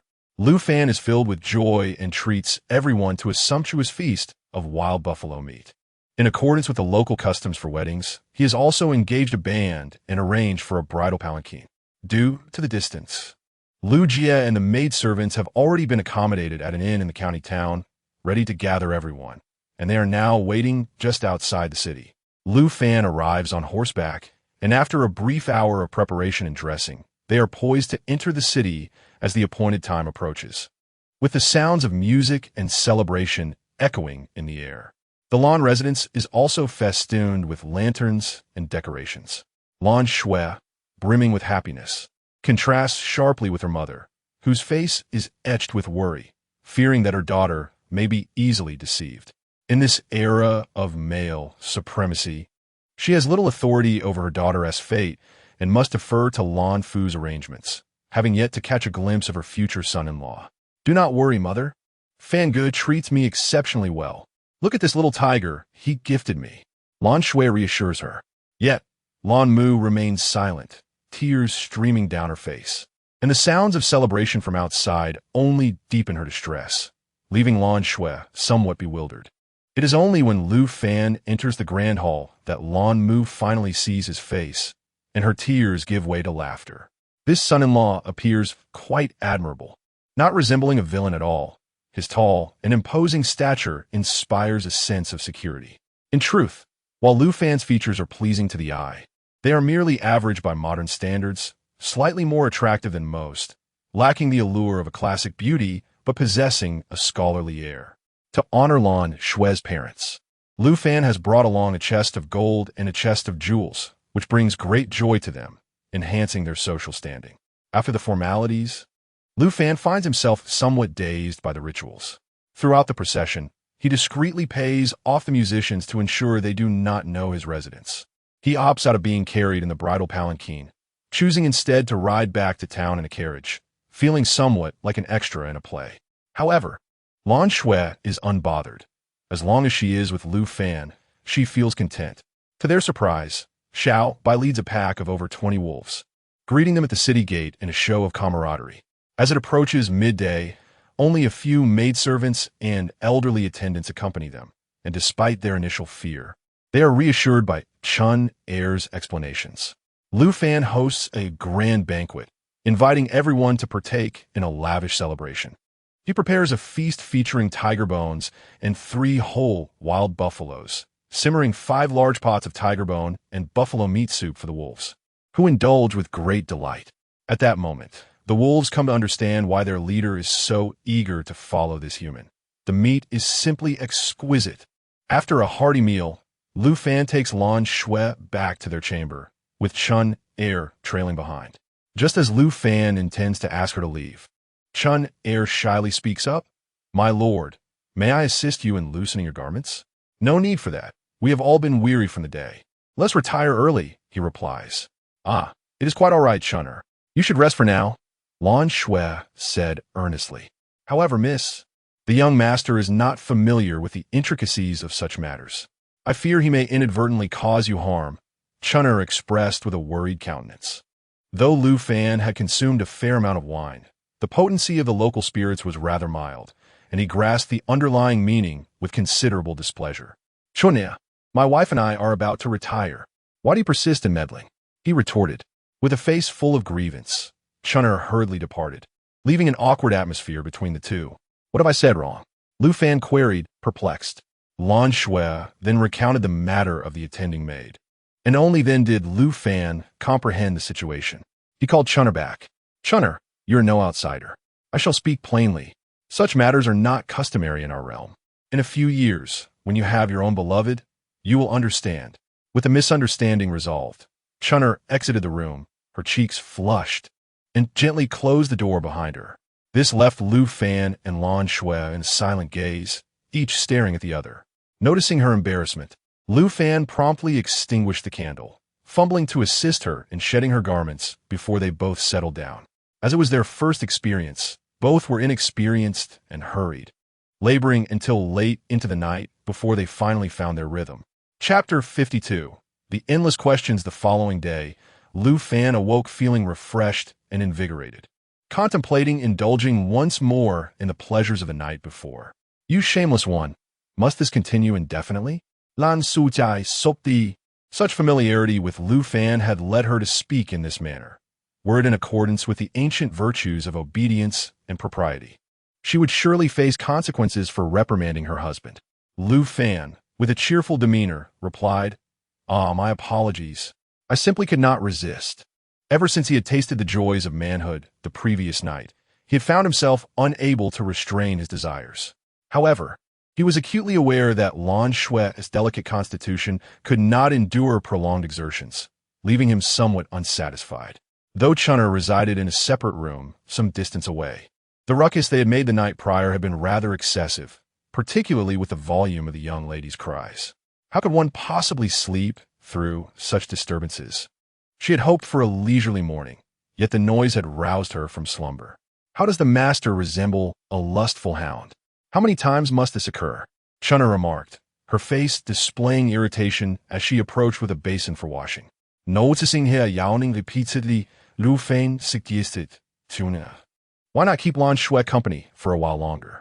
I shall take a stroll in the valley."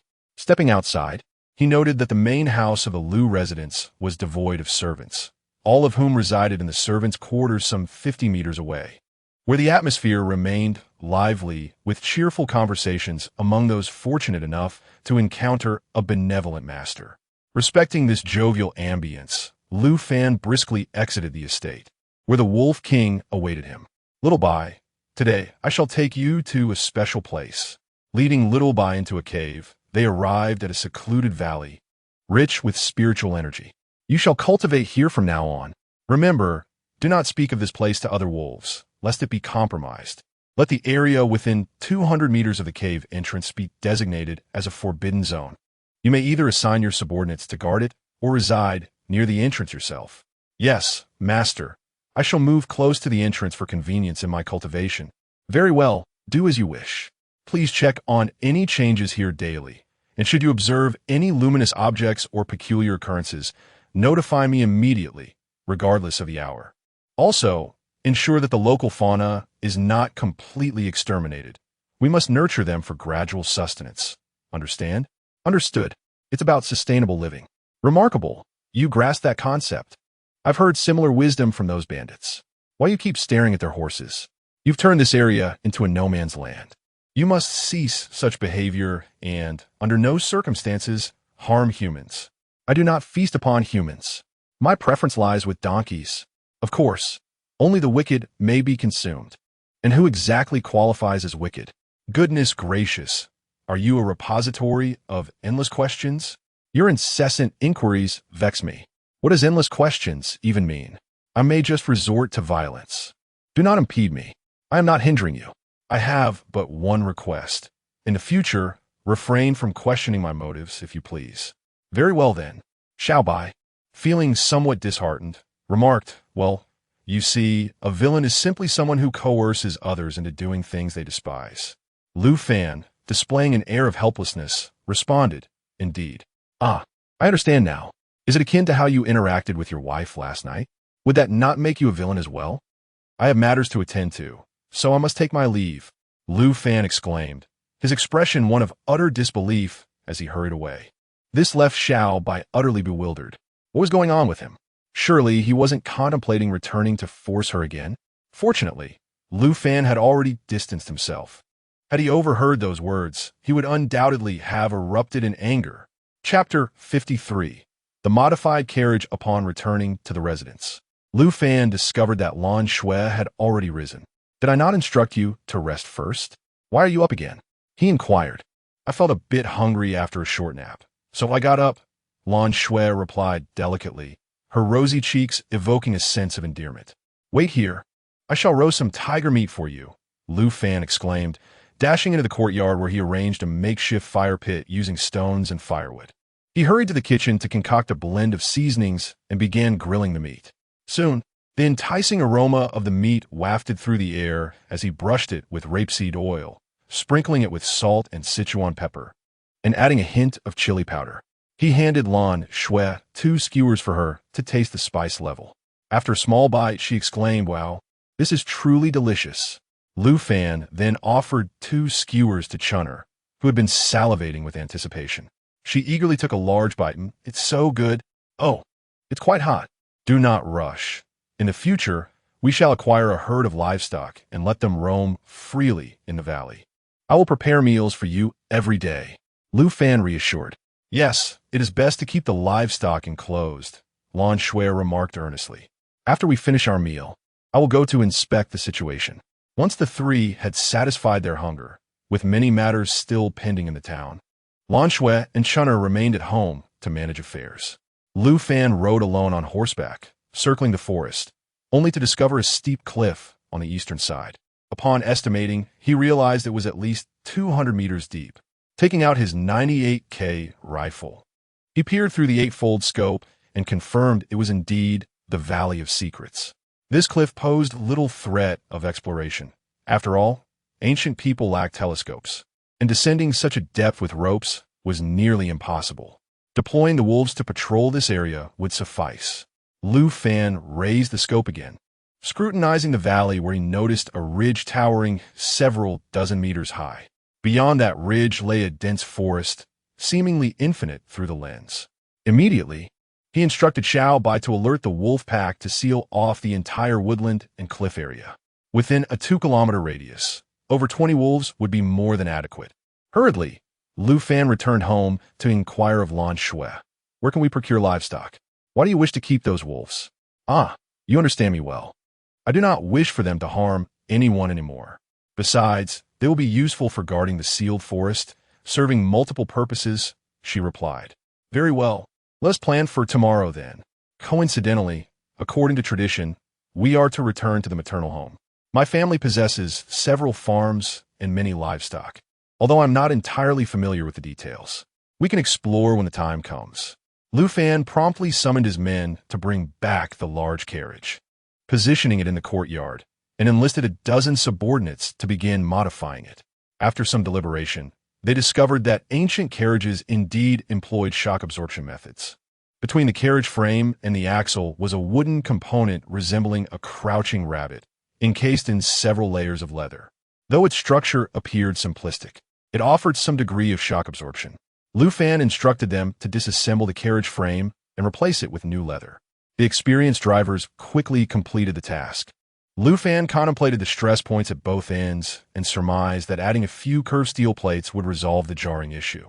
Akin to the principle of spring steel plates used in automobiles, he summoned the steward to inquire about the availability of steel plates, to which the steward replied that a nearby blacksmith shop on the street had plenty of materials. Lu Fan, accompanied by others, hurried to the blacksmith shop and unearthed several steel plates. Ah, this will suffice, he remarked. Upon testing, he found the hardness to be considerably inferior to modern standards. The plates were riddled with impurities, which greatly diminished their elasticity, rendering them only marginally usable. A few rounds of forging would enhance their quality. After a day's labor, he shaped the plates to his desired dimensions. He secured them tightly to the cart's frame with iron hoops and conducted several trials. After harnessing the horse and taking a test run, he was pleased to find the ride much smoother than before. To further improve comfort, he decided to add 2 blankets inside the cart as cushions. Lu Fan instructed his team to polish both the interior and exterior of the cart, apply wood oil, and reattach the curtains and other adornments. After a considerable amount of effort, the cart was transformed, appearing resplendent and elevated due to the added steel plates, exuding an air of grandeur. "My dear husband, you are truly remarkable," exclaimed Lan Shui, her face beaming with joy. "What's so impressive about this? We have automobiles back home that are far superior." Chapter 54. The return the steel plates were still lacking in size and did not fit quite right. Lu Fan planned to visit the blacksmith shop in the county town the next day to custom order a batch. That evening, he meticulously crafted blueprints, marking the dimensions and curves. Later, he brought out 2 boxes of jewelry for Lan Shui to play with, hoping to pass the time. The 2 women fiddled with the jewels until midnight, and Lu Fan regretted bringing them out as their late-night activities disrupted their sleep.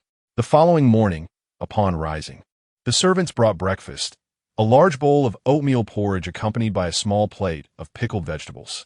This method of consuming oatmeal was an invention of Lu Fan's, and when paired with crystal salt and some spicy peppers and cucumbers, it was quite delightful.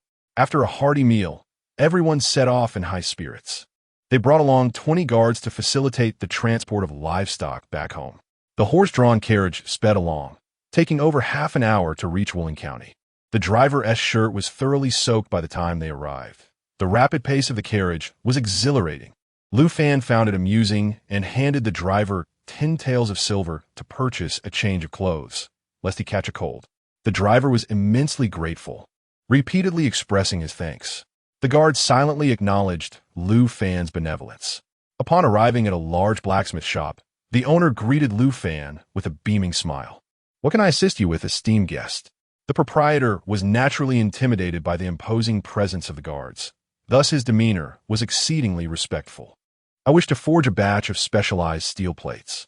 Can you accommodate this request? The steel must be of the finest quality, possessing both high elasticity and durability." "Certainly, we can manage that," the owner replied, "though it will require considerable effort and materials, so the cost may be somewhat elevated." Sensing Lu Fan's substantial status, the proprietor was cautious in his pricing and tentatively inquired, "The price is of no concern. As long as the quality is exceptional, there will be additional rewards." "Very well. I will give my utmost effort." Lu Fan provided a silver ingot, equivalent to 50 taels, as a deposit, instructing them to create a sample first. The owner promptly accepted the silver and issued a receipt, agreeing that the item could be collected the following day. Lu Fan then led his entourage to the entrance of the Lan residence. The guard were impeccably dressed in black and gold-trimmed warrior attire, standing tall and looking striking. Mr. and Mrs. Lan had already hastened to greet them. Their courtesy stemmed from hearing of Lu Fan's valor in personally vanquishing a band of fierce brigands, a group of over 100 men, no less. How could they not be respectful? "Oh dear, it was unnecessary for you two to come out to welcome me," Lu Fan exclaimed. "Not at all, not at all. Please, come in, dear son-in-law." Mr. Lan graciously invited Lu Fan into their home. Mrs. Lan, noticing her daughter's rosy cheeks, was greatly pleased and pulled Lan Shui inside for a private conversation. "My dear, how have you been these past few days?" "I have been well, mother. He treats me wonderfully, though he does have a rather high demand in certain aspects." The mother and daughter exchanged whispers filled with intimacy. Meanwhile, Lu Fan and Mr. Lan sat in the living room, sipping tea. "May I inquire, esteemed father-in-law, how might I go about purchasing a significant number of livestock?" "Oh dear son-in-law, why spend money when we have over 1,000 cattle and sheep at home? Simply take what you need." Mr. Lan Ziplit Zenzu Sun. "However, esteemed father-in-law, I fear that may not suffice." "What? Is 1,000 heads still insufficient?" "Indeed, it is inadequate. I must procure at least 1,000 sheep or 500 cattle each month, along with some chickens, ducks, and geese." "Son-in-law, are you not contemplating amassing troops for rebellion?" "My esteemed father-in-law, why such a notion? What do I have to rebel against? As long as no one provokes me, I have no desire to engage with them. Unless, of course, one encounters the blind and foolish, such as that band of marauders." With a sidelong glance, Lu Fan observed the expression on Fatherland's face and discerned that he was already aware of the situation. "Very well, since you are unfamiliar with this place, allow me to handle the arrangements for you." Father Lan was quite eager to cultivate a closer relationship. "Then I would be grateful for your assistance, esteemed father-in-law. It would be best to arrange for it to be delivered to the bandits' den by tomorrow. I shall ensure that personnel are present to receive it there." After some consideration, Lu Fan concluded that having it sent there would be the most prudent course of action. Chapter 55, Frightened Brother-in-Law at Noon. The Blue residence hosted a lavish feast to celebrate, and Blue Shui's brothers hurried home to partake in the festivities.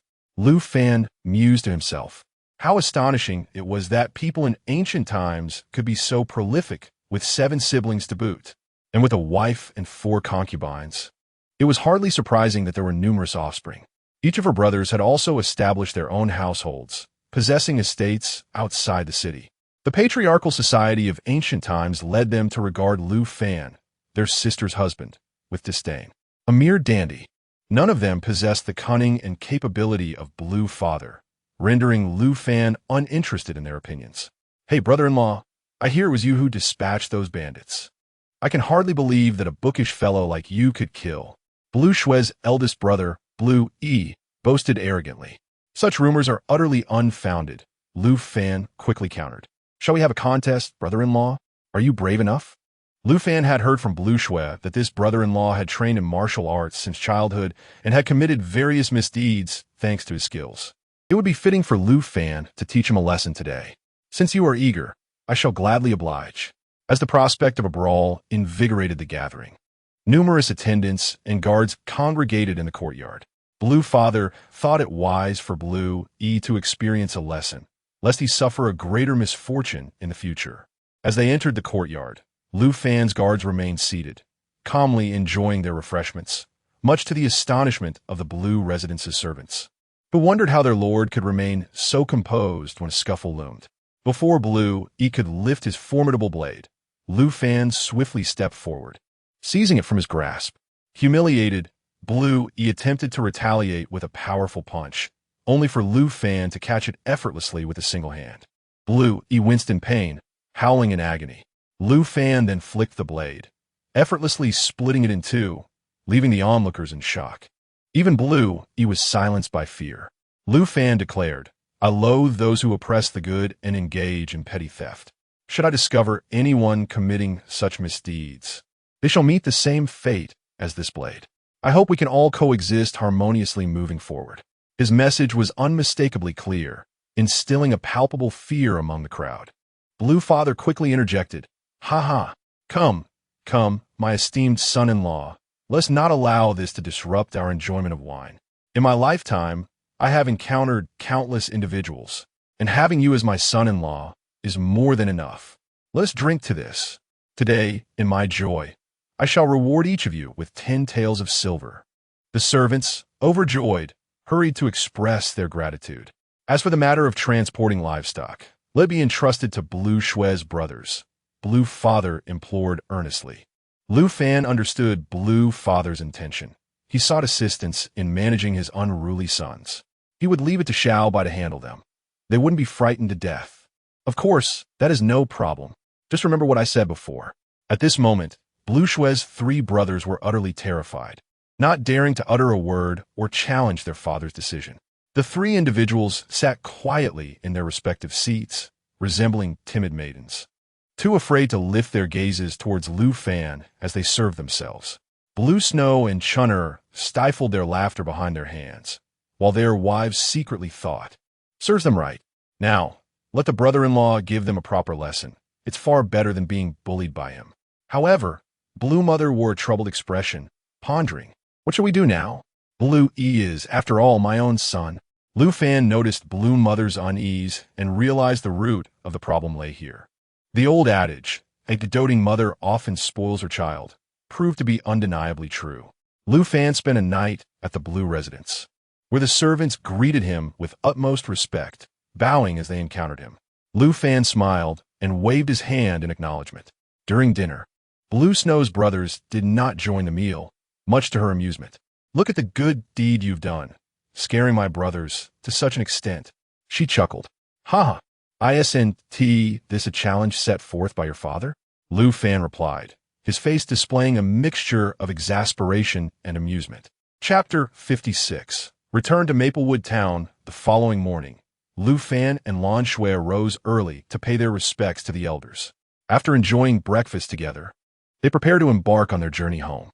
After bidding farewell to Lan's parents and assuring them that they could send word to Maplewood Town should any matters arise, Lu Fan proceeded to the blacksmith shop. The shopkeeper promptly produced the steel plates that had been crafted the previous night.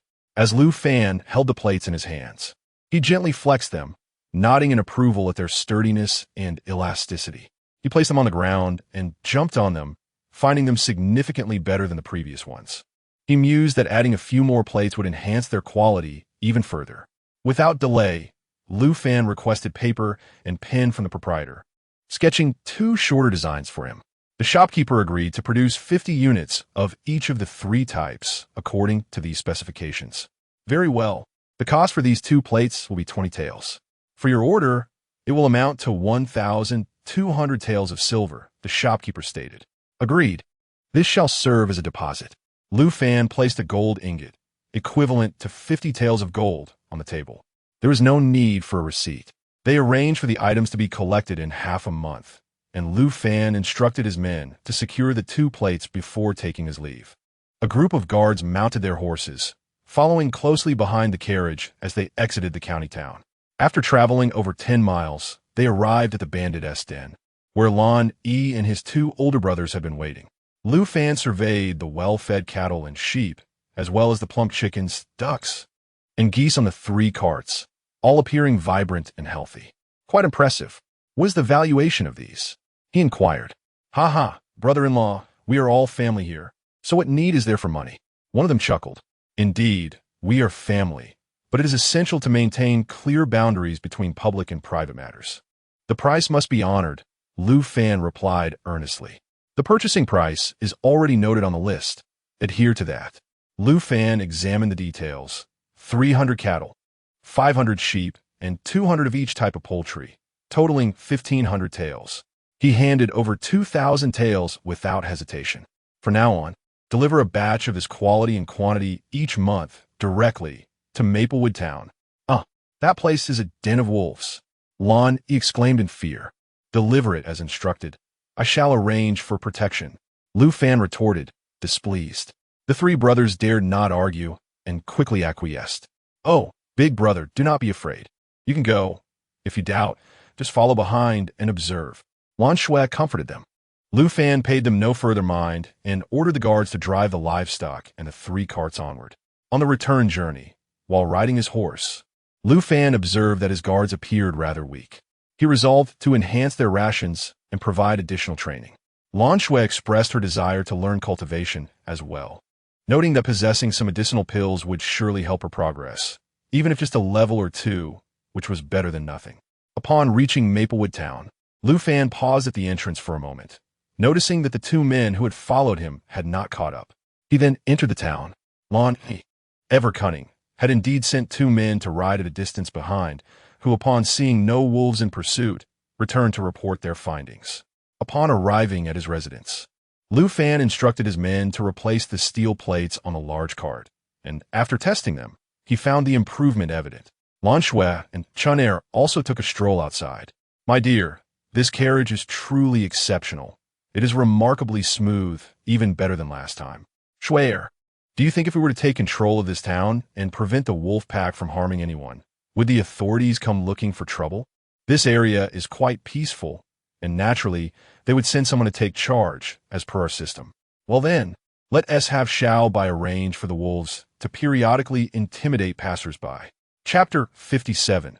Acquiring land. Lu Fan contemplated the entrance of the valley, realizing that to avoid exposure, it would be prudent to establish a manor as his base. The forested area belonging to Shui-Er sparked the idea of creating a manor for themselves. That sounds splendid. You cannot imagine how uncomfortable I feel living here, he exclaimed. If we are to build, we must first purchase that land. Indeed, it is essential. Possessing the land deed ensures legality, Shui-Er concurred. Since you are in agreement, shall I write to my father and ask him to assist us with the acquisition? With my father-in-law handling the matter, I have no worries. It would be best to purchase all the land within a 2-kilometer radius of the forest, Lu Fan responded thoughtfully. Very well, I shall compose the letter. Shui-Er swiftly retreated to the study to pen her message. Lu Fan instructed Lu Jie to accompany 2 others to deliver the letter. Meanwhile, Chun-Er had wandered off to play. Upon returning to the room, Lu Fan sketched a diagram of the human acupoints, specifically the one for the first level of qi refining, which he meticulously copied. Follow the path illustrated in this diagram for your cultivation, and you will become as formidable as I am. Take this elixir and refine it as I instructed. I shall guard the door for you, so you may cultivate without concern. Stepping outside, Lu Fan realized it had been days since he last practiced. He consumed a spirit power pill and settled onto Chun-Er's bed to meditate. In less than half an hour, he had refined the pill and opened 2 acupoints. The efficacy of the spirit power pill seemed to improve with each use, prompting him to consider practicing in the valley. After a short wait, Chun-Er returned, and Lu Fan hurried to the kitchen to procure a large piece of beef for her to prepare a meal, while also arranging for bathing water. Once he sent Chun-Er off, he observed Shui-Er and noticed her skin had developed blemishes. He gently closed the door and waited patiently outside. After half an hour, Shui-Er finally awakened.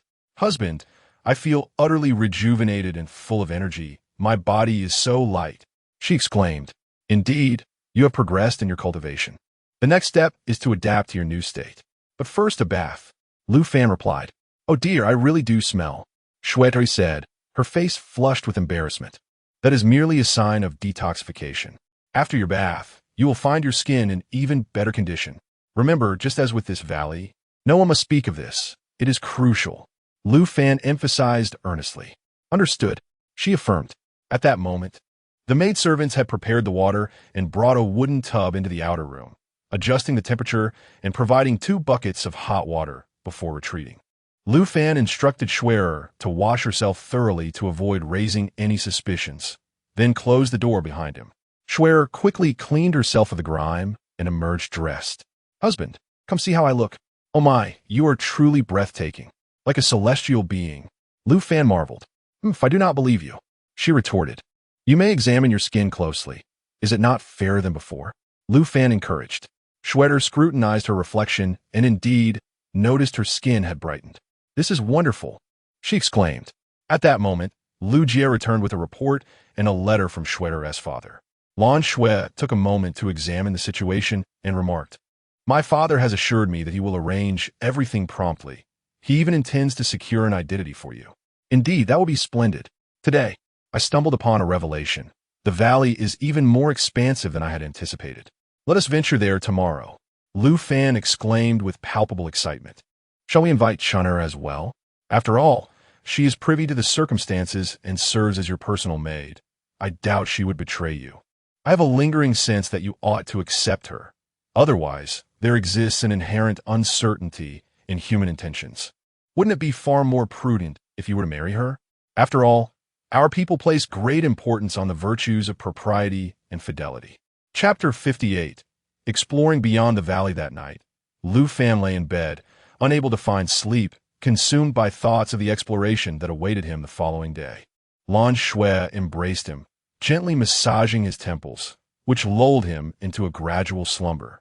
As dawn broke, Lu Fan awoke and, after a hearty breakfast, set out with Lan Shui and Chun'er towards the cave entrance. Xiaobai had already sensed Lu Fan's presence and awaited the trio. I've discovered that beyond the mountain lies a forest. Shall we venture forth? Lu Fan communicated telepathically with Xiaobai, a conversation unheard by others. The 3 humans and 1 wolf ventured into the valley, swiftly ascending the ridge. Lu Fan disassembled his binoculars, holding them in hand to survey the distance. To his surprise, the expanse seemed endless, teeming with wildlife. He spotted bison, goats, wild chickens, hares, and even a group of tigers. We shall not lack for tiger skins. By eliminating these creatures, the animals of this realm will reproduce even more rapidly. Schwerer, you and Xiaobai stay here. I shall hunt the tigers, Lu Fan declared, adjusting his attire before leaping down the ridge. Drawing forth his black gold knife, he dashed toward the tigers, startling them momentarily. With ferocious roars, they charged at him. Eager for a meal, Lu Fan lured them to a sloping hillside and dispatched them one by one with precision. In total, he felled 6 adult tigers, leaving 3 juveniles to grow stronger. Once assured they were unseen, he stored the tigers within his spatial ring and swiftly returned to the ridge. There, he found the 2 women had descended, and upon retrieving a tiger carcass from his space, he climbed back up. He discovered the 2 were amusing Xiaobai and felt a wave of relief. Noticing Xiaobai was inexplicably absent. Schwerer, where is Xiaobai? He inquired. He dashed out upon hearing a wolf's call, she replied. Then let us go and see. Together, they emerged from the cave, only to find Lu Jie searching for him outside the woods. Lu Fan set down the tiger and approached. My lord, Master Lan has sent a messenger with a letter and a package, the messenger announced, handing over the items. Very well, return and continue training them, Lu Fan instructed. He had imparted a few basic combat techniques to the recruits, ensuring they practiced diligently. Each morning, he mandated physical drills, akin to the routines from his military days, which proved effective in enhancing their physical prowess. Lu Fan carried the package back to the cave entrance. Lan Shui opened the letter and exclaimed, My father has informed me. This land has been purchased due to the persistent threat of bandits and wolves. It was available at a remarkably low price. The entire area cost merely 1,000 taels of gold. Unbeknownst to many, Lan's father had discreetly greased the palms of officials with 2 gold ingots, thus securing a favorable deal, a skill in its own right. As Lan Shui unfolded the package, revealing the land deed and documents, she noted that the deed marked this forest, encompassing a radius of 2 kilometers around Fenglin town, as entirely belonging to Lu Fan. Lu Fan, upon hearing Lan Shui's report, was filled with joy. Let us write a letter to my father-in-law to arrange for the construction of our estate. This forest shall serve as the garden of our manor. Indeed, let us return. With a face brimming with excitement, Lan Shui exclaimed, "This tiger, Xiaobai, is entrusted to you. Guard this place vigilantly. No one is permitted to approach, not even near the cliff." Lu Fan advised. "Understood, master," replied the Wolf King, whose remarkable intelligence had increasingly begun to resemble that of a human, fostering a profound sense of reliance on Lu Fan. The pack of wolves was tasked solely with patrolling, while their sustenance was delivered regularly by the attendants, ensuring they feasted on meat daily, each one growing robust and plump. Chapter 59. Another acquisition. As Lu Fan and Lan Shui traveled, they discussed numerous matters regarding the construction of the manor, ultimately deciding that a visit to the Lan residence would be a prudent course of action. Upon returning to the estate in the town, Lu Fan summoned 10 guards and mounted their horses, setting off towards the county city. After more than half an hour, they arrived at the city gates, dismounted, and entered the bustling streets. Xiao Shuzi had already spotted Lu Fan and hurried over to greet him. Lu Fan requested that he inquire about the wages for hired laborers. The rates were exceedingly low, merely 5 taels of silver per month for a young laborer, and only 8 taels for a mason. To put this into perspective, a convicted criminal could be purchased for 10 taels of silver, making the wages for laborers quite reasonable in comparison. In order to expedite the construction process, Lu Fan instructed Xiao Shuzi to lead the guards in a vigorous recruitment effort for workers in the square. Noticing a slave market near the theater, Lu Fan contemplated acquiring a few more individuals. He summoned the steward, who appeared relatively unseedy. "Ah, my lord, this young and beautiful maiden is merely 100 taels of silver. Truly fine merchandise." "Oh, I am not interested in purchasing women. I seek only young and able-bodied men. If they possess skills, I will take them all, regardless of age or gender. Strong laborers are priced at 20 taels each. How many commoners do you require?" "Of course, the more the better." Upon hearing this, the steward realized a lucrative transaction was at hand. "Please, step this way. All the commoners are housed in the large residence behind, and you may select at your leisure." Lu Fan, preferring not to engage in further conversation, followed the steward along with several guards. Upon entering, he was met with a dismal sight. The courtyard was teeming with individuals, their faces gaunt and weary, the air thick with an unbearable stench. The disheveled state of these people made it impossible to discern their features. Such human traffickers were truly despicable. "This is what you call strong men? How many are there in total?" Lu Fan inquired, his displeasure evident. "Replying to your grace, there are 79 men, 38 women, and 21 children, totaling 138 souls. Do not be deceived by the frailty of these women and children. They are quite capable, and you need only provide them with a piece of dry bread each day for them to perform any task," the steward eagerly promoted. Lu Fan surveyed the scene before him and then exited the courtyard. "There are far too many weak and infirm. I shall consider my options further." "Do not be hasty, my lord. Look closely. These are all servants from affluent families, and many have even served as guards." "Enough. What is the total sum? If the price is reasonable, I shall take them all." Lu Fan teased, seeking to negotiate the price. "The valuation is 2,000 taels, if it pleases you." That is acceptable. However, I have one condition. I would like to utilize this courtyard to have them tidied up first. Is that agreeable? Such a trivial matter. Please, feel free to proceed as you wish." The steward thought, as long as payment was made, he cared not for Lu Fan's preferences. Lu Fan produced 4 ingots of gold from his robe and handed them to the steward. The steward accepted the heavy gold, biting into it to confirm its authenticity, and then beamed as he spoke. "Listen well, everyone. This esteemed gentleman has purchased you all, and from now on, You shall heed his commands. Very well. There is no need to concern ourselves with the matter any longer.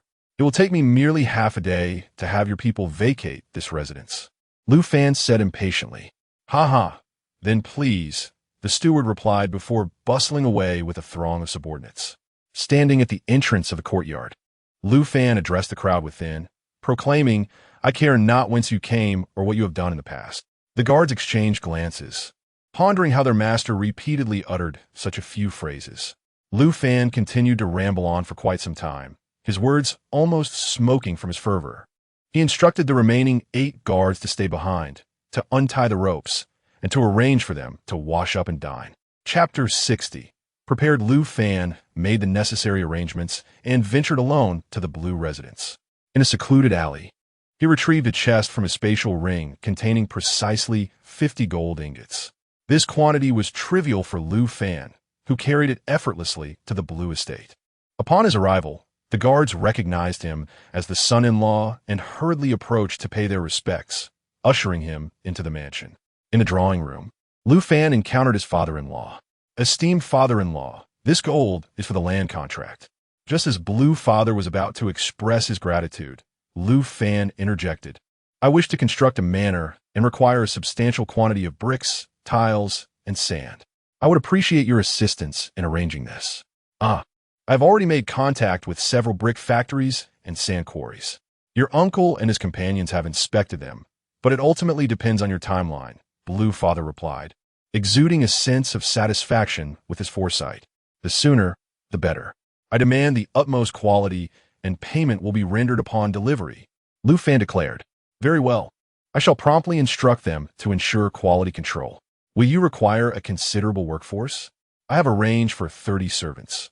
Will that suffice? That will not be necessary. I recently acquired additional servants, which should be adequate. Indeed, while I do not oppose your acquisition of servants, exercise caution in your selection.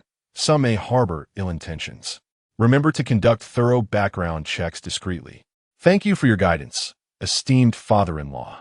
I shall take my leave now. My dear son-in-law, the bricks and other materials will begin arriving tomorrow, so be prepared to receive them.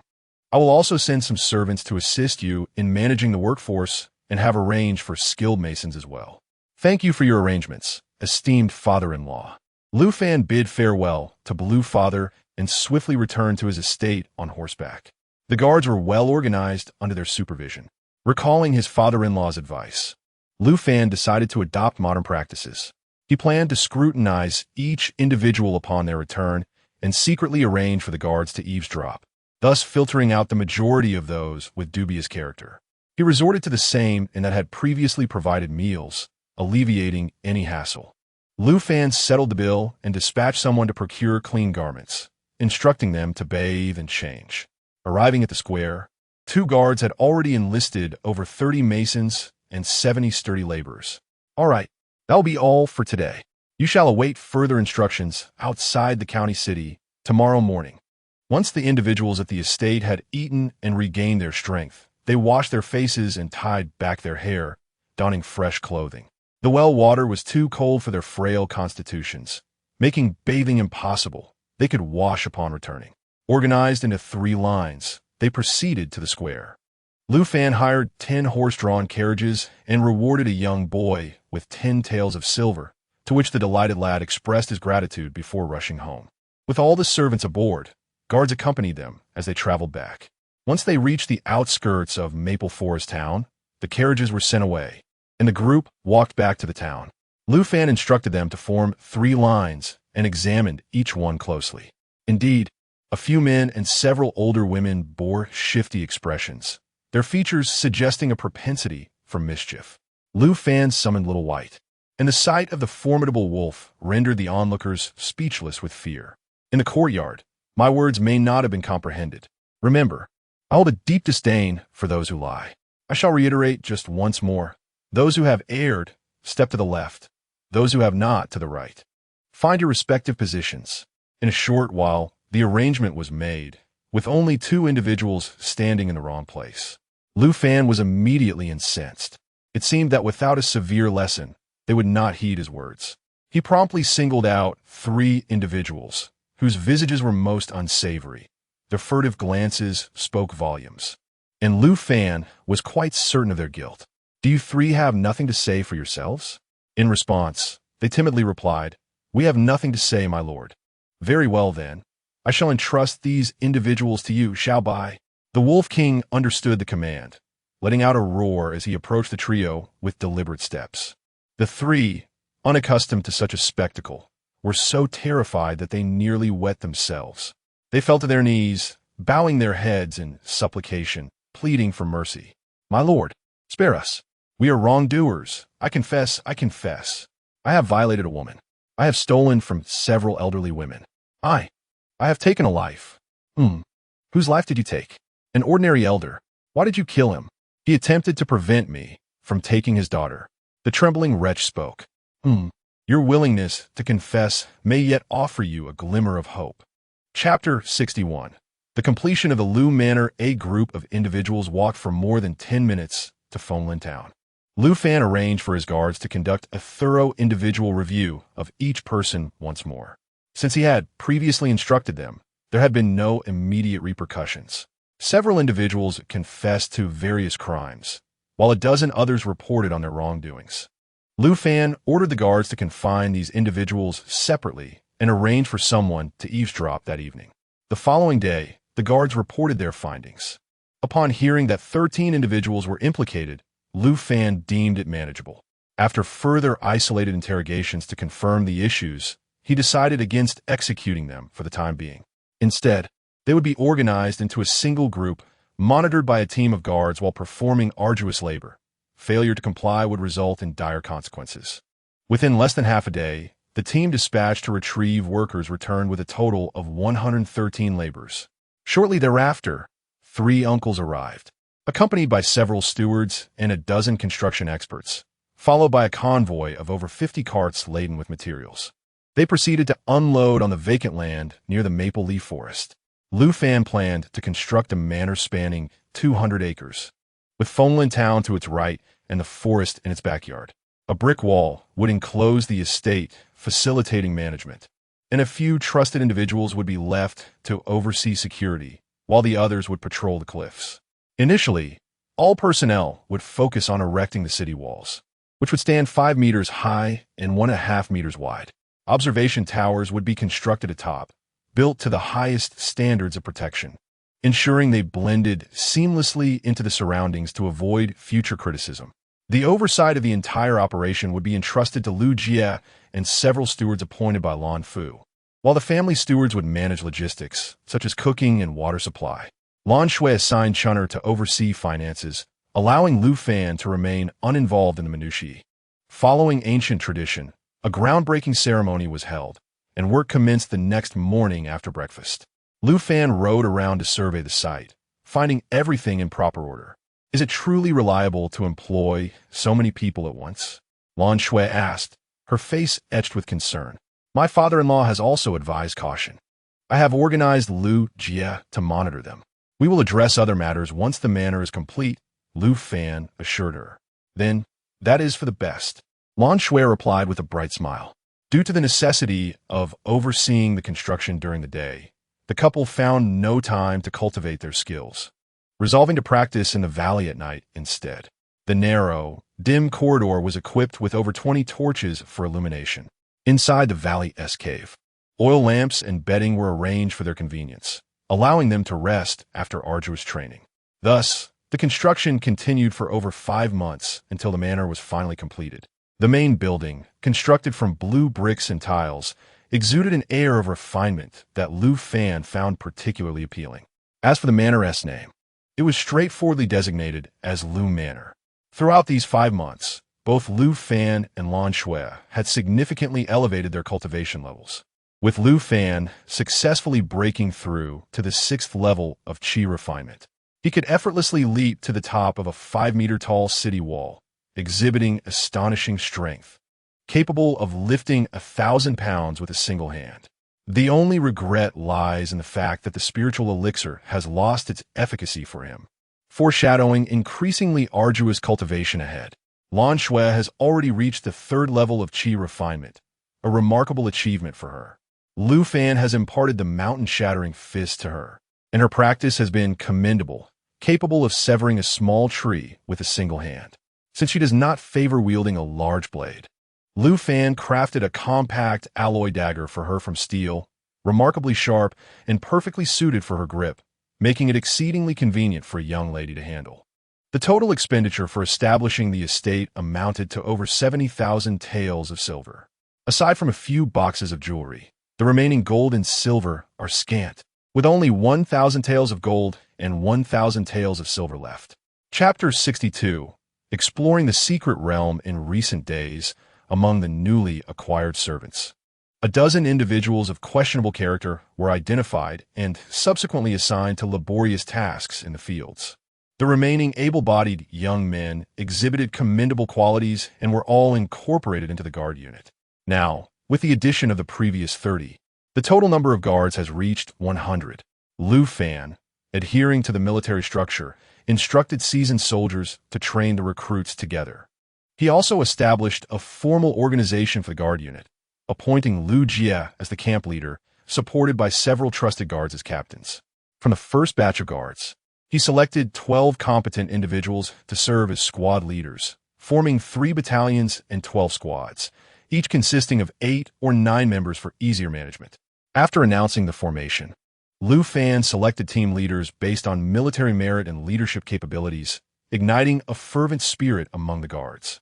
Each day, besides training, the squads were assigned patrol duties, primarily covering the 2,000 acres of land beyond the city walls. Currently, Lu Manor is home to over 150 residents, with daily expenses amounting to around 70 to 80 taels of silver. Monthly expenditures total over 2,000 taels, prompting the steward to suggest a reduction in the number of guards due to the high costs. Lu Fan, however, did not perceive them as a waste of resources. During idle times, he instructed Lu Jie to have them cultivate the land, as there were 3,000 acres within a 2-kilometer radius. More than 500 acres had been cleared for farming, ensuring ample food supply, though water scarcity remained an issue. To address this, he enlisted professional well diggers, successfully excavating several wells for sufficient water supply. Additionally, 5 guard posts were constructed around the periphery of the fields for patrol and security. The servants raised a substantial number of livestock, and with the overgrown grass across the 2,000 acres, along with the leftover corn stalks from the harvest, feed was plentiful and inexpensive. Should supplies run low, the steward was instructed to procure more. Similar to other estates, Lu Manor erected boundary markers at key entrances and critical points around its periphery, inscribed with the character Lu, warning passers-by that they were entering Lu Manor's territory. In recent months, Lu Fan had been preoccupied with the establishment of the manor, leaving little time for exploration of the valleys. However, now that he found himself with some leisure, he yearned to venture forth. As Blue Snow was deemed unfit for such an undertaking, she was not included in the expedition. During this period, he also crafted a set of combat attire for himself. Although the fabric lacked the lightweight quality of modern materials, it compensated with adequate breathability, and all requisite pockets were sewn in. He had a skilled servant create over 10 sets, which he stored in his spatial ring for future use. At the break of dawn, Lu Fan arrived at the entrance of the back mountain, which had long been designated as a forbidden area, deterring anyone from approaching. The presence of wolves ensured that no one dared to trespass. Lu Fan personally constructed 2 wooden cabins. One concealed the entrance for better secrecy, while the other provided a more comfortable dwelling for his companion, Little White. After changing into his new attire, Lu Fan led Little White into the valley on the other side. Since his last visit, where he had hunted a few tigers, several months had elapsed, and the local wildlife had notably increased. He had successfully hunted over a dozen wild buffalo and goats, while Little White had dispatched more than 20 chickens. It had been a long time since Lu Fan had enjoyed wild chicken. Roasting one over an open flame and sprinkling it with a few seasonings produced a delightful aroma. The feast proved to be a hearty meal for both master and beast. Master, your culinary skills are quite impressive. Haha, this is indeed one of my specialties. In the past, during my time in the military, Lu Fan now felt an overwhelming sense of homesickness, which he could not help but express aloud. Master, are you feeling homesick? Well, let us proceed. With that, Lu Fan and the Wolf King ventured further, traversing 3 more miles. They stumbled upon a magnificent waterfall and a mountain spring. Little White joyfully bounded over to take a sip, exclaiming, "Wow, this tastes delightful. Master, come and try it." Lu Fan quickly approached, cupping his hand to drink from the waterfall. Indeed, it was refreshingly sweet and delicious. Lu Fan then took out several large jars to fill and store the precious water. Chapter 63. The ancient ginseng. The waterfall, though not particularly grand, stood at a height of over 3 meters. With a nimble leap, Lu Fan ascended to its summit, where he discovered a spring, its opening scarcely half a meter wide. A few meters away, a magnificent ginseng plant thrived, its leaves remarkably large, emerging from the crevices of the rocks, boasting a head as thick as a bowl. Lu Fan carefully excavated it, revealing a ginseng root extending over half a meter, radiating strands of spiritual energy. Truly a remarkable treasure. With a chuckle, he stored it safely within his spatial ring. He surveyed the entire platform, which spanned roughly 50 square meters, with a mountain wall at its rear. Finding nothing else of interest, he meticulously replaced the stones he had unearthed. This ginseng was undoubtedly ancient, and he looked forward to sampling its effects upon his return. After descending from the spring's platform, he strolled with Xiao Bai for a while, and as dusk approached, he made his way back home. Lan Su, somewhat anxious for his return, had been waiting at their wooden cabin for quite some time. Upon Lu Fan's arrival, her long-awaited smile illuminated her face. "Husband, you're back." Lu Fan understood her concerns, but chose not to voice them. Instead, he embraced her, planting a gentle kiss on her lips, causing Chun Er to shyly retreat. The girl had matured into a lovely young lady over the past 6 months, possessing all the attributes one would expect: a voluptuous figure, with a bosom even more ample than Lan Shui's. Xiao Bai, present at the scene, silently departed, exuding an air of pride. Lu Fan and Lan Shui exchanged amused glances. Lu Fan retrieved 2 goats from his spatial treasure. "Tonight, we shall have a goat stew." Lan Su, having practiced alongside him for some time, was already aware of Lu Fan's secret regarding the spatial artifact. However, Chun Er remained oblivious, prompting them to keep her in the dark. In the woods, they set up a stove and prepared a large pot of goat meat, adding an array of seasonings that filled the air with an irresistible aroma. Xiao Bai, already salivating, was given a sizable stone slab to wash clean before being rewarded with an entire goat. Lu Fan and Lan Shui carried out the tables and chairs from the cabin, bringing out bowls and chopsticks to enjoy their meal. The 3 of them, along with the wolf, relished the feast with great delight. Once sated, they took a leisurely stroll back to the main house to rest. Chun Er now had her own independent room, adjacent to Lu Fan's. Upon returning home, the 2 began their practice, which left Chun Er unable to sleep. The young lady's voice had indeed grown louder, seemingly unaware of the need for discretion. Fortunately, the main building was separated from the others by several dozen meters, providing some relief. Previously, in Maple Forest Town, their quarters had been too close together, leading to much embarrassment for the servants who could hear everything clearly at night, their faces flushed with awkwardness. Lu Fan, thoroughly enjoying himself, found over an hour had passed. Lan Shui lay languidly in his embrace, a look of satisfaction gracing her features. "Shui, today Xiao Bai and I discovered a large ginseng." "Oh, how large can it be?" Lan Shui replied lazily.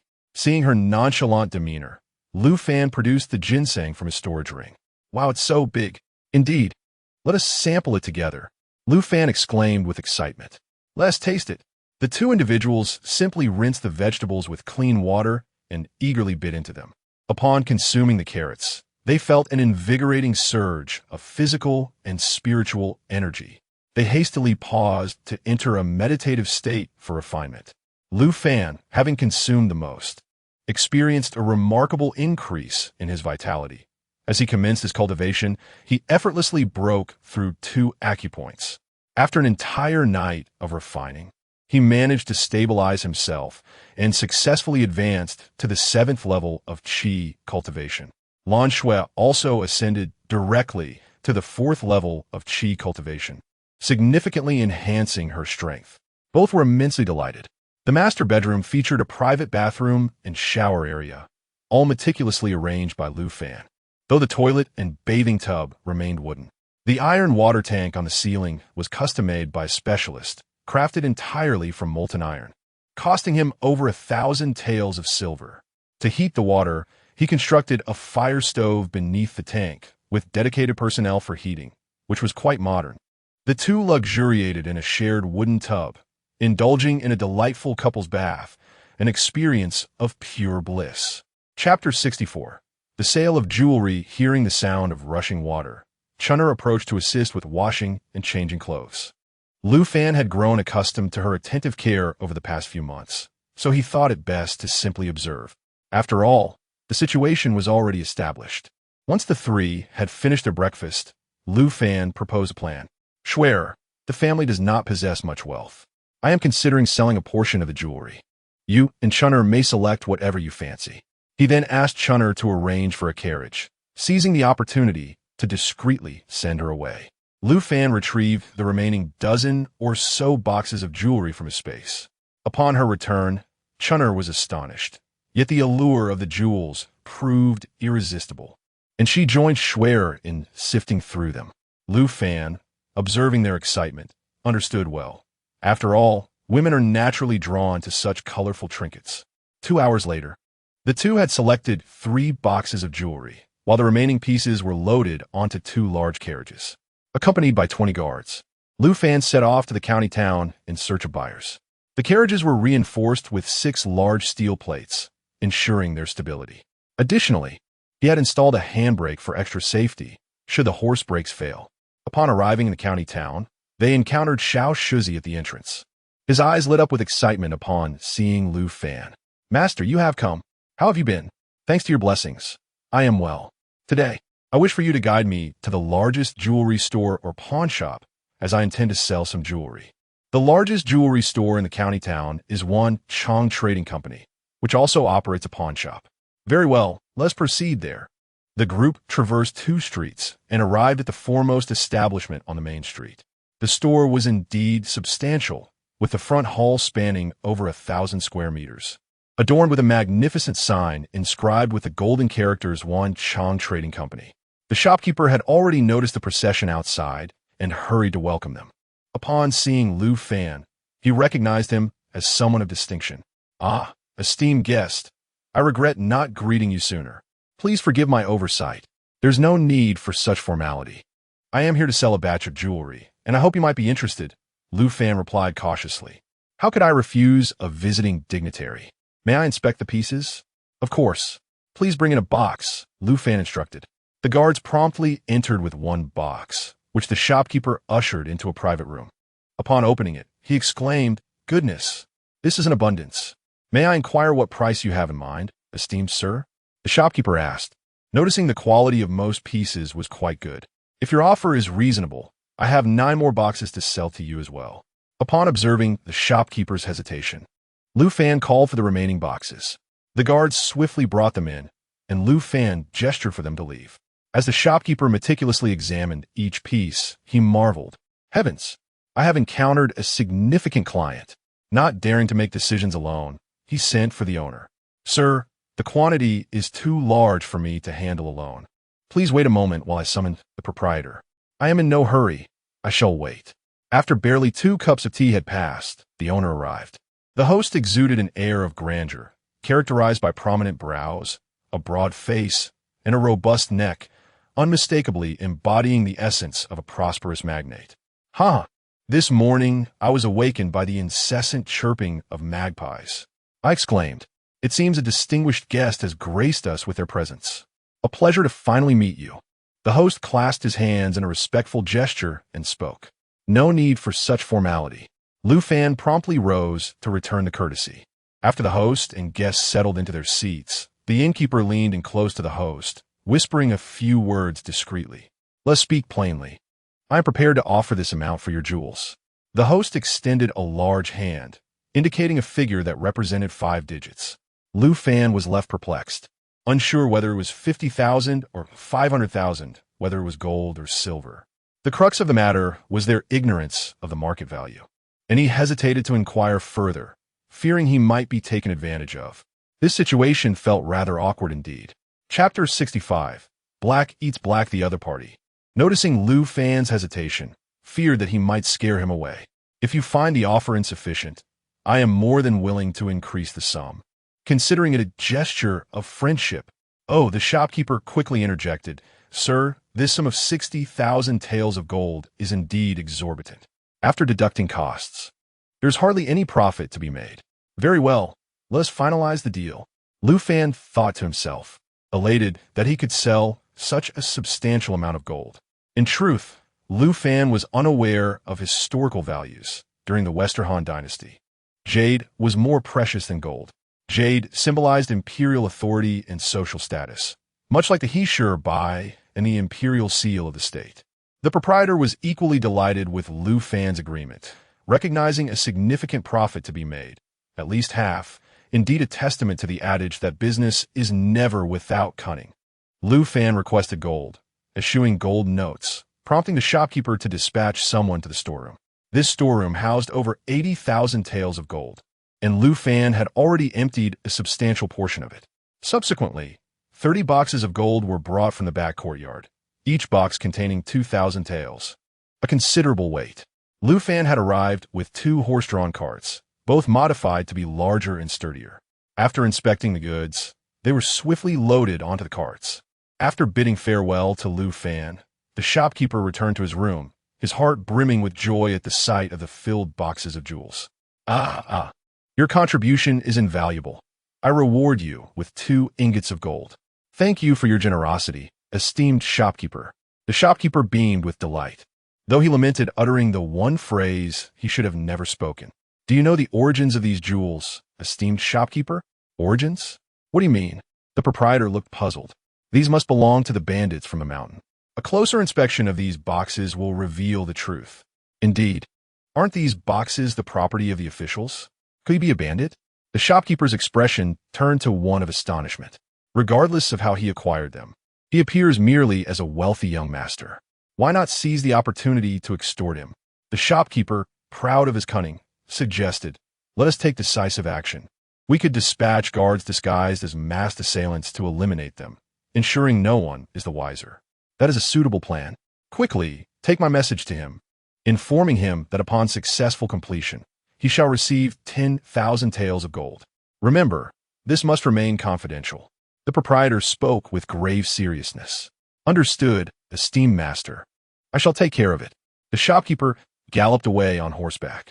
Lu Fan, in a generous mood, rewarded Xiao Shuzi with a hefty ingot of silver, instructing him to return home safely. As Lu Fan strolled homeward, buoyed by good fortune, he hummed a merry tune. However, barely halfway through the journey, he noticed a cloud of dust rising behind him, sensing trouble. It appears they intend to blacken their own kind. He directed 2 of his smaller guards. Return and summon assistance. The rest of us will head to the bandits' mountain. The 2 complied, hastily riding towards Lu Manor, a journey of 7 miles that would take at least 10 minutes even at their fastest. Lu Fan had sent them not to rescue him, but to prepare for a counterattack. He was the type who believed in avenging wrongs without delay. As Lu Fan and his companions ventured into the bandit mountain, scarcely 5 minutes had passed before a group of masked assailants caught up with them. A swift glance revealed that there were around 50 to 60 adversaries. The moment they charged, their intentions were glaringly clear. They sought to take their lives. Lu Fan, without hesitation, resolved to leave no survivors. His loyal guards stepped forward to confront the enemy, displaying remarkable courage. Brandishing his black gold blade, Lu Fan leapt into action, swiftly cleaving the leader of the attackers in 2. Chaos erupted among the ranks of the assailants. Their formidable leader, a master of martial arts, had been felled by a single stroke, instilling a palpable fear among them. Chapter 66. Collusion between officials and civilians. In less than a quarter of an hour, all foes were vanquished, though a few attempted to escape amidst the chaos. Lu Fan leapt down the hillside, blocking their path, and decisively delivered a piercing blow. Report on the injured, he commanded. Master, there are no fatalities. 2 are severely wounded, while 6 suffer minor injuries, a captain reported. You performed commendably this time. Yet we must strive for further improvement. I demand that no one is permitted to be injured. We pledge our lives in unwavering loyalty to our master, except for the two severely injured guards. The others knelt before Lu Fan, vowing their allegiance. Lu Fan waved his hand and produced 2 healing pills, administering them to the critically wounded. Their conditions visibly improved, with wounds gradually healing. Thank you for bestowing upon us the gift of life. They wished to express their gratitude, but Lu Fan halted them. Indeed, valor is paramount. Yet one must also consider strategy. I have gathered you not to sacrifice your lives, but to ensure your survival. We understand, Master. The group replied in unison. Now, the lightly injured should assist in treating the wounds, applying some hemostatic medicine. I acknowledge my oversight this time. In the future, I shall provide you with healing potions and armor. As he spoke, Lu Jie and others hurried over, shocked by the sight of the numerous corpses strewn about. Master, are you unharmed? What do you think? I did not summon you to salvage the situation. Since that merchant intends to engage in treachery, I shall retaliate in kind. Immediately clear the battlefield. Those of you who are injured escort the carts back to Lu Manor. The rest shall accompany me to the county town to deal with them. With time still on their side, Lu Fan awaited the completion of the battlefield cleanup and the departure of the carts before leading his group towards the county town, where Xiao Bai unexpectedly appeared. Lu Fan halted his horse. What brings you here? I heard the commotion of your gathering and was concerned for your safety. You cannot accompany me to the county town. Obediently return. You shall escort the carts back and arrange for your subordinates to handle the bodies of the bandits on the mountain. Oh, very well then. Lu Fan could discern Xiao Bai's genuine concern for him, unaware that he had already occupied a significant place in her heart. Lu Fan spurred his horse to join the procession, which consisted of over 50 individuals. Enter the city in groups and maintain a low profile. First heading to my father-in-law's residence. Lu Jie, arrange for some casual attire to be delivered to the Lan residence. Lu Fan intended to visit the Lan residence first to gather intelligence on the opposing party. Upon arriving at the Lan residence, they were welcomed by the guards and allowed entry, with the guards waiting in the courtyard. Lan Fu and his family were preparing to dine when they heard of Lu Fan's arrival and hurried to greet him. Ah, my esteemed son-in-law, your mother-in-law was just speaking of you. Why have you come alone? Lan Fu inquired, puzzled. Esteemed father-in-law, I have come to inquire about certain matters. Lu Fan replied mysteriously. Let us speak indoors. Noticing the serious demeanor of the guards, Lan Fu promptly led him into the study, dismissing the servants and closing the doors and windows. Father-in-law, are you familiar with the Wanshan Trading Company? Indeed, I am well aware. That individual is quite a significant figure. His household is replete with wealth, and it is said that he amassed his fortune long ago through nefarious means. Furthermore, he secretly colludes with the Imperial Army. Mr. Lan spoke with an air of gravity, stating, Today I sold some jewels to him, but he subsequently sent assassins to eliminate me. Hence, I have returned. Lu Fan inquired earnestly. Ah? Those assassins may very well be affiliated with the Imperial forces. Chapter 67. Conspiracy. I had anticipated this, yet they are already en route. You know me. I do not allow grievances to linger overnight. Lu Fan replied nonchalantly, You may proceed. I shall keep a watchful eye on matters here. What I mean is that you ought to dispatch someone to take over that shop. If they dare to seize what is mine, I shall ensure they are left with nothing. My esteemed son-in-law, is this feasible? It can be accomplished with meticulous planning. Arrange for a trusted confidant to guide us. I shall first ransack his residence and then dismantle his business. We can spare his life initially, procure the deeds to the property, and then eliminate him. Can we not? Then let us send your brother-in-law. After all, he is one of our own, and under your tutelage. He has become quite sensible lately. Mr. Lan remarked with a smile of satisfaction. Then please make the necessary arrangements and ensure the guards have their meals. Certainly. Quickly, send more hands to prepare the feast. The steward promptly took his leave to organize the kitchen. Let us dine first, my good son-in-law. Lu Fan made his way to the hall, where he was warmly greeted by his mother-in-law. How have you been, dear mother-in-law? Quite well. But why did Schwer not accompany you back? I brought my subordinates along to attend to business and returned late. I intended to spend the night here before heading back tomorrow. If you find yourself bored at home, allow me to send someone to escort you to my place for a change of scenery. Mrs. Lon glanced at Mr. Lon, who was met with Lu Fan's expectant gaze. Mr. Lon hastily stammered, "You may go if you wish. What are you looking at me for? Stay a few more days with Schwer." Mrs. Lon responded with great delight. "This is the first time you have spoken so well. It is all thanks to having such a wonderful son-in-law." After their meal, the group changed into casual attire. The proprietor of the Wanchong Trading Company not only possessed a grand residence in the county town, but also owned 3 expansive estates in the countryside. Lu Fan devised a plan to raid his main residence once night fell and the city gates were shut, followed by the shop. The property deeds would undoubtedly be registered at the government office. To legally reclaim the property, a formal sales contract must be drafted, which he discussed with Mr. Lon. Mr. Lon, in his urgency, had forgotten this detail and promptly penned a sales agreement, drying the ink before handing it to Lu Fan. As darkness enveloped the city, Lon, along with a group of plainclothes individuals, lay in ambush at the residence. Guards were also dispatched to keep watch over the shop. Lu Fan donned his combat attire and stealthily infiltrated the estate, discovering the owner conversing quietly with the shopkeeper in a chamber. With a swift leap through the window, both men were taken aback upon seeing Lu Fan. "How is it possible that you are still alive?" the shopkeeper exclaimed in astonishment. "Fear not, your entire family has perished, yet I remain unscathed. Now, tell me how you intend to settle this matter privately. You would do well to release me. Do you not realize the officials stand behind me?" The owner replied with an air of indifference. "Oh, do enlighten me. Perhaps I shall deem myself unfortunate.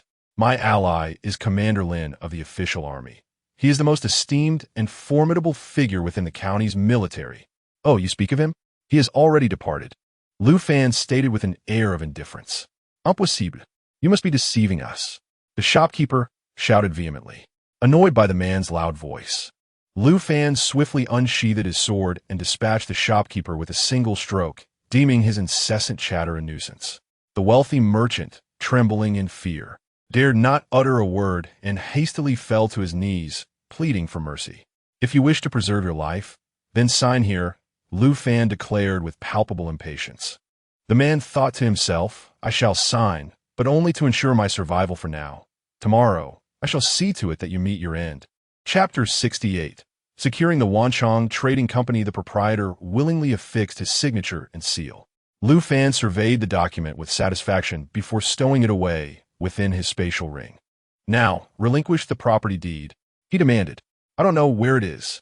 The man's cowardice was apparent, and Lu Fan, disinclined to engage further, pressed his hand onto the table and brandished a large knife. Before he could strike, the man wet himself in terror.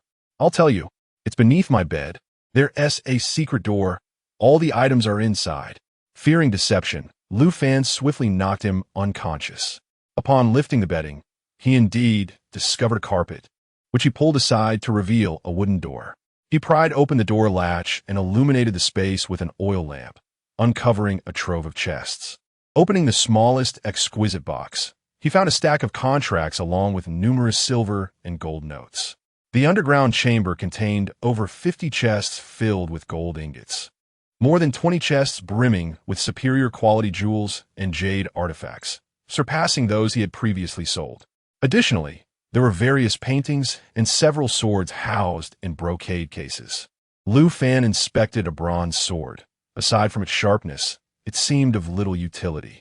However, if he could transport it to the modern era, it would be a genuine treasure of immense value. He decided to store it away. The contents of the spatial ring were now over half full. Emerging from the cellar, he wasted no time and swiftly beheaded the unconscious man. "If you wish to kill me, be prepared to meet your own demise." Realizing there were likely several servants and maids remaining, he refrained from slaughtering them all.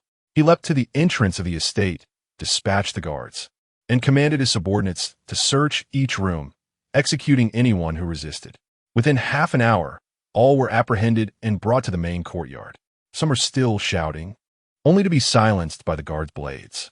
Reporting to the master, 35 rebels have been slain and 78 have been detained. Each captive was brought inside for interrogation, with any who dared raise their voices facing immediate execution. Lu Jie, you are responsible for the thorough inspection. Ensure absolute precision. Understood. Lu Fan donned a trench coat and, accompanied by a small squad of 9 guards, strolled nonchalantly towards the Wanchong Trading Company. By then, the shop had closed its doors, leaving only around 20 guards in the back courtyard to watch over the storeroom. Lu Fan vaulted into the courtyard, swiftly dispatching the guards on duty with 2 strikes. Before the remaining guards could react, he sliced through the lock on the main door. The guards surged in, and Lu Fan led the charge against those emerging from within. Some, paralyzed by fear, hid inside, but the guards stormed in and unleashed a flurry of strikes. The battle concluded in less than 5 minutes. The guards promptly cleared the battlefield, wrapping the bodies in bedding and loading them onto a cart in the courtyard. A well in the yard provided fresh water, which they used to cleanse the blood splattered about. Lu Fan hacked open the storeroom door, instructing the guards to stand watch while he entered with an oil lamp to investigate. The storeroom was expansive, extending inward to reveal a large suite spanning 50 to 60 square meters. In addition to his 10 chests of jewels, he discovered 5 more chests of jewels and 13 chests of gold. The guards remained outside, leaving the area deserted. Lu Fan proceeded to stow away the gold and 5 chests of jewels. As for his own 10 chests of jewels, he decided it prudent to transport them by carriage the following day to avoid attracting attention. The total amount of gold he had accumulated today reached an impressive 300,000 taels, which included 100,000 taels in gold notes. The jewels amounted to 28 chests. What a fortune he had amassed! How many lives had this wretched individual ruined to amass such wealth? It was truly despicable. The outer chamber of the storeroom contained various other items, but Lu Fan felt no inclination to investigate them further. He would tally them up when dawn broke. After exiting the storeroom, he instructed the guards to keep a vigilant watch. He then called in the outer guards to bring the carriage and return to the estate of the Dong family. Chapter 69. An opportunity for redemption. Lu Jie encountered Lu Fan upon his return. Among the individuals present, a portion were his trusted confidants, who had confided in him numerous heinous acts, resulting in the deaths of no fewer than 500 individuals. Truly despicable, given his intentions for treachery today. It was evident that such a person could not have committed these atrocities only once. The master also had 32 family members, comprising 10 wives and 22 children. How utterly outrageous! An exhaustive investigation must be conducted. Those guilty of capital offenses shall be executed, while the others shall be bound and detained, awaiting further deliberation on the morrow. Meanwhile, Lan Fu received the report from Lan Yi, affirming that Lu Fan had successfully resolved the situation, which allowed him to breathe a sigh of relief as he prepared for the handover the following day. Lu Fan instructed the guards to remain vigilant on the premises while he returned alone to the Lan residence. Lan Fu ushered him into the study, where Lu Fan had already retrieved a small box and the contract of sale.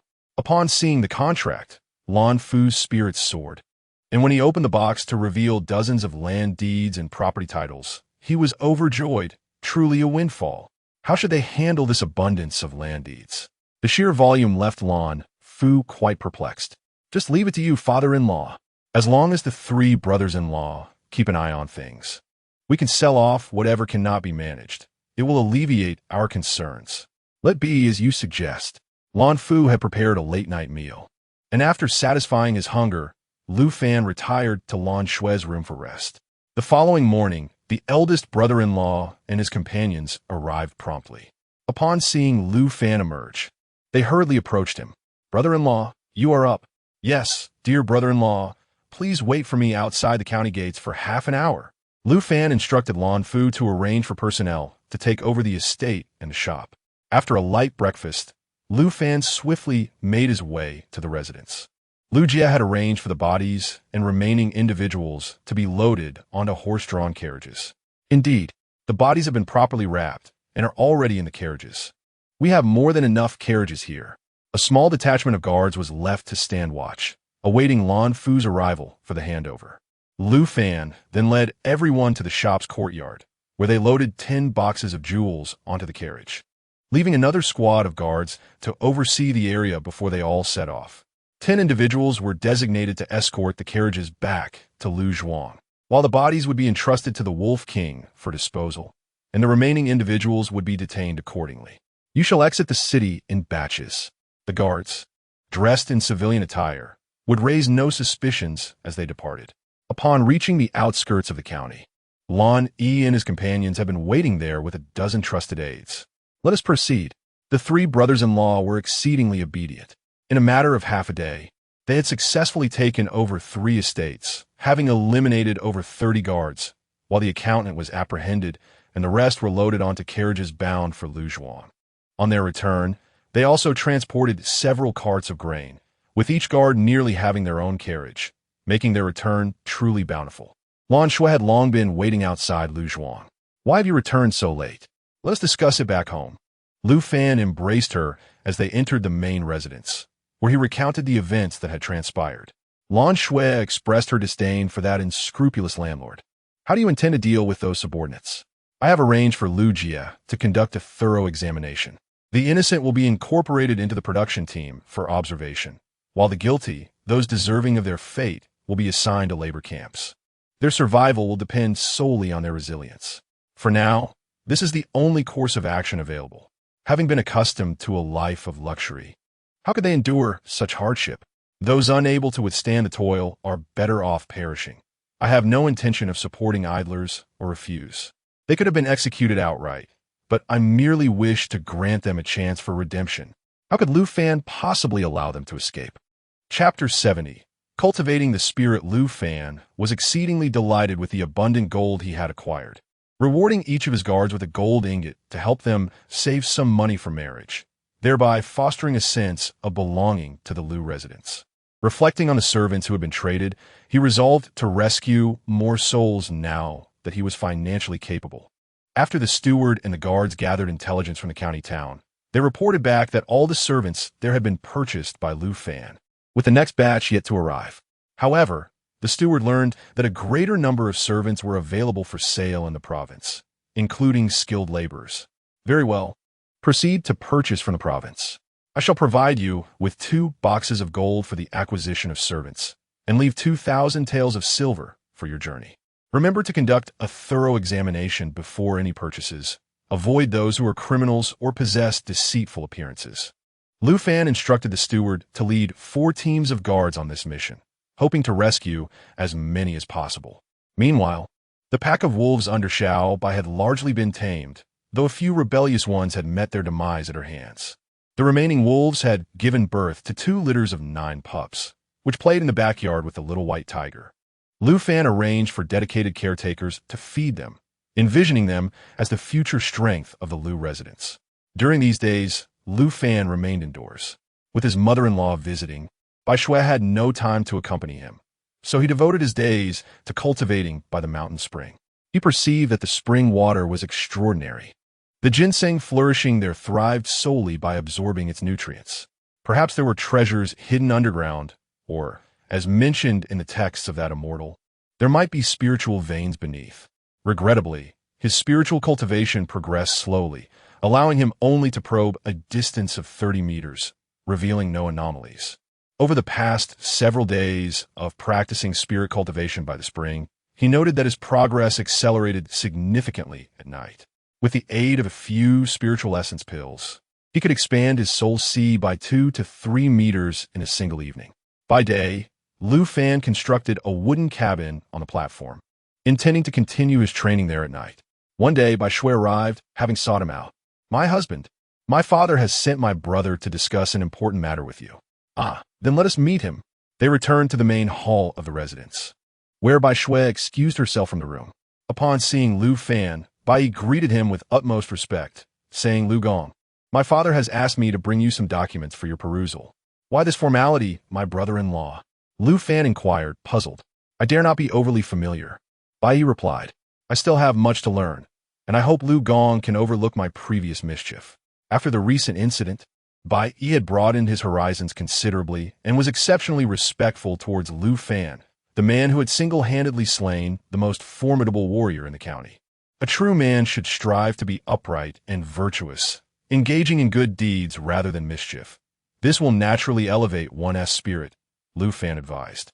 Thank you for your guidance, Lu Gong. Bai expressed gratefully. Lu Fan opened the small box to find 2 property deeds and a stack of silver notes. One deed pertained to a residence, while the other was for a shop, both officially registered in his name at the authorities.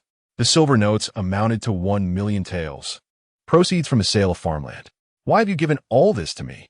He chuckled, remarking that his father had suggested both he and his sister should secure a place to stay in the city. As for that shop, his father mentioned he was not adept at managing it and preferred to return it to him. Lu Fan mused to himself that his father-in-law was not lacking in wisdom. After all, the shop and the residence were indeed a hot potato that he would rather not handle. As for the several estates and some parcels of land, he was certain his father-in-law had retained them. Well, let it be this way. Having too much can also be a burden. After all, a tall tree catches the wind. He chuckled again, acknowledging that Lu Gong's every word was profound. Truly a remarkable person. Chapter 71. Distillation and brewing after bidding farewell to the figure in blue. Lu Fan contemplated the shop and the estate, aware that such assets would inevitably attract the covetous gazes of the affluent and powerful. While this might pose a dilemma for others, for him, it represented a lucrative opportunity. Let those who wish to scheme do as they please. He promptly dispatched Lu Jie to lead 4 small teams and selected a few astute subordinates to oversee the operations. As for the shop, he decided to lease it out, perhaps luring in a few substantial clients. He would not concern himself with trivial matters. Besides himself and Lan Shui, all mundane affairs of the Lu estate were managed by Chun'er, thus allowing them to focus on their cultivation. Having not shared a bed with Lan Shui for over 10 days, Lu Fan felt an undeniable impatience. After a modest dinner accompanied by a few drinks, he hurried to bed, eager to engage in some intimate conversation with Lan Shui. But then he hesitated. What was the matter? Lu Fan voiced his confusion. Lan Shui gently caressed her abdomen. "Are you pregnant?" he inquired, to which she softly affirmed, "Yes." "That is splendid news," Lu Fan exclaimed with great joy. "My mother knew just a few days after arriving." "Then you should focus on nurturing the baby. We can discuss cultivation matters later," she replied. "Indeed, I understand." Lu Fan instructed his subordinates to fetch some empty wine jars, which he then filled with spring water from the secret realm for Lan Shui's daily consumption. He also ordered the excavation of an underground ice cellar to store some game meat for her sustenance. He intended to continue his sole cultivation at the mountain spring in the secret realm. By day, he would cultivate his spiritual power and occasionally venture out to check on Lan Shui, bringing her food. One evening, feeling particularly restless, Lu Fan returned to the main residence. Shrouded in darkness and neglecting to light a lamp. Hastily disrobing, he climbed into bed, intending to perform a good deed. However, upon reaching out, he realized something was amiss. Upon lighting the lamp, he was taken aback to find Chun'er in his bed. Her cheeks were flushed, her breath quickened, and her undergarment was partially undone, igniting a rush of blood to his head. Overwhelmed, Lu Fan extinguished the lamp, thinking to himself, "Let whatever happens, happen." Lan Shui, lying within, feigned deep slumber while inwardly cursing the audacity of the situation. Yet, she secretly hoped Lu Fan would take Chun'er under his wing to prevent future complications. The following morning, Lu Fan awoke early and fled from his room, akin to a child caught in wrongdoing, making his way to the hall. After the servants presented breakfast, Lu Jie returned shortly thereafter. "I report to you, my lord, that the shop remains unrented, yet inquiries about the selling price persist. I suspect foul play behind the scenes. Indeed, it seems they are attempting to meddle in our affairs. If we cannot lease it, let us open a shop. Can we allow the living to die of thirst?" Lu Fan mused. "Very well, we shall sell wine." Initially, Lu Fan contemplated brewing wine from fermented grains, but found it cumbersome and costly. Instead, he decided to procure low-alcohol beverages from the market, which could be heated and distilled into fine wine. He instructed the clearing of 20 acres outside the estate walls for the winery's construction. 10 large cooking stoves were erected, upon which a sizable round copper vessel was to be crafted, utilizing molten copper poured by skilled artisans on site. It is crafted in exact accordance with the modern stainless steel distillation barrels. While copper barrels may not rival the pristine nature of their contemporary stainless steel counterparts, both the interior and exterior have been meticulously polished to achieve a smooth finish, rendering them functional. Ultimately, a large shelter will be erected to shield against the elements, with towering walls constructed on all sides and guards appointed to oversee the premises. Recently, the steward and his team returned from the provincial capital, having recruited over 700 servants, the majority of whom are skilled professionals.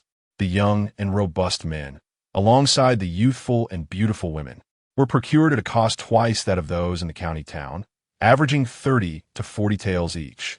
Each individual underwent multiple rounds of scrutiny, and now they have all been assigned to cultivate the land. Lu Fan selected a number of families with reliable and honest individuals, bringing them to reside at the distillery.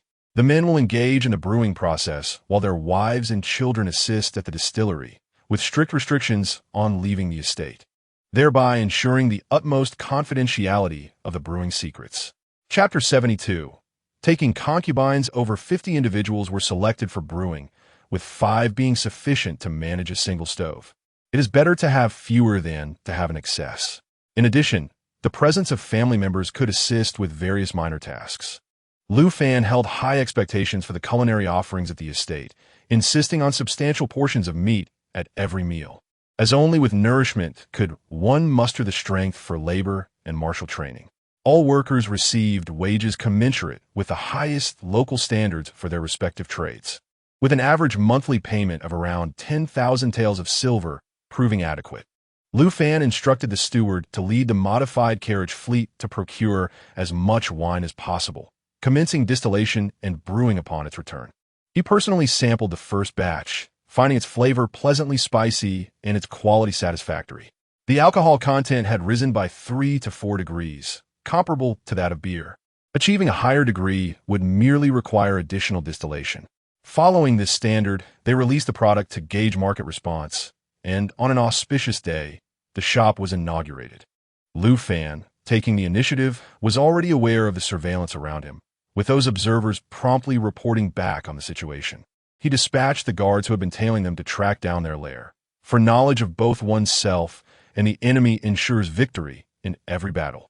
Emulating modern business practices, Lu Fan offered complimentary tastings on the opening day, with each patron receiving a small bottle, equivalent to 5 taels of wine.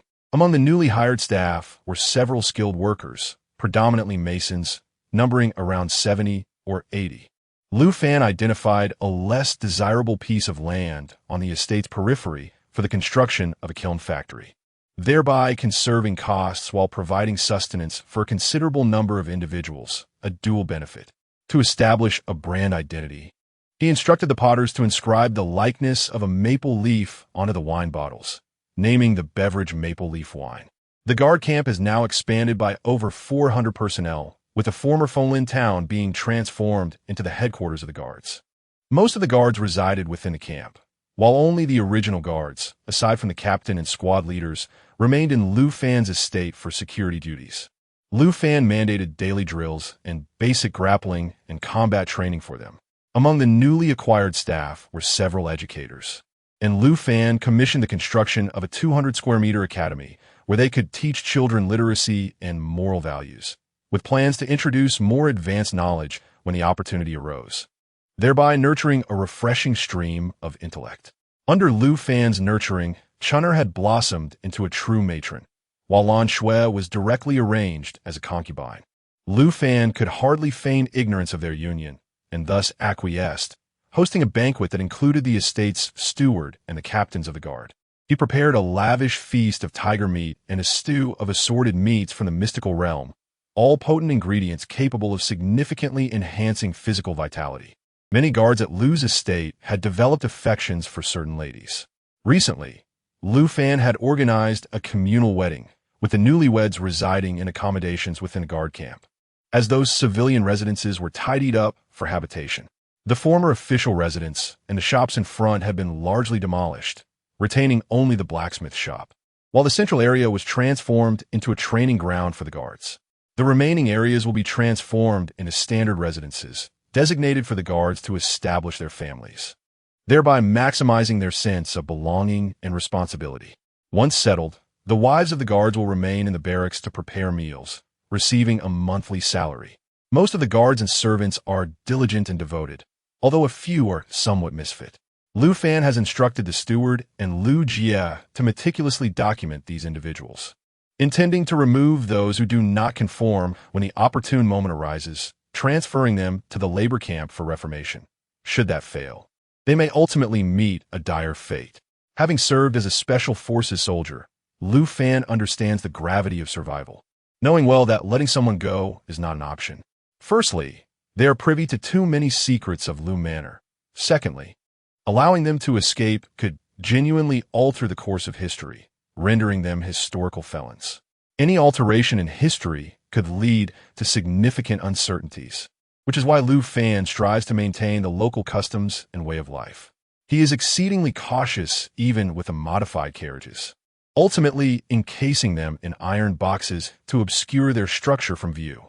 51 sets were constructed, with only 20 carriages modified, while the remainder is securely stored within a spatial ring. Chapter 73. The Strengthening of the Soul After a Day of Complimentary Tastings. Maple Leaf Wine successfully made its inaugural debut. 2 months later, the distillery was completed.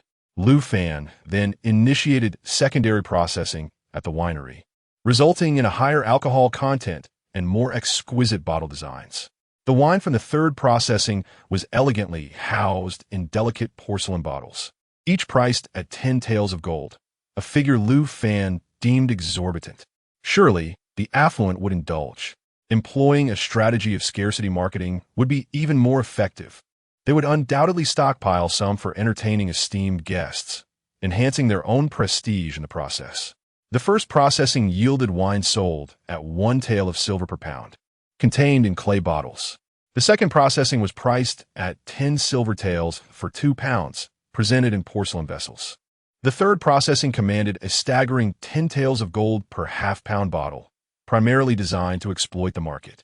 The initial offering barely covered costs, resulting in a financial loss. Profits relied entirely on the second and third offerings. Just as Lu Fan anticipated, while the first was affordable, commoners were reluctant to indulge, purchasing only for entertaining guests. Conversely, the second option sold remarkably well, as most wealthy households found the price acceptable. This wine became a staple on the tables of the elite, despite its exorbitant price. The limited availability of the third offering led many nobles to amass substantial stockpiles, creating a temporary scarcity that necessitated round-the-clock shifts at the winery. After more than a month of continuous fermentation, daily sales of maple leaf wines surpassed 600 taels of gold. After deducting 1/3 for costs, 200 taels of gold remained, equivalent to 4 ingots of gold. This amounted to over 6,000 taels of gold within a month. Without even venturing beyond the county, Lu Fan had no immediate plans to expand into the provincial market. Doing so would require a considerable supply of raw wine. Instead, he decided to establish a brewing facility. The ideal location was on the cliffside, providing ample space. 1,000 acres would suffice. An ordinary distillery required little technical expertise. Simply combining yeast with rice for steaming and fermentation was sufficient. However, it demanded a vast area, which Lu Fan had in abundance, effectively utilizing the entire cliffside. He summoned craftsmen to commence construction, personally overseeing the progress daily to ensure everything proceeded smoothly. Ordinary individuals gazing down from the cliff could see nothing of significance. 1,000 craftsmen and laborers were mobilized, and the project progressed swiftly, completing within a month. The 300 workers previously engaged in clearing land were also reassigned, ensuring ample manpower. During this time, Lu Fan dispatched his steward, accompanied by 100 guards, to the provincial capital to procure an additional 1,500 able-bodied men and women, facilitating their establishment of families and careers. By day, Lu Fan conducted inspections. By night, he practiced soul cultivation in the secret realm, now capable of probing a distance of 100 meters. With heightened soul power, his perception sharpened, enabling him to discern character accurately. He reviewed all individuals in the estate, identifying those of poor virtue. The family of the former owner and the substandard servants had all met their demise, neutralized by a pack of wolves. The individuals have been carefully selected for the task, and dedicated personnel are appointed to oversee the continued cultivation of the land. Presently, the pack of wolves, led by Lu Fan and Xiao Bai, has grown increasingly formidable and obedient. They exhibit a level of compliance akin to that of domesticated wolf dogs. Yet they only recognize Lu Fan, his two wives, and Xiao Bai. They show little regard for others, ignoring them entirely. Occasionally assigned by Lu Fan to accompany the guards on errands, they tend to pursue their own activities, indifferent to their companions. Initially, the guards harbored a sense of trepidation, but over time, they became accustomed to the experience, content as long as they fulfilled their duties without becoming prey. Chapter 74.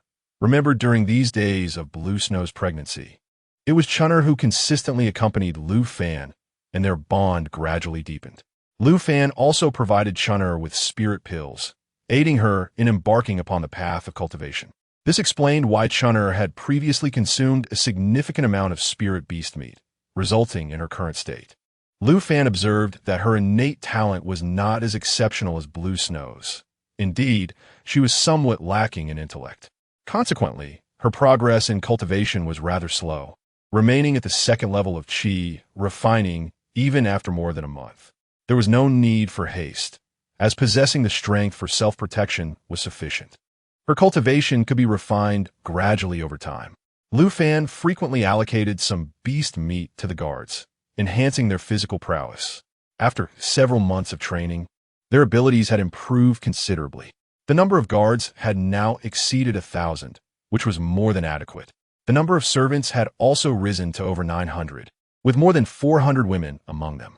The majority of these women had married the guards, while the remainder were largely wed to workers from 2 factories.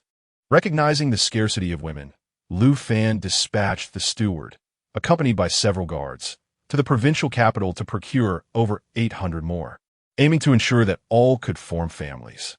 To this end, Lu Fan convened a grand assembly with a singular requirement: to foster love freely, prohibiting coercion, and mandating respect for women, forbidding any form of abuse. The women were profoundly grateful to Lu Fan, as this was a treatment and status they had scarcely dared to dream of. Such measures would also stabilize these burgeoning families, a sight Lu Fan was eager to witness. Both Blue Snow and Chun'er wholeheartedly supported this initiative, for in ancient times, the status of women was exceedingly low. Lu Fan's respect afforded them was met with profound appreciation. From among these women, some talented individuals were selected. Those with promising qualifications were organized into a female guard battalion, comprising over 300 members, managed by Blue Snow and Chun'er, tasked specifically with intelligence gathering. Similarly, a reconnaissance team was formed among the male guards, consisting of over 100 clever and loyal individuals, who ventured to the county town and provincial capital to gather information. The business of the tavern was flourishing. Many dignitaries had begun to set their sights on it, including the county magistrate, who had repeatedly dispatched officials to create trouble. Unlike modern times, the ancient world was fraught with peril, rife with violence and theft. Nevertheless, Lu Fan intended to engage with the county magistrate first. If negotiations proved fruitful, that would be splendid, but if not, he would resort to assassination, ensuring that not even a trace would remain. In the Han Dynasty, the county town was vast yet sparsely populated, with a military force of merely 4,000 to 5,000 poorly equipped and inadequately fed troops, whose strength was paltry in comparison to Lu Fan's guard battalion, where one warrior could easily contend with 3 adversaries. Wuling County, where Lu Fan resided, comprised 13 counties, with a total of 34,177 households and a population of 185,758. Classified as a region with a relatively low population density, Lu Fan instructed the tavern manager to arrange a dinner with the county magistrate, selecting the finest tavern in Wuling County, the Gathering Immortals Pavilion, as the venue. This establishment boasted 6 stories, and Lu Fan invested a considerable sum to reserve the entire top floor, attending the banquet with only 2 guard captains, while the tavern manager also accompanied them. As Lu Fan and his companions awaited the county magistrate at the entrance, they prepared to welcome him into the establishment, where hosts and guests would take their respective seats. The county magistrate possessed a pair of prominent, swollen eyelids and a mouth that seemed eager to devour the world. with a round face and large ears. It was evident that he held a significant position. His stature was short and stout, and his appearance was quite unattractive. Truly, it was exasperating. Esteemed magistrate, your visage radiates an aura of prosperity. One can easily perceive that you are destined for great wealth and success, and I believe you shall achieve remarkable feats in the future. Allow me to extend my heartfelt congratulations. One ought not to strike a smiling face, and indeed, what Lu Fan said was entirely accurate. Haha, the esteemed shopkeeper Lu is truly extraordinary, capable of discerning others' virtues at a mere glance. Lu Fan inwardly cursed. Such shamelessness. It is indeed the nature of officials to be thick-skinned. Chapter 75. A lesson to the disobedient. After a few rounds of drinks and a delightful meal, the county magistrate, unable to contain his curiosity, directly inquired, "Might I ask, esteemed Mr. Lu, the purpose of your invitation this time?" The urgency was palpable. It was evident he was there for financial gain. Lu Fan dismissed the attendants, waiting for the room to clear before speaking. "Ah, Your Excellency, this is but a small token of my appreciation. I implore you to accept it." He presented a gold note worth 10,000 taels. Understanding the unspoken agreement, Dong Peng swiftly tucked the note into his pocket and asked, "What business do you wish for me to assist you with, Mr. Lu? How can I trouble you, sir? I am merely a newcomer to this esteemed land and would greatly appreciate your guidance." Lu Fan's intent was unmistakable. He sought to establish rapport. As you know, it is not easy for me, as a local authority, to manage my household with the sparse resources here," Dong Peng lamented, revealing his financial constraints. Lu Fan, catching on immediately, presented another gold note without hesitation. With the second note accepted, Lu Fan's confidence surged. "Indeed, Your Excellency, we are truly like old friends meeting anew. It is regrettable we did not meet sooner." As he rambled on, Dong Peng, having accepted the money, had no choice but to engage in conversation with Lu Fan. Once the feast was finished and the money exchanged, Dong Peng prepared to take his leave. "Your Excellency, please wait. I have arranged a cart of fine wine for you, which I hope you will graciously accept." "Oh, you are too kind. I shall not refuse." Dong Peng chuckled, bidding farewell as he was assisted down the stairs by his guards. The cart, a humble conveyance, was loaded with wine and sent along with him. It was absurd to think he could reclaim what had been given. The insolent man had deliberately elongated the farewell, making his intentions unmistakably clear. The 2 gold notes he received had an expiration. Frustrated, Lu Fan thought, "If it were not for the fear of causing trouble by taking drastic measures against you, I would not tolerate such indignity." A small bribe sufficed to sideline this petty official, making it easier to deal with the others. The loss of those 20,000 taels could be accounted for. Well-informed officials had already learned of Lu Fan's dealings with the magistrate and wisely withdrew from further involvement, fearing for their own positions. Lu Fan discreetly instructed his manager to distribute 1,000 taels in gold notes to each of the key figures, ensuring their satisfaction. As for the landowners and gentry, Lu Fan had thoroughly investigated their affiliations and decided to temporarily set aside those with deep ties to the authorities. The ruthless individuals, who bullied the common folk with their numbers, were far easier to handle. Undercover operations were conducted to address these miscreants, serving as a warning to all who harbored ill intentions. After thorough reconnaissance, 5 particularly arrogant and notorious families were identified as deserving of retribution. Under the cover of night, Lu Fan personally led a team, donning masks, to eradicate them entirely, leaving no survivors. The ordinary subordinates were to be taken back for stringent scrutiny, while those with nefarious records would be fed to the wolves. The common subordinates would be incorporated into the reclamation teams. Lu Fan was exceedingly pleased with the bounty acquired. A total of 500,000 taels of gold, 2 million taels of silver, 50 chests of jewels and jade, over 800 pieces of antiques and calligraphy, and more than 300 bolts of fine silk and satin. Truly, it resonated with the old adage, without external wealth, one cannot attain prosperity. Without night fodder, a horse cannot thrive. Chapter 76.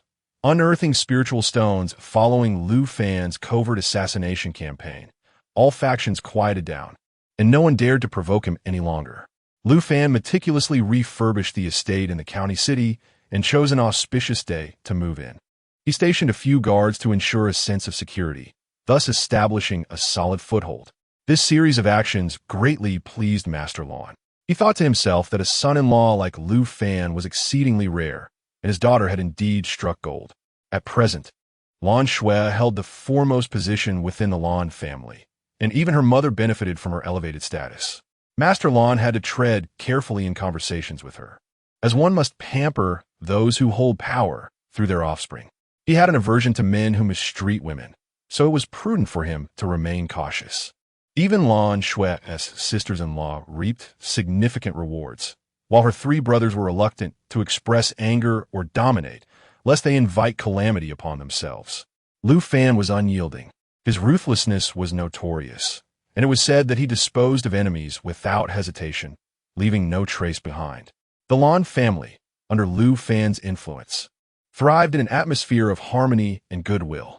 The servants expressed their gratitude and respect upon seeing him.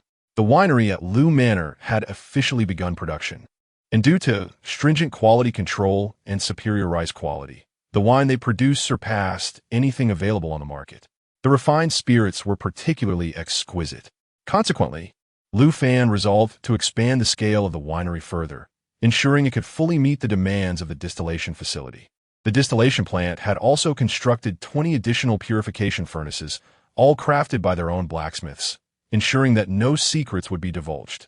Once everything was on track, Lu Fan arranged for a large sales point to be established near the official road on Lu Manor's territory. This would minimize the transportation of maple leaf wine from the county city, as selling it on his own territory was deemed more reliable. After everything settled into a routine, Lu Fan focused solely on his training and exploration within the secret realm. It was not long before his cultivation reached a point where his spiritual sense could detect a range of 500 meters, bringing forth delightful news. Lu Fan discovered that beneath the fountain lay a vein of spiritual stones, situated 400 to 50 meters below the surface. The underground spring was located at a depth of over 300 meters, yet it had not yet reached the spiritual stone vein.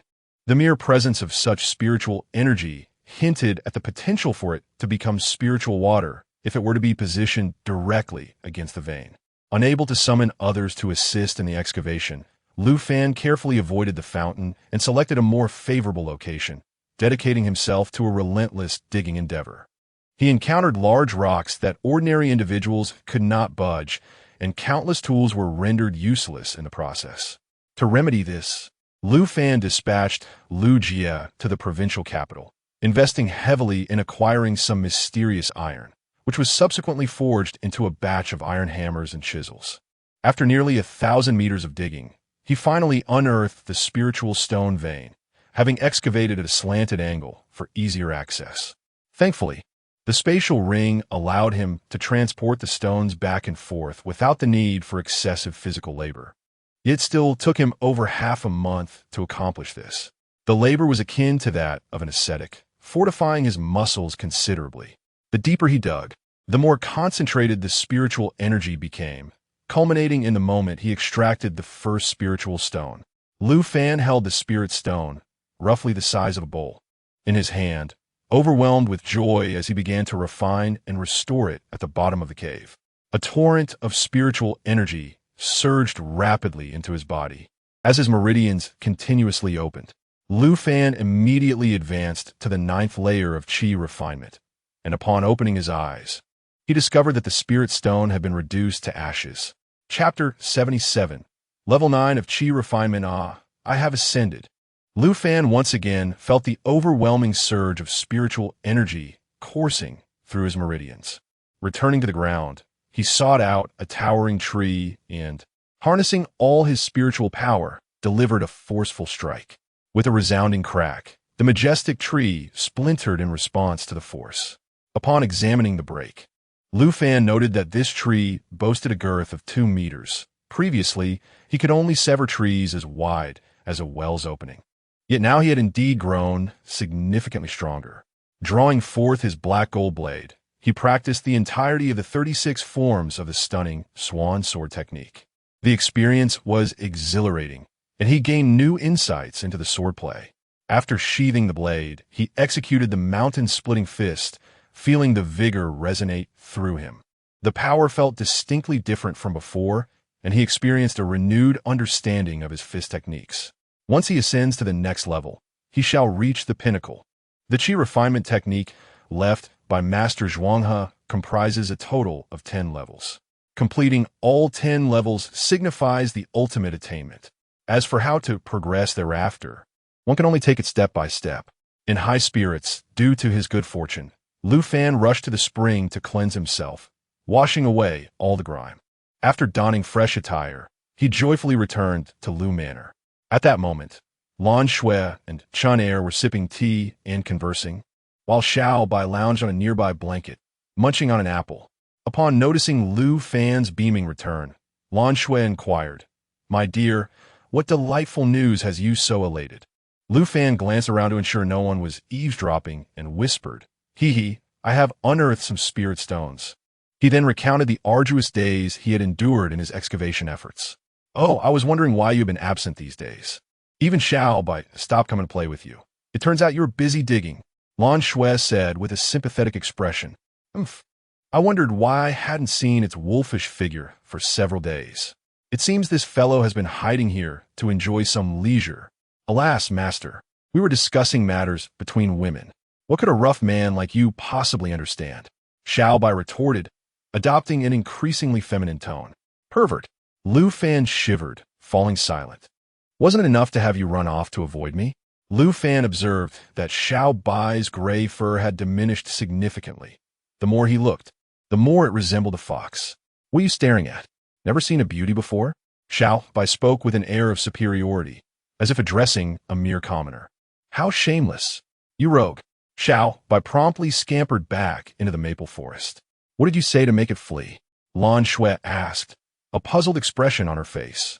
"I merely uttered that one phrase," Lu Fan replied, equally bewildered by the situation. "Huh, indeed. We were just discussing the sordid deeds you have committed." "Of course, she heard," Lan Shui said, exasperation evident in her tone. "Indeed, these past few days, she has taken a particular liking to our company, relishing our conversations." Chun Er remarked with a smile. "Oh, could it be that she is yearning for a mate? After all, animals, too, have their mating seasons." Lu Fan remarked with a mischievous grin. Do you think it's like you? Always preoccupied with such matters. Shameless." Lan Shui replied with evident disdain. Hee. Enough of this. Let us retreat indoors for a more detailed discussion." The audacity in broad daylight, before the two women could finish their conversation. Lu Fan swiftly embraced them and carried them into the room, gently placing Lan Shui upon the bed. Having satisfied her modest physiological needs, considering she was with child, he dared not overindulge. Then, with Chun Er, he engaged in a fervent and profound struggle that lasted for several hundred rounds. Chapter 78. The sparrow occupies the dove's nest. With all parties satisfied, Lu Fan finally got to the heart of the matter. "Swear, you're due in 2 months. It would be unwise for you to go. Springer and I can handle the digging ourselves." "Indeed, while you two excavate underground, you must exercise caution," she replied, concerned about the potential dangers of a cave-in. "If it were to collapse, that would be quite perilous. Perhaps we should ask the blacksmiths to craft a reinforced iron barrel. We could take refuge inside for a while. Indeed, with the spatial ring, we can store ample provisions. Hiding for 10 days or a fortnight would not lead to starvation." "Yes, please hasten to have them created. This would ensure greater safety." Lan Shui, deeply worried for him, insisted they prepare the barrel before they began digging. "Very well. I shall heed your advice and prioritize the iron barrel." Lu Fan summoned the blacksmiths to explain the situation. Crafting a large cylindrical container was a trivial task. Thickening it would be even simpler. A thickness of 5 centimeters will suffice. Its weight matters not, as I can simply stow it in the spatial ring. The iron barrel took 2 days to complete, primarily due to the time-consuming process of smelting the iron and the need for simultaneous pouring and raising of the earthen mold. The barrel, standing at 1.5 meters tall and 1.2 meters wide, was substantial, akin to a golden bell. This hefty iron barrel weighed no less than 1,000 pounds, and Lu Fan managed to roll it back to the main courtyard with ease. He dismissed the servants and, gripping the edges, exerted himself and astonishingly lifted it. After taking a few steps, he left imprints on the ground. With a casual toss, he created a large crater. Huh! Whoever is struck by this shall be reduced to mere mush. Having prepared ample provisions, Lu Fan and Springer set off to excavate spirit stones. From a distance, they noticed a gathering of monstrous beasts at the mine's entrance, and Little White had joined them. Damn it! After all my toil in creating this cave, you wish to feast for free? Be gone! Without hesitation, Lu Fan drew his black gold knife and charged forward, dispatching several beasts in swift succession. Little White joined the fray, taking down 2 mountain cats, and began feasting on them right there. Once Lu Fan had vanquished all the beasts, he collected several tigers and over 10 unicorn bulls. The battle had drained his energy, and feeling famished, he skinned and butchered an adult striped tiger. Fashioning a sharp point on a sturdy tree branch, he skewered the tiger and constructed a large grill for roasting. Little White, no longer interested in the mountain cat, sat patiently waiting for the roasted tiger. The duo, 1 human and 1 wolf, feasted heartily. The spiritual energy contained within the tiger was substantial. After consuming just a few pounds, Lu Fan felt his body swell with energy, prompting him to sit and refine it. Remarkably, he completed the refinement in less than half an hour, only to discover that the energy required for reaching the 9th level of Qi refinement had significantly increased. The minuscule amount he had just consumed barely made a splash. Springer, on the other hand, was faring well, having successfully broken through several acupoints. Little White was still indulging, having consumed half of the mountain cat. Lu Fan preserved the remaining beast carcasses, leaving 3 for Little White while gathering the rest. He instructed Little White to guard the cave entrance before he and Springer, torches in hand, ventured deeper into the mountain cave, still not having reached the bottom. Suddenly, he sensed unusual movement below, and to his astonishment, it was a large striped tiger. Indeed, there were ferocious beasts lurking at the cave's depths. I shall end you. Lu Fan, unable to wield his large blade within the confines of the cave, seized an iron bucket instead. Without a thought for the potential collapse of the cavern, he sent the bucket rolling down. The tiger, startled by the noise, opened its eyes wide in shock. In the cramped space of the cave, there was no place to evade, and it was directly struck, sustaining significant injury. Chapter 79. The annihilation of the saber-toothed tiger. Lu Fan unsheathed his large blade and advanced, intent on delivering a fatal thrust. The tiger emitted a piercing scream, pleading, "Please do not kill me. I am willing to acknowledge you as my master." "To think you can speak," Lu Fan exclaimed, astonished. I implore you, spare my life. My wife and child are in the clutches of that demon tiger. I seek vengeance. How could I allow you to take advantage of the spirit stones I toiled to unearth?" Lu Fan retorted. "Surely, you do not expect me to part with them so easily. Not all, my master. I am merely desperate to break through and rescue my family, which is why I encroached upon your spiritual mind." The fiery tiger responded earnestly. "Very well. If your intentions are as you claim, I may forgive you.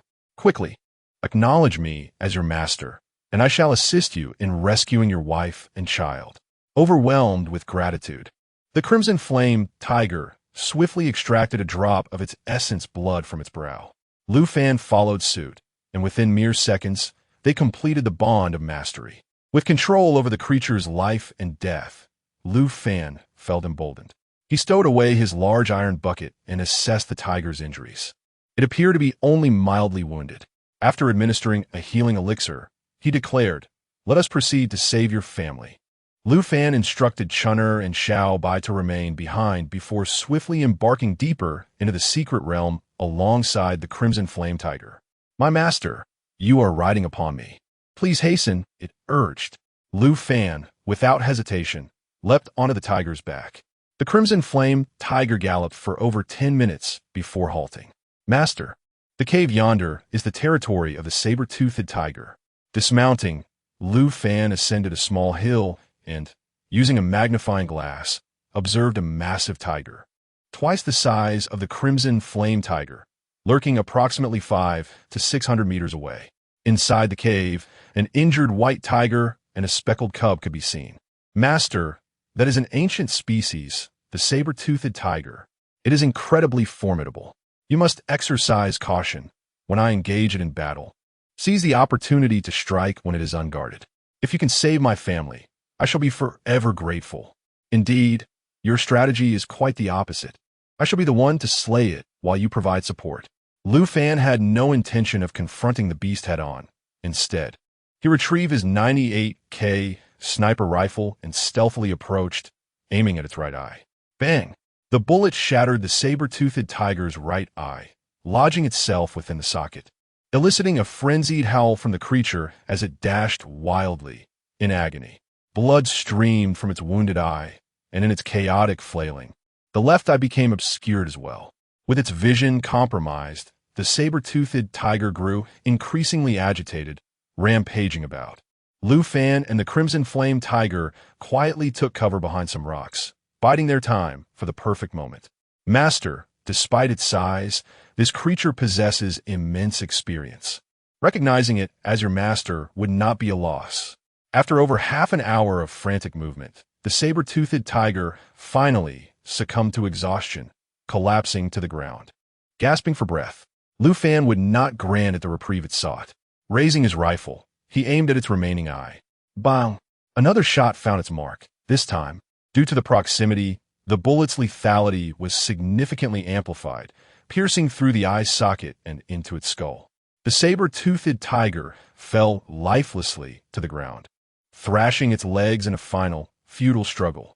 Lu Fan holstered his rifle and unsheathed his black gold blade, rushing forward to deliver a decisive strike to the creature's head. Clang! Lu Fan's hand was numbed from the impact. Remarkably, the creature's head was unharmed, suffering only a minor injury to its fur. How resilient its skull was. Master, you should stab it beneath the belly. Lu Fan thrust several times into the tiger's abdomen, and after a few futile struggles, the saber-toothed tiger succumbed. Thank you for saving my life. The Crimson Flame Tiger lay prostrate on the ground in gratitude. You should hurry and check on them. Lu Fan quickly retrieved several empty wine jars to collect the tiger's blood. This was an ancient species. Every part of the tiger was invaluable and should not be wasted. He filled a total of 10 jars, storing them all away. Chapter 80. Like winning the lottery at this moment, the Scarlet Flame Tiger approached with his wife and child. Thank you, Master, for saving the lives of my mother and child. The Great White Tiger expressed gratitude, bowing low. You can speak. Initially, she intended to recognize Lu Fan as her master, but he declined her offer. Your husband has already acknowledged me as his master. There is no need for you to do so as well. If you must recognize someone, let be my wife. Lu Fan applied some hemostatic medicine to her wound and intended to store the corpse of the saber-toothed tiger, only to find that his spatial capacity was full. Great tiger. Perhaps you could carry it back. Wait, master. There are weapons of your kind within this demon tiger's den. The Great White Tiger quickly interjected. Lu Fan slapped his forehead, exclaiming, "How could I have forgotten to search?" He hurriedly entered the cave to investigate. The cavern was surprisingly spacious, spanning over 100 square feet. In one corner lay several human skeletons, their bones bleached and suggesting they had been there for some time. Beneath the white bones, he indeed discovered a few weapons that emitted a faint glow. What a find! It seems today as good deed has truly borne fruit. Lu Fan approached, clearing away the dust with a branch, revealing a large sword and 2 smaller swords. He hefted the large sword, finding it quite heavy, at least 200 pounds. Fortunately, Lu Fan possessed considerable strength. Otherwise, he could not have wielded it. Even so, holding it with one hand felt somewhat burdensome. The 2 swords were lighter. It still weighed around 70 to 80 pounds. He stored all 3 weapons in his spatial inventory, as they took up little room. Upon thoroughly clearing the area of all bones, he discovered 3 rings. Haha, indeed, good deeds are rewarded and evil deeds are punished. Today I have truly struck it rich. Lu Fan carefully tucked away the 3 rings. I will release you from your servitude, take your wife and child, and depart to live freely. Upon hearing Lu Fan's words, the Scarlet Flame Tiger was deeply moved, realizing his character was commendable, and considered pledging his allegiance to him. Master, I've already recognized you as my master. How could I leave you? Moreover, both my wife and I are injured and we are accompanied by our child. Please allow us to stay. Seeing the sincerity in the Scarlet Flame Tiger's demeanor and the understanding of his wife, Lu Fan was inclined to take them in. Very well, I shall grant you this opportunity. Since you do not wish to leave, you may remain.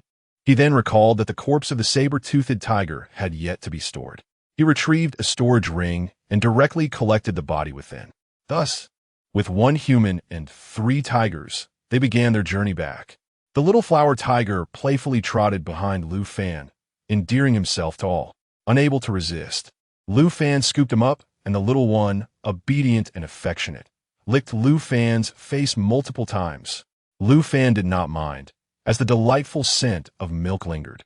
Upon returning to the Spirit Stone mine, Little White wore a face of indignation, exclaiming, "You brought back another female tiger, and she is just as white as I am." Fuming, Little White turned away without another glance. Spring, seeing Lu Fan covered in blood, rushed over to check if he was injured. "I am unharmed. This blood is from the demon tiger. Great Tiger, this is my second wife. Greetings, second mistress." The great white tiger can speak. Chun'er was utterly astonished. Forgetting even to greet it, Lu Fan hurried to the spring pool, indulging in a refreshing bath that left him in high spirits. Upon returning to the cave, he discovered that Chun'er had already become quite familiar with the creatures there. Realizing that someone was needed to watch over this place, and considering that the little white tiger lacked strength and had a penchant for wandering, he deemed the reliable and steadfast Scarlet Flame Tiger to be the ideal guardian for this trio. "You shall reside here for the time being. When idle, practice at the cave entrance. The spiritual energy within will aid in enhancing your abilities." Lu Fan felled several robust trees to construct a sizable wooden shelter beside the cave, sufficient to shield them from the elements. It was already noon. Although not a single spirit stone had been unearthed thus far, Lu Fan was immensely joyful. Acquiring 3 extraordinary weapons and 3 storage rings felt akin to winning the lottery, a truly delightful experience. Chapter 81. Statistical Harvest. Lu Fan extracted the corpse of a saber-toothed tiger and scraped off the fur from its thigh, severing a substantial hind leg to roast. This left the trio of Crimson Flame tigers quite bewildered. I had almost forgotten that tigers generally do not feast upon their own kind. Lu Fan then retrieved 4 unicorn oxen from his storage ring and set them aside, allowing the family to indulge in a hearty meal. The young tiger, still with its baby teeth, not yet sharp enough, struggled to bite down, mimicking its parents in a comical struggle with the meat, producing amusing sounds of mew. Mew as it playfully wrestled the beef. How delightful it would be if it could pair up with a little tiger. Indeed, it seems the young one has yet to wean. Let us allow Dubbai to nurture them together. Having consumed nearly half of the tiger's leg, Lu Fan and Chun'er were sufficiently satiated. The meat of the saber-toothed tiger was truly exquisite, with even their burps infused with spiritual energy. The two settled into meditation to refine this energy. After satisfying their hunger with beef, the Crimson Flame Tiger family quenched their thirst at the spring before retreating to their wooden shelter for slumber, with the little tiger dozing off after a brief feed. Upon completing his spiritual refinement, Lu Fan found that one of his meridian points had opened, bringing the total to 23. Though he realized he still had a long way to go, he was taken aback by how challenging it was to cultivate at the 9th level of Qi refinement. Chun'er, however, made significant progress, directly advancing to the 3rd layer of Qi refinement, her joy palpable. "Husband, I have leveled up." "I see. Splendid. This afternoon, let us venture into the mine to gather some spirit stones before returning." "Indeed, let us proceed." They descended once more to the depths of the mine, where Lu Fan lit the original oil lamp before extinguishing the torch, allowing Chun'er to illuminate his path with the oil lamp. After over 2 hours of labor, exhaustion set in, and Chun'er offered him a handkerchief to wipe the sweat from his brow. "Rest for a moment. I shall dig for a while." Lu Fan sat aside, watching her diligently excavate, momentarily entranced by Chun'er's shapely figure. The sky outside was likely darkening. It would be prudent to conclude for the day and return. Upon reaching the surface, Lu Fan exchanged a few words with the Crimson Flame Tigers before they made their way back. Arriving at the entrance of the Maple Forest Cave, They found Xiao by sulking, choosing to ignore her. Back at the main residence, Chun'er recounted the day's events, prompting a mix of emotions from Lan Shui. Once inside, Lu Fan hurriedly disrobed and bathed, with Chun'er following to assist him in washing, while also taking the opportunity to cleanse herself. Lu Fan's mind was preoccupied with thoughts of those rings. He could not simply let her off so easily. After a hasty dinner, he rushed to his study to delve into his research. The first storage ring contained relatively few items, with a modest space of about 10 square meters. On a wooden rack lay a dozen jade vials, several spirit stones, 2 books along with some gold, silver, jewels, and a few garments, altogether not much, which he promptly took out. The second storage space was considerably larger, measuring around 20 square meters, while the third maintained a size similar to the first. In total, the inventory comprises 231 spirit stones, 20 vials of spirit energy elixirs, and 13 vials of essence elixirs. Additionally, there exists a single tome of swordsmanship, 2 identical volumes of sword techniques, 3 identical manuals on the art of chi cultivation, and 1 book on soul refinement. Furthermore, there are 3 hand-copied notebooks. As for weaponry, there are 13 fine dark iron swords and daggers, all crafted from superior dark iron, surpassing in purity those procured by Lu Fan from the provincial markets. Each weapon, when drawn forth, holds substantial worth. Chapter 82. Refining the dragon-slaying blade among the items. The most significant are undoubtedly the 3 weapons radiating a green light. Additionally, there is a sum of 17,000 taels of gold, 5,000 taels of silver, and 11 jade tokens. Lu Fan examined the remaining items and observed that all the garments appeared identical, suggesting they belonged to a specific sect. There were also several jars of liquor and 3 meditation cushions, presumably intended for cultivation. Lu Fan distributed 2 10-square rings, giving one to each of the 2 women to store personal belongings, weaponry, medicinal pills, beast meat, spiritual spring water, and other sensitive items. The 2 women were elated, considering this a wedding gift, a custom cherished in their region. Lu Fan, with a serious expression, stated that he would divide all the spiritual stones and medicinal pills into 2 equal shares, also providing each of them with a few carcasses of unicorn cattle and tigers for sustenance.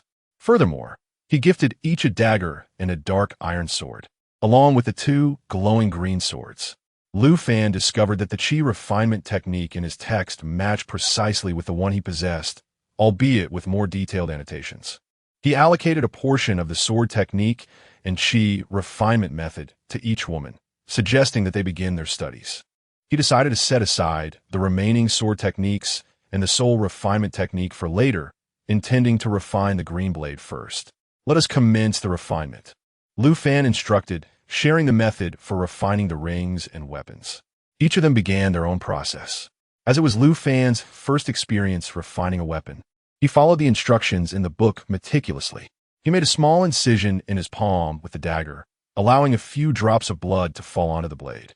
The green sword emitted a brilliant green light, swiftly absorbing the blood. Quickly, Lu Fan enveloped the green blade with his spiritual energy, allowing it to absorb the power. After nearly half an hour of effort, he felt utterly fatigued, yet he persevered for a few more minutes until he finally succeeded, nearly collapsing from exhaustion. At that moment, he felt a connection with the green blade. The words dragon-slaying blade briefly appeared on its surface before the sword transformed into a beam of green light and entered Lu Fan's right arm. He experienced no discomfort and, rolling up his sleeve, noticed a small blade tattoo on his shoulder.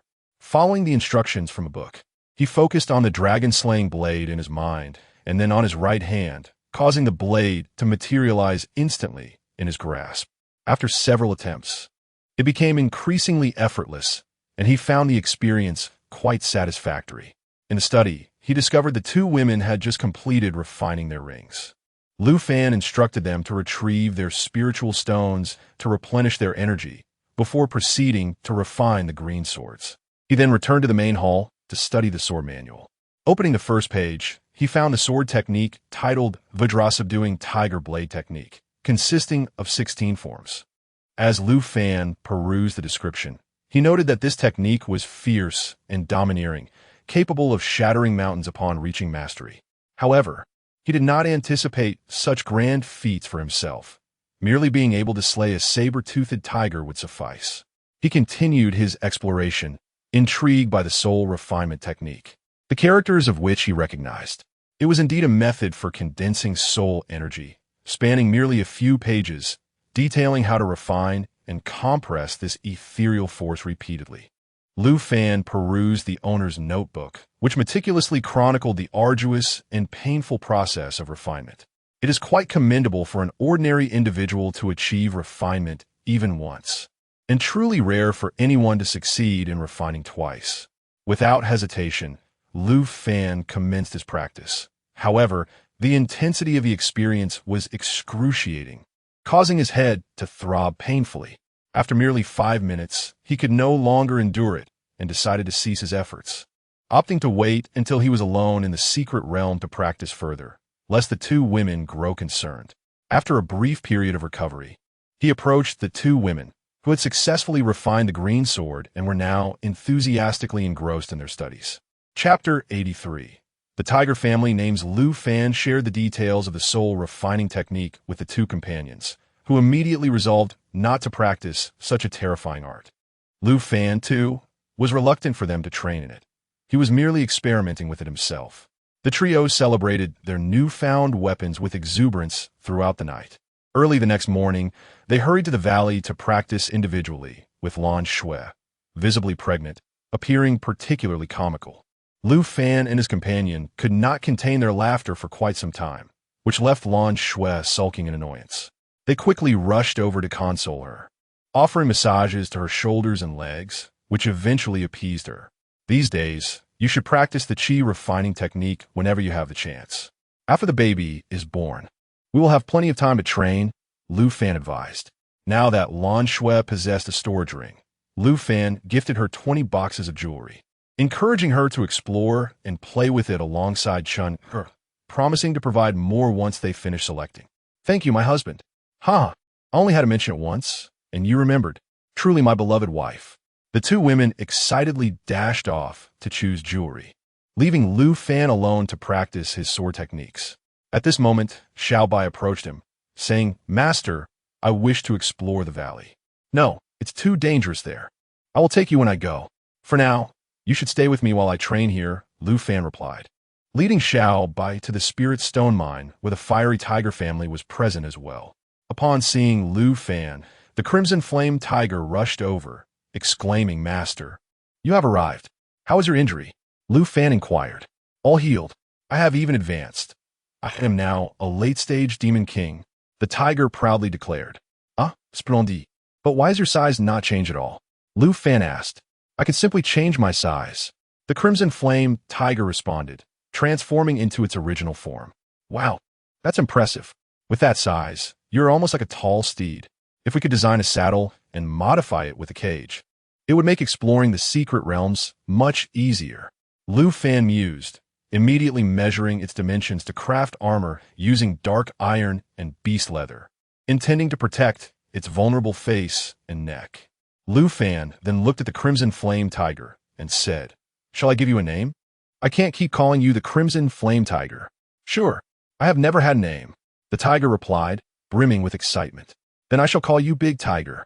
It's affectionate and easy to remember," Lu Fan announced. "Great. Thank you, Master. I finally have a name." The tiger rejoiced. At that moment, the white tiger approached, saying, "Master, please give me a name too." How about?" Lu Fan pondered, initially considering Big White, but upon glancing at Xiaobai, he realized that would likely provoke jealousy. Just then, Xiaobai communicated telepathically, "Master, you're surely going to name it Big White, am I right?" Yes.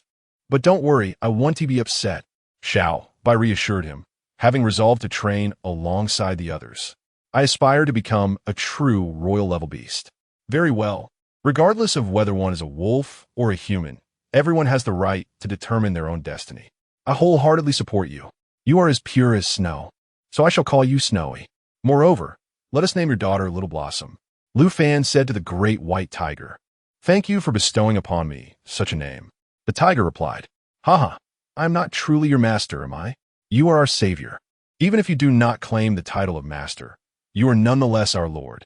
The great white tiger declared with unwavering resolve. Very well. I do not have many demands of you. All I ask is that you safeguard yourselves in this place. Chapter 84. Crafting Armor. This is my first companion, Xiao Bai. From now on, we shall diligently cultivate together here. Once I forge some armor for you, your physical defense will significantly increase, rendering you far more formidable than other beasts. Excellent, Xiao Bai exclaimed, excited at the thought of wearing armor after witnessing its advantages with the bandits. Bai, a few days ago, I found a little white tiger. Could you help me take care of it? Lu Fan inquired earnestly. Certainly. I need to look after Xiaohua anyway. Having a companion will save her from bothering me in my old age, came the enthusiastic reply. All right, I will bring it over tomorrow. I shall also construct 2 caves for you. With the dragon blade in hand, Lu Fan was eager to test its power. He approached the mountainside by the waterfall and struck the rock face with the blade. On his first attempt, using merely 30% of his spiritual energy, the dragon blade sliced effortlessly into the mountain. Wow, this is as easy as cutting tofu, Lu Fan thought, hesitating to apply more force. In less than half an hour, he had carved out an L-shaped cave. The entrance was modest, but a passage of several meters led into a spacious interior. He even added a bend at the back, creating a cozy nook for the 2 little tigers, ensuring their safety and warmth. Both Dahua and Bai were thoroughly pleased. This was far superior to their previous abode. Following Xiao Bai's request, Lu Fan excavated a smaller cave at the other end of the mountain spring, also featuring a 10-meter passage and a spacious room beyond the turn. He instructed them to guard the mine entrance while he descended to retrieve the dragon blade and began mining for spirit stones, finding the surrounding rock as manageable as tofu. Elated, Lu Fan realized that at this pace, he could extract a substantial amount in a day. This blade was indeed powerful. After half a day, he had mined over 500 stones. Returning home, Lu Fan presented most of the spirit stones to Lan Shui. So many, she exclaimed, her pregnant belly accentuating her joy. I mined these with this precious blade. It's incredibly easy to use. Oh, how wonderful. This will save us so much effort in the future. Tomorrow, I shall join you in mining. Chunner chimed in, equally excited. After the 3 finished dinner, Lu Fan retreated to his study to begin his cultivation, while the 2 women commenced their training in their respective rooms in the hall. Lu Fan encouraged them to utilize the spirit stones freely and push their limits. With the stone's aid, he broke through 7 meridians in a single night. At this rate, he would reach the 10th level of Qi refinement in just 2 days. Lu Fan retrieved the numerous swords and blades he had, melting them down to forge armor. He first crafted a protective vest of dark iron for his torso and back, along with arm guards, and most importantly, a helmet and thigh guards. He opted against a neck guard, finding it reminiscent of a dog collar, which felt quite awkward. The blacksmiths, having once been servants in noble households, were seasoned artisans skilled in weaponry and armor. Following Lu Fan's specifications, they estimated that the crafting process would require 5 days. In recent days, Lu Fan has been tirelessly engaged in both mining and cultivation, leaving him no moment of respite until his equipment was successfully forged. He crafted an array of items, utilizing 5 pieces of mysterious iron for the weapons. Upon testing their heft, each weapon weighed no less than 100 pounds, a feat that posed no challenge for Lu Fan at this stage. The craftsmanship was commendable, and each individual was rewarded with 50 taels of silver. The crowd expressed their heartfelt gratitude, acknowledging their master's generosity. Not only was he devoid of harshness, but he also bestowed them with silver. Lu Fan further instructed them to continue forging 3 sets of beastly armor according to the dimensions he had sketched. Each armor would feature a slot on the back where a saddle could be affixed, allowing for riding. As the supply of mysterious iron was still insufficient, he decided to refine the black gold blade as well. Chapter 85. Encounter with the lion herd. Lu Fan led Chunner to the spirit stone mine, where he presented the meticulously crafted armor to the 3 demon beasts, assisting them in donning it properly. The 3 creatures were overjoyed to wear their new armor. Thank you, Master. Lu Fan also brought along the little white tiger. Big White, I leave the little tiger in your care. Big White examined and sniffed the little tiger, clearly fond of it. The little tiger, along with the little flower, frolicked joyfully together. How delightful! Lu Fan observed the little tiger's happiness, feeling a surge of joy himself. Chunner, you may commence mining. Big White and Little White, keep watch at the entrance of the mine while I take Big Tiger for a stroll. Lu Fan mounted Big Tiger and began his exploration deep into the secret realm. After traversing 7 or 8 kilometers, he discovered that the secret realm had come to an abrupt end. Before him lay a sheer cliff above a bottomless abyss. Man and Tiger thoroughly scoured the cliff's edge, only to find no escape. It seems this is the end. Let us return. Big Tiger suggested. Master, that saber-toothed tiger cannot possibly be solitary, can it? Perhaps it is indeed a lone creature. One thing is certain, it did not come from teleportation. There is no way a saber-toothed tiger could exist on that small island. It is an ancient species. Lu Fan pondered the fate of the fallen cultivators, wondering if they had also arrived from some distant place, but assuredly not from Lu Village, nor from that island. The 10-kilometer vertical stretch was considerable, with a horizontal span of 4 to 5 kilometers on either side. As they searched for 2 kilometers, they encountered a pack of savage lions.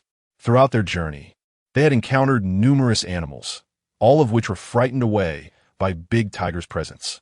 This pack of savage lions was robust in stature and showed no fear of a mere old tiger or the more delicate human, Lu Fan. They roared and charged, eager to sample the flavor of this diminutive human. Lu Fan brandished the dragon-summoning blade, filled with murderous intent. Today, you shall serve as my practice. With Big Tiger clad in armor, he was not overly concerned about sustaining significant injuries.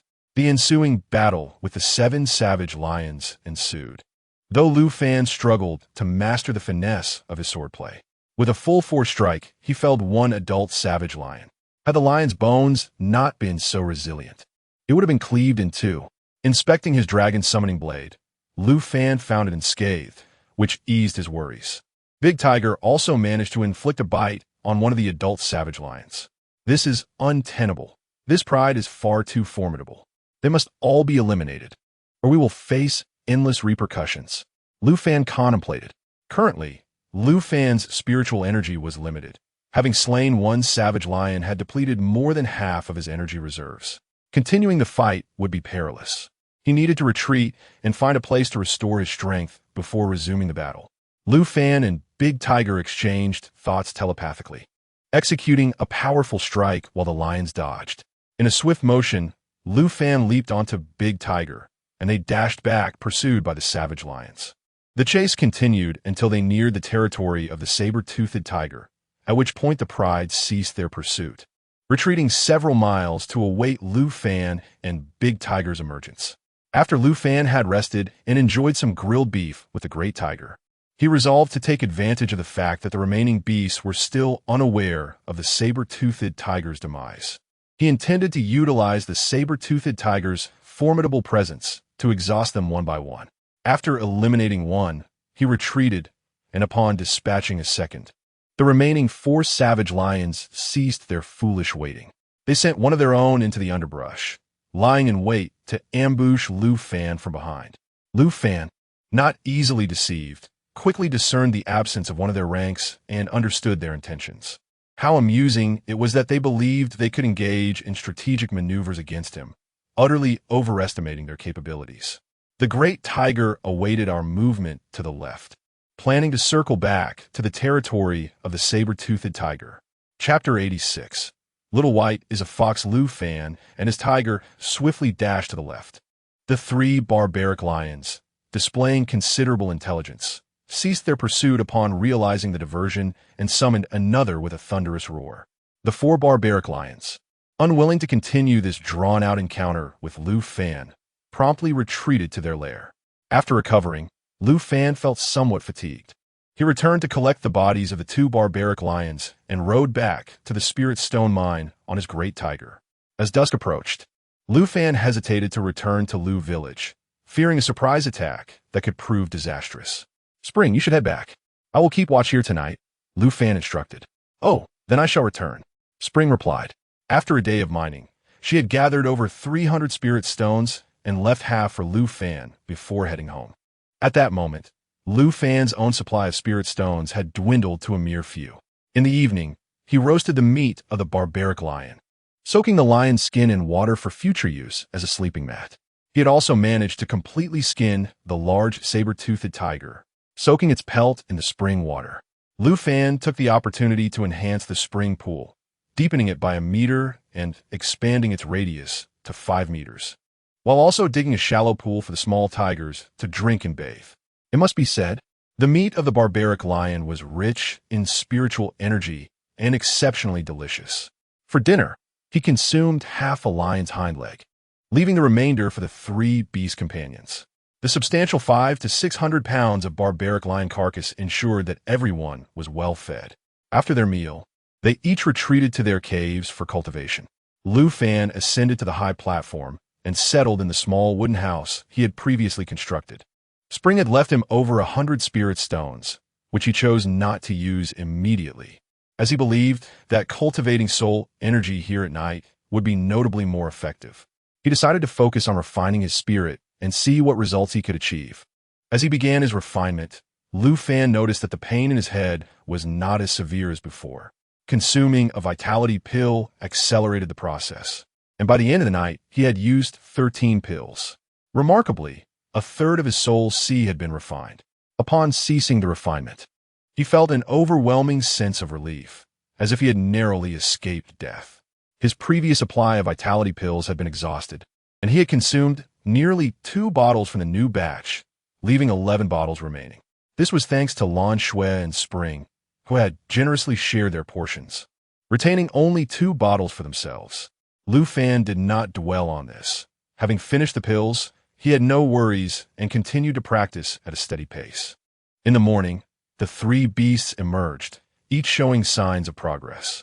Little White had undergone the most significant transformation, shedding all her remaining gray fur for a coat of pristine white. Her appearance had changed. She now resembled a grand fox. "Master, I know what you wish to say. Indeed, I am a fox. I refrained from mentioning it before out of fear of the pack of wolves rebelling. Now that I have ascended to the rank of Fox King, I am no longer afraid." Little White exclaimed joyfully. "Well, that is splendid. Those wolves are growing ever larger. I was genuinely concerned for you. I even deliberately reduced their rations," Lu Fan said earnestly. "Indeed, you are so kind to me, Master," Little White replied, deeply touched to learn that Lu Fan genuinely cared for her. In the morning, after consuming a fierce lion, Lu Fan, together with a great tiger, set forth after a brief period of refining. Lu Fan instructed Xiao Bai and Bai to remain at their post, assuring them not to wander off. He advised them to let the second matriarch, Chun continue excavating spirit stones upon her arrival. Now, capable of speech, Xiao Bai eagerly chattered away upon Chun arrival, leaving her quite exhilarated. "How splendid! Our communication shall be far more convenient from now on." Chapter 87. Slaying the Lion King, who carried Lu Fan along the scent trail left by the ferocious lions, ultimately leading them to the lion's lair. Within the den, they discovered the aged Lion King and 3 cubs, while the 4 adult lions were conspicuously absent. Lu Fan contemplated the necessity of eliminating this seemingly elderly Lion King along with the cubs, reasoning that such untamed beasts could never be tamed. Thus, their demise would be mercifully swift. Drawing forth the dragon-slaying blade, Lu Fan, having honed his skills through the previous day's encounters, executed the first 5 forms of the Vajra Tiger subduing blade technique with remarkable proficiency. He resolved to practice the remaining 3 forms he had recently acquired. First, he aimed his 98K at the Lion King's eye, the size of a luscious apple, and fired a shot, injuring its right eye. The Lion King erupted in a frenzied rage, thrashing about in agony. In its confusion, it turned upon its own cubs, savagely attacking them. After waiting several minutes, Lu Fan, wary of the potential return of the lionesses, could no longer afford to delay. He and Dahu launched in a battle, with Dahu drawing the Lion King's attention while Lu Fan seized the opportunity to strike. The Lion King possessed formidable strength and remarkable resilience. Despite Lu Fan landing numerous blows and causing significant blood loss, the beast continued to fight fiercely. Sensing the return of the lionesses, Dahu alerted Lu Fan, urging a strategic retreat. Lu Fan swiftly mounted Dahu, who dashed away in the opposite direction, causing other wild creatures to flee in alarm. They traveled several miles before returning to the domain of the saber-toothed tiger, where they finally paused to rest. From his spatial ring, Lu Fan retrieved the carcass of a unicorn ox and fashioned a grand barbecue. Meanwhile, Dahu gathered an ample supply of dry wood, eagerly anticipating the feast of roasted beef. Lu Fan ignited the fire and commenced the roasting process, which took nearly half an hour to complete.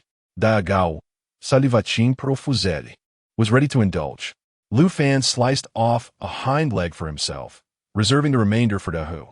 As Dahu devoured the roasted meat with fervor, Lu Fan took his time, cutting and savoring each bite, while sipping from a jar of his homemade grain liquor, a delightful 30-proof brew. Dahu, initially curious about the liquor, took a sip, but, finding it too pungent and spicy, declined to continue drinking. Just as the pair began to relax, the four ferocious lions arrived at their doorstep, disregarding territorial boundaries as they charged forth with roars. Lu Fan, extending his spiritual perception to a radius of 1,200 meters, detected their approach early. He and Dahu circled back toward the lion's den, determined not to waste the Lion King's remains, which had likely succumbed to its injuries. The ferocious lions, sensing their movements, pursued relentlessly. Indeed, the Lion King had bled out, and Lu Fan quickly collected its corpse along with that of the three cubs. As the ferocious lions caught up, a fierce battle ensued. Lu Fan's blade technique had become significantly more refined, allowing him to inflict injuries upon two of the ferocious lions. Realizing his spiritual energy was dwindling, he communicated telepathically with Dahu, and together they planned their escape. The four formidable lions showed no inclination to evade. They fixated intently on the duo. Lu Fan, unable to escape, had no choice but to draw forth spiritual stones, absorbing their energy while engaging in a fierce skirmish. For the time being, he managed to hold his ground. After a prolonged struggle of over an hour, the two injured lions gradually succumbed to exhaustion, allowing Lu Fan to seize the opportunity to dispatch them. Chapter 88. The demise of the lion pride. Lu Fan was nearly exhausted, while the remaining two ferocious lions were in a state of agitation. He retrieved the large iron barrel made from the spirit stones he had previously excavated, allowing the big tiger to shrink in size so that both he and the big tiger could take refuge within and rest. The exterior of the barrel was polished to such a smooth sheen that the two ferocious lions, after numerous attempts to attack it, found no success and were left panting in fatigue, resting beside it. Inside, it was shrouded in darkness, but thankfully, the green glow emitted by the dragon's slaying blade provided a feeble illumination. Lu Fan took out some spirit stones and began to meditate for recovery. Meanwhile, the big tiger was feasting on the carcass of a young lion that Lu Fan had recently provided. The sound of crunching echoed as the big tiger, now resembling a small cat, amusingly feasted on the small lion. After a little over an hour, Lu Fan felt rejuvenated and retrieved the provisions he had prepared earlier to replenish his strength. He then stored away the iron barrel, noticing that the two ferocious lions had yet to have their breakfast and were now starving, their bellies pressing against their spines. With his newfound vigor, Lu Fan effortlessly dispatched them, with the big tiger contributing significantly by clamping down on one lion's neck. Lu Fan decided to leave that one for the big tiger to consume. The remaining three, along with the Lion King, would not be spared for them. After all, Lan Shui and Chunner had yet to eat. Drawing from his previous experience, Lu Fan scoured the lion's den, but found nothing apart from an abundance of beastly bones. Disheartened, he mounted the big tiger and returned to the spirit stone mine, where he found Chunner waiting outside. "Chunner, let us depart. All issues have been resolved." Upon returning to the residence of Master Lu, they discovered that Lan Shui had been anxiously awaiting their arrival. "Husband, you are back." Her relief was palpable upon seeing Lu Fan. "Yes, we have slain a pride of lions. Tonight, we shall feast on Lion King meat." The servants of the main house were not permitted to enter freely. Both Lan Shui and Chunner possessed spiritual awareness, enabling them to sense changes within 100 meters, allowing their activities to remain discreet. Dismissing the guards outside, the three commenced the grilling of the Lion King's meat. Delicious. Truly delightful. Chunner beamed with joy. The trio consumed nearly half of the Lion King, leaving over 500 pounds remaining. They divided the spoils and retreated to their respective quarters for refinement. Lu Fan was now just 2 acupoints away from reaching the 10th level of Qi refinement. He took out the 80 spirit stones he had left and began his ascent toward that goal. As the night deepened, he finally broke through, his internal spiritual energy brimming with vigor, surpassing the 9th level of Qi refinement by a full 2-fold. Should he encounter that pride of ferocious lions again, he would no longer need to flee. Lan Shui and Chunner had also advanced to the 6th and 4th levels of Qi refinement, respectively. Everyone was elated with their considerable gains. You both now possess the means to protect yourselves, but do remain cautious and keep our secrets safe to avoid unnecessary complications. Lu Fan advised. Yes, husband, we understand, Lan Shui responded, her belly now quite prominent. Shui, it will be best if you refrain from further cultivation for now. I shall send someone to bring your mother here to accompany you during your confinement. In this busy time, let's all be mindful of our actions. Indeed, Lan Shui also yearned for her mother. Early in the morning, Lu Fan arranged for Lu Jia to lead 100 guards to fetch his mother-in-law. Upon encountering Lu Jia, Lan's father understood his purpose and had already made preparations for the midwife and other necessary arrangements. He urged Lan's mother to hurry, emphasizing the importance of caring for Xiao Shui, who was the pillar of their family. Chapter 89. Digging mountains and filling pits. Ever since Lu Fan opened a tavern near the pipeline on his territory, the majority of patrons have flocked to his establishment to purchase maple leaf wine, resulting in a noticeable decline in business for the taverns in the county town.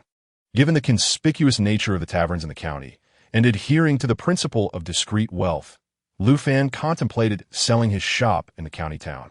Coincidentally, a wealthy merchant, envious of his profits, expressed interest in purchasing it. Thus, Lu Fan sold the tavern for a handsome sum of 100,000 taels of gold. The acquisition of such wealth brought Lu Fan immense joy, and upon receiving the gold notes from the buyer, he promptly dispatched Lu Jia, accompanied by guards, to the bank to withdraw the gold. Such a substantial amount of gold could not be left in the bank. It was far more prudent to secure it within his spatial ring. The 20 square meter storage ring was specifically designated for holding this gold, and he exchanged all the gold notes he had previously acquired. In addition to the recent sales of wine, Lu Fan now possessed a total of 850,000 taels of gold, a fortunate accumulation made possible by possessing 2 spatial rings. The weight of the gold was substantial, yet it occupied less than 1/15 of the available space. As for the 300,000 taels of silver notes, he decided to retain them without conversion, storing them all in the 20 square meter ring. Lu Fan retrieved his 98K rifle, which still had 2 bullets remaining, along with 2 fully loaded AK magazines containing 30 rounds each. With an additional 62 universal bullets on hand, he realized that, if used judiciously, they would last for quite some time. These weapons would prove invaluable for long-range assassinations, serving as formidable instruments in ancient times. The Glock pistol was another item Lu Fan often took out to admire, its smooth surface no longer requiring oil or maintenance. He commissioned the blacksmiths to construct a large iron box, measuring 10 square meters, to be placed in his 50 square meter storage ring, specifically for storing the carcasses of beasts, ensuring cleanliness and efficiency. When his mother-in-law visited, Lu Fan graciously spent 2 days at home. During this time, he measured the route from Lu Village to the county town, discovering that, if one did not take detours, the straight-line distance was less than 8 kilometers. Given his newfound wealth and the desire for easier access to the town, he envisioned straightening the path, facilitating the merchant's delivery of goods. Consequently, he instructed his subordinates to commence road construction, planning to excavate the 2 large mountains and utilize the stones to fill the 3 significant pits. There was no need for excessive elaboration. A simple dirt road, 3 to 4 meters wide, with drainage ditches on either side, would suffice. Recognizing that the length of the project would demand considerable manpower, Lu Fan tasked the steward with recruiting laborers in the county town. He hired over 500 workers, offering a competitive wage of 15 taels of silver per month with ample provisions. The attractive pay and food led to word spreading throughout the surrounding areas, drawing a crowd of 3,000 to 4,000 individuals. Lu Fan welcomed all applicants, ensuring that guards were assigned to oversee and minimize any potential injuries. After inspecting the site, Lu Fan noted that the laborers were well-fed and compensated generously, filling them with enthusiasm. Remarkably, within less than a month, the 2 mountains were leveled, and the 3 pits were nearly filled, with any remaining gaps addressed using the smaller hills. The stones and soil excavated for the drainage ditches were also repurposed for backfilling. With an abundance of labor available and tools brought from home, the project advanced smoothly. In the later stages, Lu Fan instructed the steward to procure tools and also compensated the workers with silver. Everyone praised the master for his generosity, noting not only his personal expenditure on road repairs, but also the additional wages and ample meals provided, including generous portions of succulent meat at midday. Viewing the road from a strategic military perspective, Lu Fan insisted that neither slopes nor elevated terrains should flank the pathway to prevent travelers from falling prey to ambushes by mountain bandits. Chapter 90. Sun Lu Feng in the blink of an eye. More than a month had passed, and Lan Shui was nearing her time to give birth. Lu Fan remained by her side daily, offering his unwavering support. Lan Mu felt immense satisfaction, believing that Lan Shui's marriage to him was indeed a stroke of good fortune from a previous life. Observing the flourishing Lu manor and the energetic servants bustling about, she was profoundly astonished. This son-in-law was truly remarkable. No wonder her husband held him in such high regard. His skills were undeniably formidable. 3 more days slipped by, and finally, Lan Shui was ready to deliver. Following Lu Fan's advice, she had been taking walks every day, which was beneficial for the labor process. The birth unfolded smoothly, aided by Lan Shui's robust constitution, having reached the 6th level of qi refinement. When the baby's cries resonated from the room, Lu Fan's anxious heart finally found peace. "Congratulations, my lord. It's a boy," the midwife joyfully announced as she emerged. "Excellent. You all did splendidly. Each of you shall receive a reward of 100 taels, and everyone in the manor will receive 20 taels." Lu Fan exclaimed, brimming with happiness. As soon as the room was tidied up, he could enter. Lan Shui appeared to be in good condition, though her complexion was slightly pale. Lu Fan had prepared a nourishing soup with ginseng for her, which significantly aided her recovery. Cradling his son gently in his arms, Lu Fan felt a wave of astonishment wash over him. He never anticipated that, instead of returning home, he would find himself marrying and starting a family here. He pondered whether this would alter the course of history and thought it best to find a way back to the modern world, taking them along to resolve the matter. Lost in thought, Lu Fan was suddenly jolted back to reality by Lan Shui's curious voice. "My husband, what are you thinking? You don't dislike him, do you?" "What absurdity! I was contemplating what name to give him," Lu Fan replied, somewhat exasperated. "How about Lu Feng, symbolizing brilliance? That's a splendid name. Let us call him Feng, for his nickname," Lan Shui said, her face alight with joy. "Very well, we shall proceed as you wish." Lan Mu, elated at the successful birth of a boy, remarked, "Son-in-law, you now have a son, and this will certainly put your servants' minds at ease." Lu Fan had not yet considered this aspect. In ancient times, the presence of a young master indeed had the power to stabilize hearts and foster unity. Protecting the little master was tantamount to safeguarding one's own future, ensuring peace for family and descendants alike. This unexpected turn of events had unfolded. During this busy period, Lu Fan had refrained from furthering his relationship with Chun, primarily because he wished not to entangle himself too deeply. He shared his concerns with Lan Shui. "My husband, you cannot act in such a manner. Here, women place great importance on having children. Your actions may hurt Chun," Lan Shui said earnestly. "Oh, if that is the case, then we shall have another child. However, we must take precautions afterwards," Lu Fan replied. He did not dislike children. Rather, he feared the complications that could arise in the future. Of course, if they remained at Lu Manor and avoided stirring trouble, it would not pose any issue. Lan Shui had completed her month of confinement. In the course of these past 2 months, the roads have been repaired, rendering them far less bumpy. Lu Fan contemplated the steel plates of the carriages and commanded that they be completely dismantled and temporarily stored in the warehouse for safekeeping. Although the technology for modifying these carriages may seem unremarkable, we must remember that this is ancient times. Should it be imitated, it could potentially alter the course of history. Thus, it is prudent to exercise caution. Chapter 91. A chill in the winter after the birth of her child. Lan Shui swiftly regained her health. Observing that her daughter was well, Lan Mu decided to return home, as she had a large family to care for. Lu Fan had completed the roads he had arranged for construction, settling the workers' wages and sending them on their way. Many among them expressed a desire to continue working with Lu Fan, but he chose to decline their offers, wishing to avoid further entanglements. Seated in her family's grand carriage, Lan Mu traversed the newly repaired road, experiencing a gentle jolt as she made her way home, reaching the outskirts of the county city in less than half an hour. Upon her return, she recounted the events of the past days and the road construction to her husband. Lan Fu was equally astonished by the rapid progress. "Indeed, our son-in-law is truly remarkable," Lan Mu exclaimed with pride. "You wouldn't believe it. His servants are brimming with vigor, their demeanor exuding a newfound confidence." "What do you mean by different?" Lan Fu inquired. "Well, I can't quite articulate it, but they no longer seem so subservient. They carry themselves with a certain assurance." "Yes, confidence indeed."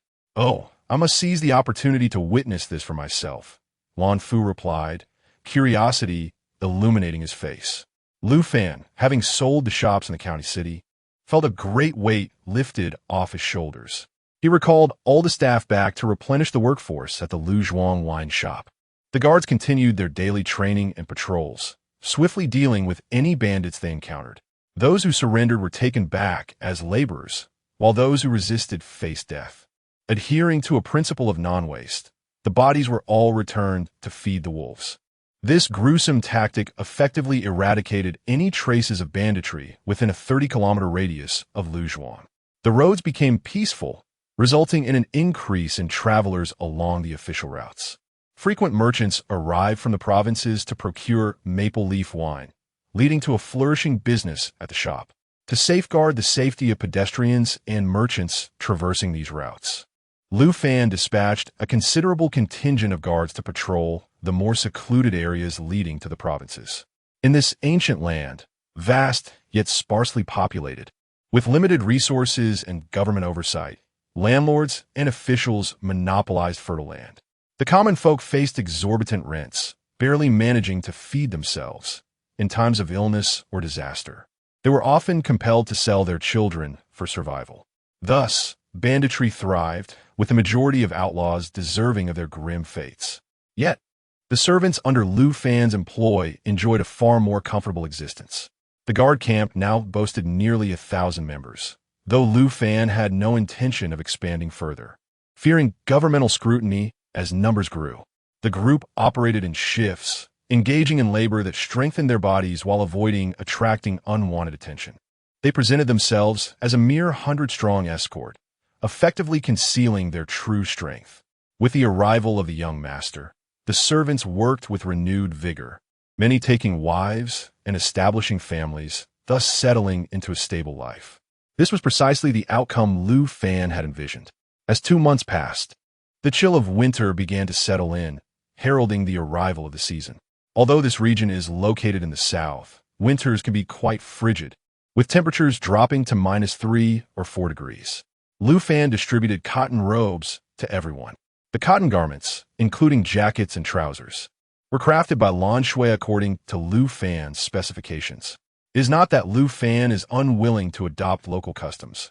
Rather, the clothing of ancient times is exceedingly cumbersome and uncomfortable. The outerwear resembles a mere drapery, which, when fully unfurled, could easily serve as a bedsheet. Not to mention the impracticality in battle, where one must lift the hem of their skirt and tuck it into their trousers for ease of movement. While Lu Fan has no intention of altering their attire, he insists on dressing in accordance with his own preferences and, if necessary, he has instructed Lan Shui and the others to tailor a few pieces to his liking. Chapter 92. Return to the modern era in the Mystic Valley. There had been no news of the time portal. During this period, Lu Fan and Chun'er had nearly exhausted the spirit stone mine, yielding over 50,000 spirit stones. Lu Fan retained more than half for himself, while each of the two women received over 10,000 stones. Lu Fan discovered that there were still some spirit stones deep underground. However, due to the considerable depth and the associated dangers, he ultimately decided against pursuing them.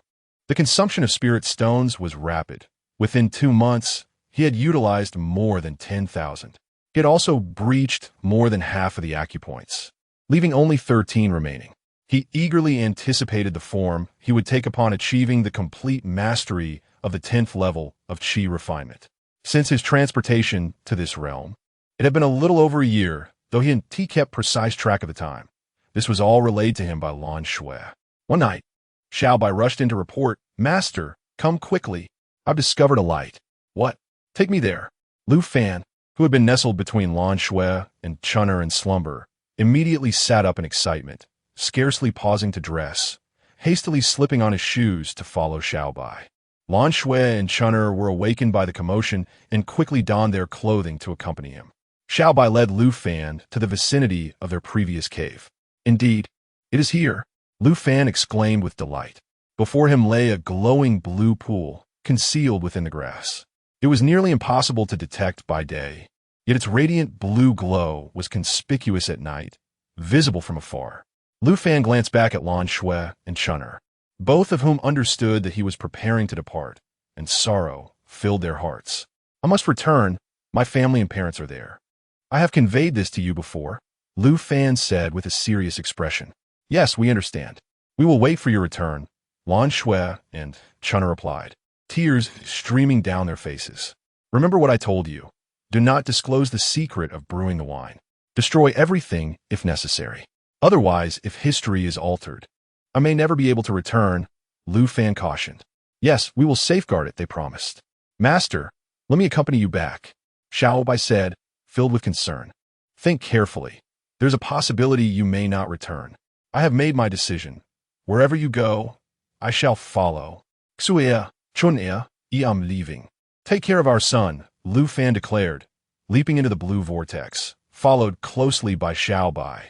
Lan Shui, filled with sorrow, wished to jump in as well, but her concern for their young son held her back. "Lan Jia, let us wait for our husband," Chun'er urged, gripping her sleeve. "It has only been a year since he arrived. Perhaps this vortex will reappear in another year."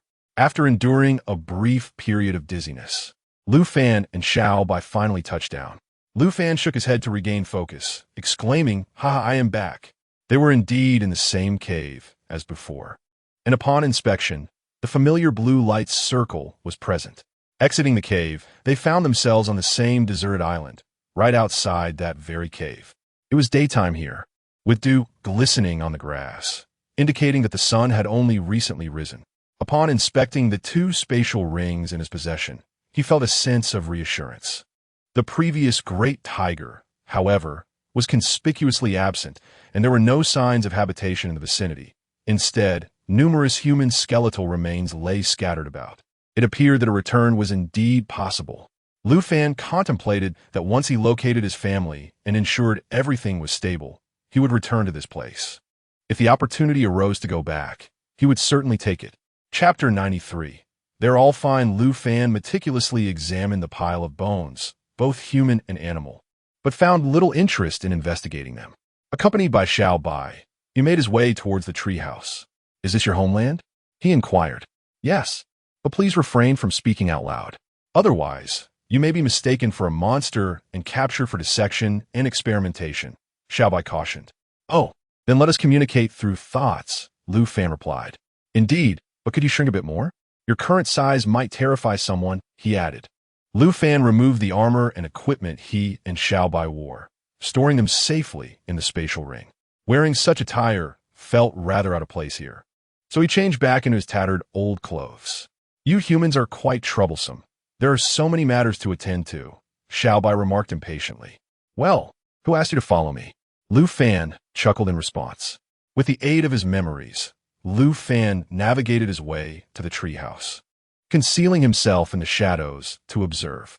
To his surprise, he noticed people inside the treehouse, including the unmistakable Li Menglan clad in a leopard skin outfit. There were also several unfamiliar women present. Just as Lu Fan was about to greet them, Zhang Chong returned with a group of people. "Honey, I'm back. Hurry and massage my feet. I feel utterly exhausted," he called out. Coming, Xia Shui responded, quickly kneeling to tend to Zhang Chong's feet. Li Menglan followed suit, assisting with the other foot. Lu Fan watched in astonishment from behind the foliage. The esteemed CEO Li Menglan was actually massaging the feet of a mere bodyguard. How shocking. "What's wrong, master?" Xiaobai asked, noticing Lu Fan's astonished expression. "Oh, it's nothing. I'm just a bit surprised," he replied. "What does surprise mean?" Xiaobai inquired. Could you please refrain from asking questions? My mind is quite chaotic right now." It appeared that since his departure, Li Menglan and Xia Shui had followed Zhang Chong and settled into a new life here. After a moment of contemplation, Lu Fan decided to approach them, recalling their past as survival companions. Resolving his hesitation, he led Xiaobai forward. "Stop! Do not move! What kind of beast is this?" a middle-aged guard demanded, brandishing a submachine gun. "Please, don't be hasty. It is merely my pet. I've come to see an old friend. Your leader, Zhang Chong, knows me," Lu Fan explained. "Know you? I've never heard him mention you." At that moment, Li Menglan spotted Lu Fan from the treehouse. "Let him in. He is one of us," she called out. Zhang Chong and Xia Shui also descended from the treehouse, their expressions a mix of surprise and disbelief. "Heavens! He is still alive," Zhang Chong exclaimed, visibly embarrassed. "Hello, everyone," Lu Fan greeted from beneath the treehouse. The three quickly scrambled down. "Lu Fan, you're alive. Why didn't you return to find us sooner?" "Li Menglan Kriya. I was attacked by a giant tiger along with Li Ming. He was killed, and I fell into a deep cave, sustaining serious injuries. The cave was profound, devoid of any path leading upward. They drifted along the subterranean river until they finally emerged in a valley, having only now discovered the way back." Lu Fan concealed the matter regarding the temporal transport portal. "Well, as long as you manage to return alive, that's what matters." Li Menglan alucidata. "And what of that Korean individual?" Lu Fan inquired, having not detected the presence of Jin Ziyuan, who had casually asked the question. "Oh, her. She was devoured by that tiger," Xia Shui remarked nonchalantly, for it was she who had orchestrated the scheme, vying for mate selection. "Oh, so there's been no rescue at all?" "No aid has arrived. The radio, which initially transmitted some information, has since devolved into mere static. We are utterly unable to return," Zhang Chong stated with a sense of indifference. Chapter 94. The pirates have appeared. Lu Fan's martial prowess remained intact. Upon probing Zhang Chong with his soul power, he discerned a tumultuous fluctuation within his mind. Could it be that he was deceiving me? Perhaps it would be prudent for me to investigate the seaside myself. Well, seeing that you are all doing well puts my mind at ease. It was evident that Zhang Chong had established his own influence and was none too pleased with Lu Fan's presence. Lu Fan, harboring his own secrets, was unwilling to continue residing with them. "I'm heading back to the seaside. Let us part ways here." Without a backward glance, Lu Fan led Xiaobai away. "Why didn't you stop him?" Xia Shui expressed her gratitude towards Lu Fan, turning to Zhang Chong with a demanding tone. "How could I possibly stop him? Do you not grasp the current situation?" Zhang Chong retorted disdainfully. Ever since Lu Fan and his companions had vanished, Zhang Chong had taken advantage of Xia Shui, but he grew weary of her after a few months. His thoughts were consumed by a certain Korean actress, but Xia Shui had thwarted his desires, leading to his frustration. Now he had set his sights on Li Menglan, persistently seeking an opportunity to bed her, yet Xia Shui's interference had thwarted his plans. "I shall accompany you, Lu Fan," Li Menglan called out loudly. Lu Fan halted his steps, glancing back at the expressions of the three, yet he remained silent. A flicker of malevolence flashed in Zhang Chong's eyes, which Lu Fan, with his heightened perception, readily noted. It appeared that the situation was far from harmonious. Li Menglan had not yet fallen under Zhang Chong's influence. Li Menglan hurriedly ascended the treehouse, hastily gathering a few blankets, leaving behind her other belongings. "Xiao Shui, I am leaving with Lu Fan. Take care of yourself," she said with a sense of resignation. "Very well, but do watch your safety," Xia Shui replied, her face a mixture of reluctance and inner turmoil. "We will," Li Menglan responded cheerfully. It was clear that her time there had not been joyful. Lu Fan was eager to inquire about the recent happenings on the island. It was apparent that Zhang Chang's mindset had shifted. He had not been truthful with Lu Fan. All right, let us depart. Lu Fan finally spoke. Zhang Chang and Xia Shui made no attempt to impede them as they watched the pair retreat into the distance. Why didn't you stop her? Zhang Chang inquired, irritation evident in his voice. Am I capable of controlling her? Xia Shui replied, her expression one of grievance. You wretched woman, if it weren't for you, I would have already taken her. You bring misfortune. Zhang Chang's true nature was laid bare. Regrettably, Xia Shui was now carrying his child. Unable to revert to her past, she could only endure his tyranny in silence. As Lu Fan and Li Menglan walked along the path to the beach, the once narrow trail had transformed into a cleared pathway over a meter wide, making their journey significantly easier. Lu Fan, less than 2 months after you and Li Ming disappeared, Zhang Chang's true colors began to show. Initially, he crept into Xia Shui's bed at night, taking advantage of her. Later, he sheltered a few survivors, only to force himself upon them as well. Well, I can surmise what transpired. No matter, now that I have returned, you should accompany me. Let's find our way home swiftly. Lu Fan was solely focused on finding a way home, indifferent to all other matters. I knew you were the most reliable one, Li Menglan said with unwavering sincerity. Have you encountered any rescue missions recently? Not a rescue, but we did face pirates twice. From my observations, it seems they do not reside on the island. They must have a means of leaving, Lu Fan replied, his eyes lighting up at the thought of returning home, regardless of who they were. Where did you encounter them? Right at the spot where we were staying by the sea, and once near the dwelling of the wild men. They are armed, so we must exercise caution. That's fine. If we come across them, you should hide in the woods, and I will look for an opportunity to eliminate them. We can seize their speedboat and explore a way off the island. Chapter 95. Return to the beach. Li Menglan's face radiated excitement, as the hope of returning home finally flickered before her. How could she not be thrilled? Let us find a place to rest for the night. After walking 3 to 4 kilometers, the trio returned to the beach. The wooden shack had collapsed, bearing the scars of gunfire, rendering it uninhabitable. Fortunately, it was early autumn, and the chill was not yet severe. Li, what time is it now? Li Menglan inquired, astonished. Early autumn. We have been here for over a year and 2 months. Well, Lu Fan pondered, relieved that the 2 locations' timelines were largely in sync, with no other alterations.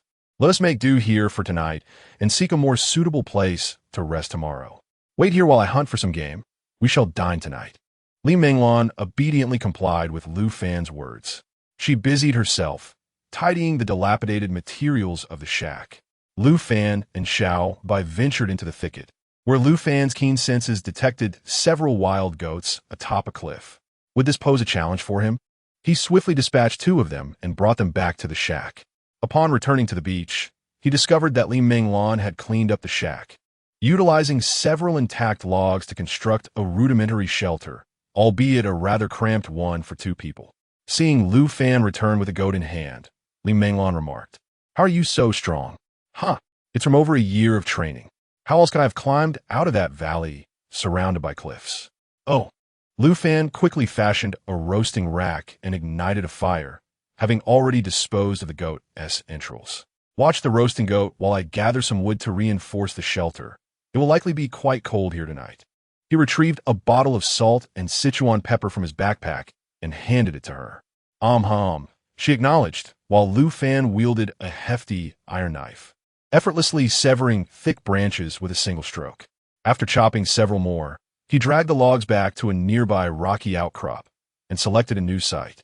After laboring for over half an hour, he erected a new wooden shelter that could accommodate 3 individuals. Importantly, it provided protection from the wind and light, making it difficult for any passing pirates to spot them at night. Li Menglan had already roasted both goats. I dug a pit behind that rocky outcrop and constructed a new shelter. Let us move there after our meal. That sound good? Lu Fan mused to himself, reflecting on how significantly Li Menglan had changed. This place, once a site of many deaths, no longer seemed to faze her. Why do you look at me like that?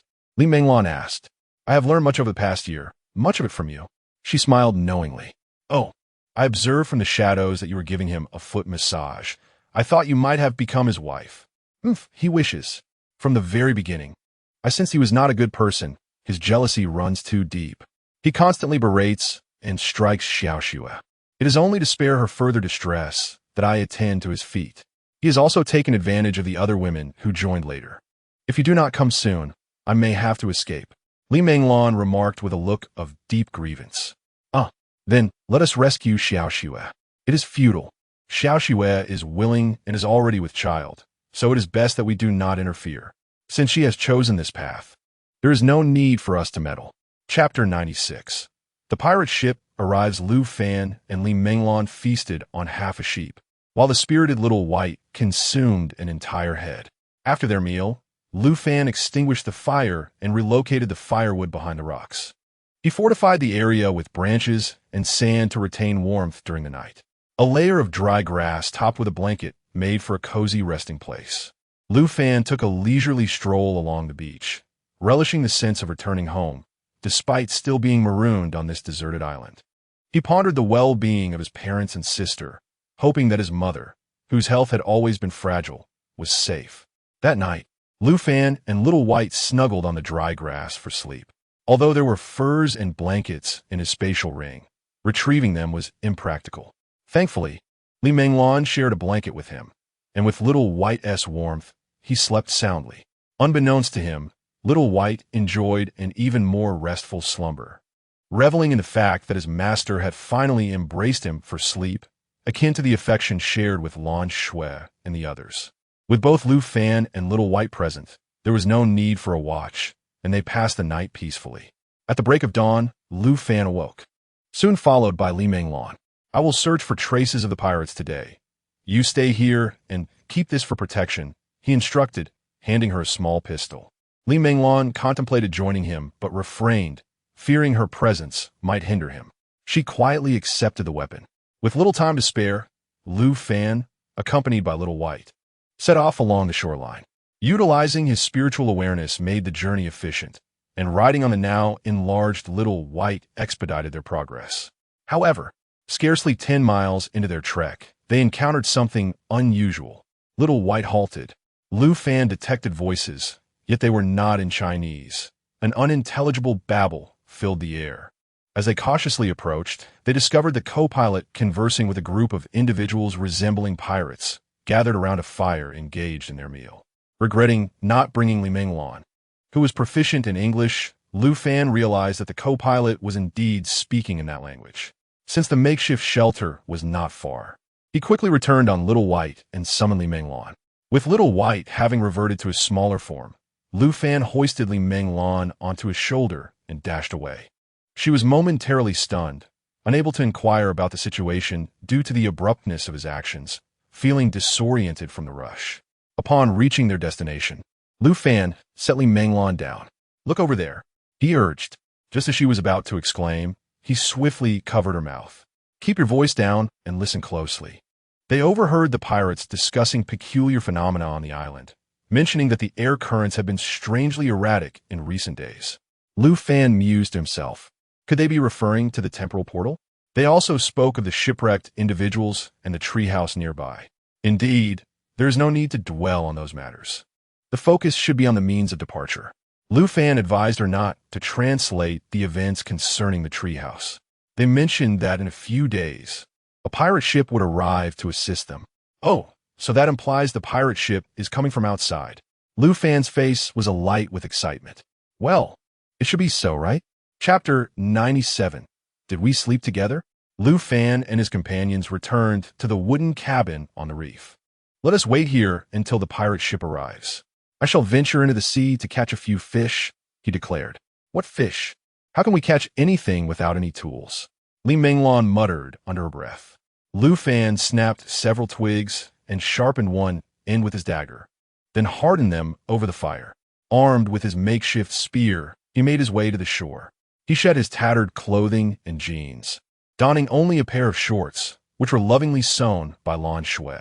Little Bai hastily covered its eyes, lamenting how shameless Lu Fan had become, stripping in broad daylight. Unaware of the creature's inner thoughts, Lu Fan was simply reveling in the refreshing ocean water, which was invigorating aside from its slight chill. Encountering a solitary fish, he imbued his spear with his spiritual energy and thrust it, piercing through the fish's skull, swiftly dispatching it. He continued his efforts, ultimately catching 6 fish and 2 large lobsters before returning to shore, dragging his bounty behind him. Upon reaching the land, he began to gut the fish, each weighing several pounds. Little Bai scampered over, quickly retreating from the pungent smell. "What is that awful scent?" it questioned. "This is fresh ocean fish, quite delectable," Lu Fan replied, carrying the lobsters and large fish back to the cabin, where Li Menglan had gathered a heap of firewood. "Let us feast on these for lunch today," he announced. "Ah, you truly caught them. You are amazing," Li Menglan exclaimed, eagerly taking the fish from him. With no pot available, they skewered the fish on sticks to roast them over the fire. Lu Fan glanced at Little Bai. "You should find something to eat as well. Just don't wander too far. The wild goat we had last night was quite tasty. Perhaps you can find another." Little Bai, contemplating this, scurried away. "Why did it run off?" Lu Fan inquired. "We need not worry. It will find food on its own. After all, it is a fox. Indeed, a great fox. But I saved it, and it now recognizes me as its master." Lu Fan fabricated a reason. "Oh, that explains its good behavior." The two shared a lobster each, savoring their meal. This lobster is truly delightful," Lu Fan remarked. "Could you refrain from calling me Li Zong? Just Menglan will suffice," Li Menglan gently requested. "Very well. I shall call you Menglan from now on," Lu Fan acquiesced, indifferent to the title, seeing it merely as a formality. Having finished their meal, it was only a little past 10 o'clock, effectively combining breakfast and lunch into one. They reclined on piles of hay, resting. At that moment, Li Menglan spoke. "Lu Fan, could you hold me?" "Ah, very well, then," he replied, sensing her sadness and unable to refuse her. Without waiting for him to rise, she rushed over and lay quietly in his embrace. After about 10 minutes of silence, he wondered why she hadn't moved. Turning his head, he discovered she had fallen asleep. Observing the smile on her face, he realized she must not have enjoyed such peaceful slumber in quite some time. How amusing it was that she had unwittingly regarded him as a good person. Indeed, her heart was quite generous. Li Menglan awoke after 2 hours of slumber, while Lu Fan's entire arm had gone numb, prompting him to rise and stretch. "I truly apologize for the inconvenience," he said. "Oh, it's quite all right," she replied. "I happened to be weary as well, and took the opportunity to rest." In an effort to alleviate her embarrassment, Lu Fan hurriedly continued to explain. Meanwhile, Xiaobai had returned quite some time ago, and she was on the verge of exasperation. "That insufferable Lu Fan." I stepped out for but a moment, and the two of them are already snuggled up together in slumber. One audacious fellow. Chapter 98. The long-lost flavor in the evening. The two ventured to the seaside once more, gathering a plethora of seashells. Lu Fan found himself yearning for them. Ah, the long-lost flavor, truly exquisite. 3 mackerels remained, all grilled at noon, merely requiring a brief reheat before indulging. After the meal, Lu Fan seated himself upon a mound of grass to meditate. Alas, the effects were rather mediocre. The spiritual energy here was nowhere near as potent as that in other locations. He still possessed over 10,000 spiritual stones within his spatial ring, so he resolved to use them sparingly. There were also several beast carcasses, which he decided to reserve for Xiaobai. "Xiaobai, your recovery of spiritual energy is rather sluggish here. Endeavor to conserve your strength," Lu Fan advised. "Indeed, I sensed it long ago. However, today, amidst a thicket, I felt the presence of spiritual energy." Lu Fan noted how pleasing Xiaobai's melodious voice sounded at that moment. "Why did you not mention it sooner?" he inquired, his excitement palpable. Who told you to sleep with her?" The hint of jealousy in her tone amused Lu Fan. "You saw, we did not engage in anything inappropriate. She is quite pitiable. The leader of that group intended to take advantage of her, and she has not had a peaceful night's rest in a long while." "Oh, I see. In that case, let it be. Tomorrow, I shall take you to see her," Xiaobai chirped. "Very well, then let us retire for the night," Lu Fan replied, beckoning Xiaobai to come closer for a warm embrace. The reason for this embrace was simple. She radiated warmth. Unbeknownst to Xiaobai, She assumed Lu Fan simply enjoyed sleeping beside her, which delighted her immensely.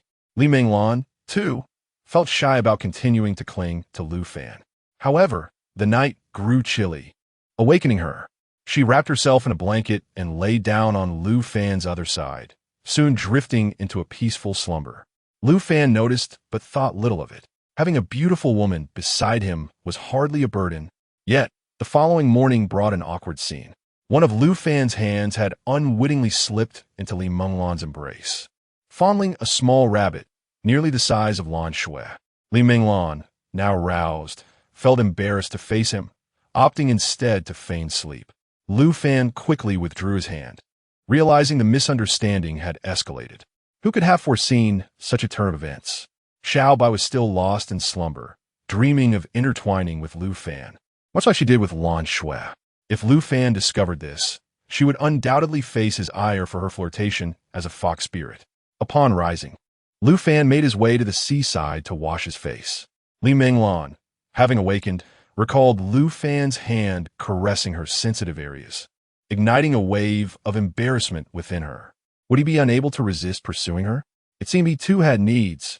Li Menglan found herself not entirely opposed to the idea of intimacy with Lu Fan. Rather, she harbored a hint of anticipation. After washing his face at the shore, Lu Fan ventured into the thicket to relieve himself. He retrieved 2 hind legs of a unicorn cow from his spatial ring.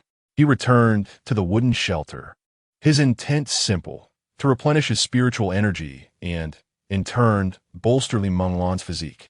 Xiao Bai, awakened by the enticing aroma of roasted meat, chastised playfully, "Master, you are quite the rascal.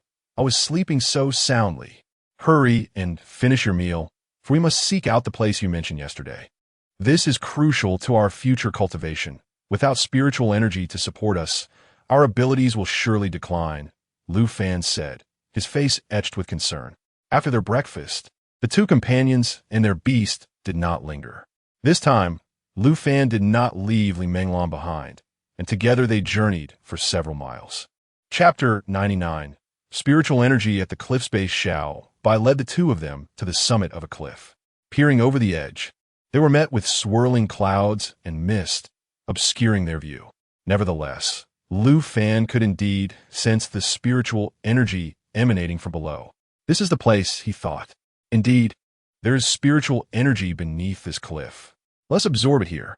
Lu Fan then addressed Li Menglan, saying, "Menglan, you should take a moment to rest." He pretended to retrieve a ceramic bottle of water from his backpack, which contained the previously stored spring water, highly beneficial for her health. Xiao Bai lay back on a rock, closing his eyes to rejuvenate. Lu Fan settled on another, slightly flatter stone, entering a meditative state. Li Menglan mused to herself. He has changed significantly in the year since we last met. He has grown quite handsome. His once dark complexion has become fairer, perhaps due to his prolonged absence from the sun. After resting for half a day, while Lu Fan had not opened his acupoints, his spiritual energy was fully restored. Xiao Bai had also regained his strength. "Shall we venture down to take a look, master?" Xiao Bai inquired curiously. "Yes, but let us first send her away. We will explore the depths below." Lu Fan concocted a plan. The journey back from Menglan was too far. "Let us stay here tonight. Please find some dry grass nearby." Concerned for her safety, he instructed Xiao Bai to accompany her. Once they had departed, Lu Fan brandished his dragon-slaying blade, channeling his spiritual energy, and after several agile maneuvers, he descended to the cliff's base. The spiritual energy here was twice as potent as at the summit. How delightful, he thought. As long as there is spiritual energy, it suffices.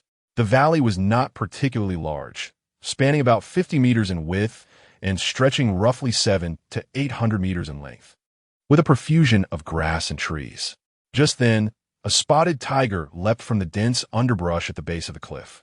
Although not as large as the great tigers, it weighed around 300 to 400 pounds. Lu Fan swiftly dispatched the attacking tiger with his blade, eviscerating it and storing the entrails in a metal box within his spatial ring. He silently resolved to purchase a stainless steel sink upon his return home, clean and hygienic. As he prepared to return, he sensed 2 more tigers approaching from hundreds of meters behind him. Goodness, this must be a tiger den. No wonder we haven't encountered other wild beasts. Lu Fan detected a cave deep within the valley, where 3 young tigers resided. Perhaps another time, he thought. I shall spare you for now. Using his spiritual energy, he leapt gracefully to a height of 4 to 5 meters on the cliff face, embedding his dragon-slaying blade into the rock for support. After a few agile ascents, he returned near the summit. Sensing that Li Menglan was no longer at the top, he leaped directly up. Stowing away his dragon-slaying blade, he retrieved the tiger hide and a dagger to begin skinning the animal. Tiger bones are a valuable commodity. When soaked in alcohol, they strengthen muscles and dispel wind and dampness, especially those imbued with spiritual energy. Li Menglan returned with a large bundle of dry firewood. Lu Fan, you have slain a great tiger. You are truly impressive, she exclaimed. It was nothing remarkable. I merely ambushed it, he replied. We shall dry the tiger skin. It will provide warmth tonight. I discover a mountain spring not far from here. Li Menglan pointed toward the eastern side of the cliff. Oh, how fortuitous! Once I finish skinning the hide, I shall head there for a refreshing soak. Lu Fan was pondering how to deal with the tiger skin. At a location near the cliff and close to the woods, he sought out several large trees, binding a few trunks with vines and covering them with some branches to create a makeshift roof. He surrounded the area with thorny branches, leaving a 1-meter wide exit. Inside, he spread hay, ensuring there was space for a fire pit. Chapter 100. Slaying pirates and seizing supplies. Lu Fan had constructed the wooden shed with a considerable height, making it rather comfortable. He prepared a grill and seasoned the meat with salt. Menglan, smoke the tiger meat here while I tend to the tiger skin at the mountain spring. Lu Fan wrapped the tiger bones in the skin and took them with him, storing the bones in his spatial ring at the mountain spring. The tiger skin was submerged in water, weighed down by a large stone. It would soak there overnight. Retrieving an iron pot, Lu Fan returned to the shed. Menglan, look what I found, he exclaimed, pretending to have stumbled upon it. An iron pot. This is splendid. We can finally make soup. Li Menglan et Golim Zaifuli. I've already cleaned it and filled it with water. Do you have any salt left? Lu Fan inquired. With all this tiger meat, we might be short. Not to worry, I'll scrape some from the seaside. It's still early. It was merely past noon, leaving ample time. Lu Fan resolved to head to the shore and observe the pirates' movements. After having some tiger meat, Lu Fan swiftly made his way to the seaside, utilizing his spiritual energy for speed. The distance to the shore was about 5 or 6 miles, and navigating through the jungle was challenging. He leaped into the treetops, moving nimbly like a monkey, and soon reached the coast. Concealed atop a large tree, he observed the pirates, noting that they seemed to be entering the jungle, with no boats or speedboats in sight. Tents had been erected on the beach, accompanied by stacks of ammunition boxes and other supplies. They surely had salt and other necessities. Lu Fan noted the tattered state of his clothing. His jeans were torn in several places, exposing his thigh. While Li Menglan didn't mind, he felt quite self-conscious about it. After waiting for over half an hour, out of the 50 or so pirates, more than 30 ventured into the jungle, leaving fewer than 20 behind, including the lieutenant. After a brief wait, Lu Fan sprang into action, drawing his 98K rifle and eliminating 5 of the sentry pirates. The remaining pirates were thrown into disarray.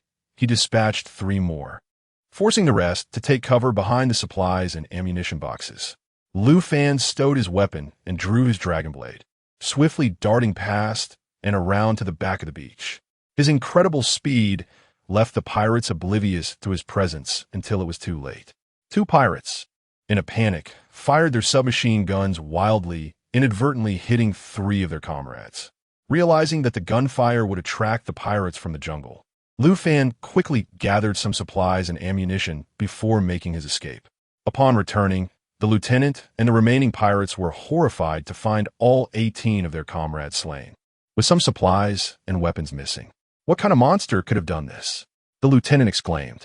It was evident they suspected the work of the Asian individuals. Lu Fan did not leave. Instead, he concealed himself behind a large reef in the sea. Although he could not comprehend their words, their gestures indicated suspicion toward the treehouse. It seemed prudent for them to retreat for now. Lu Fan then dove underwater, navigating around a bend before re-emerging on the beach and and returning to the woods. Upon taking stock of the acquired supplies, there were 2 boxes of instant noodles, 1 box of salt, and 10 packets of seasoning. Additionally, 5 submachine guns, 3 boxes of ammunition, 2 boxes of grenades, 6 sets of camouflage uniforms, and 3 pairs of military-grade hiking boots were counted. Lu Fan donned a camouflage attire, burying his previous outfit in a pit. Approaching a distance of 100 to 200 meters from the precipice, he retrieved 2 submachine guns, securing them on his back. He opened a box of ammunition, stowing the magazines in his clothing pockets, while his backpack contained 10 bags of salt and 5 packets of seasoning. He also selected a set of smaller-sized clothing and shoes for Li Menglan before hastening back to the wooden shelter near the cliff.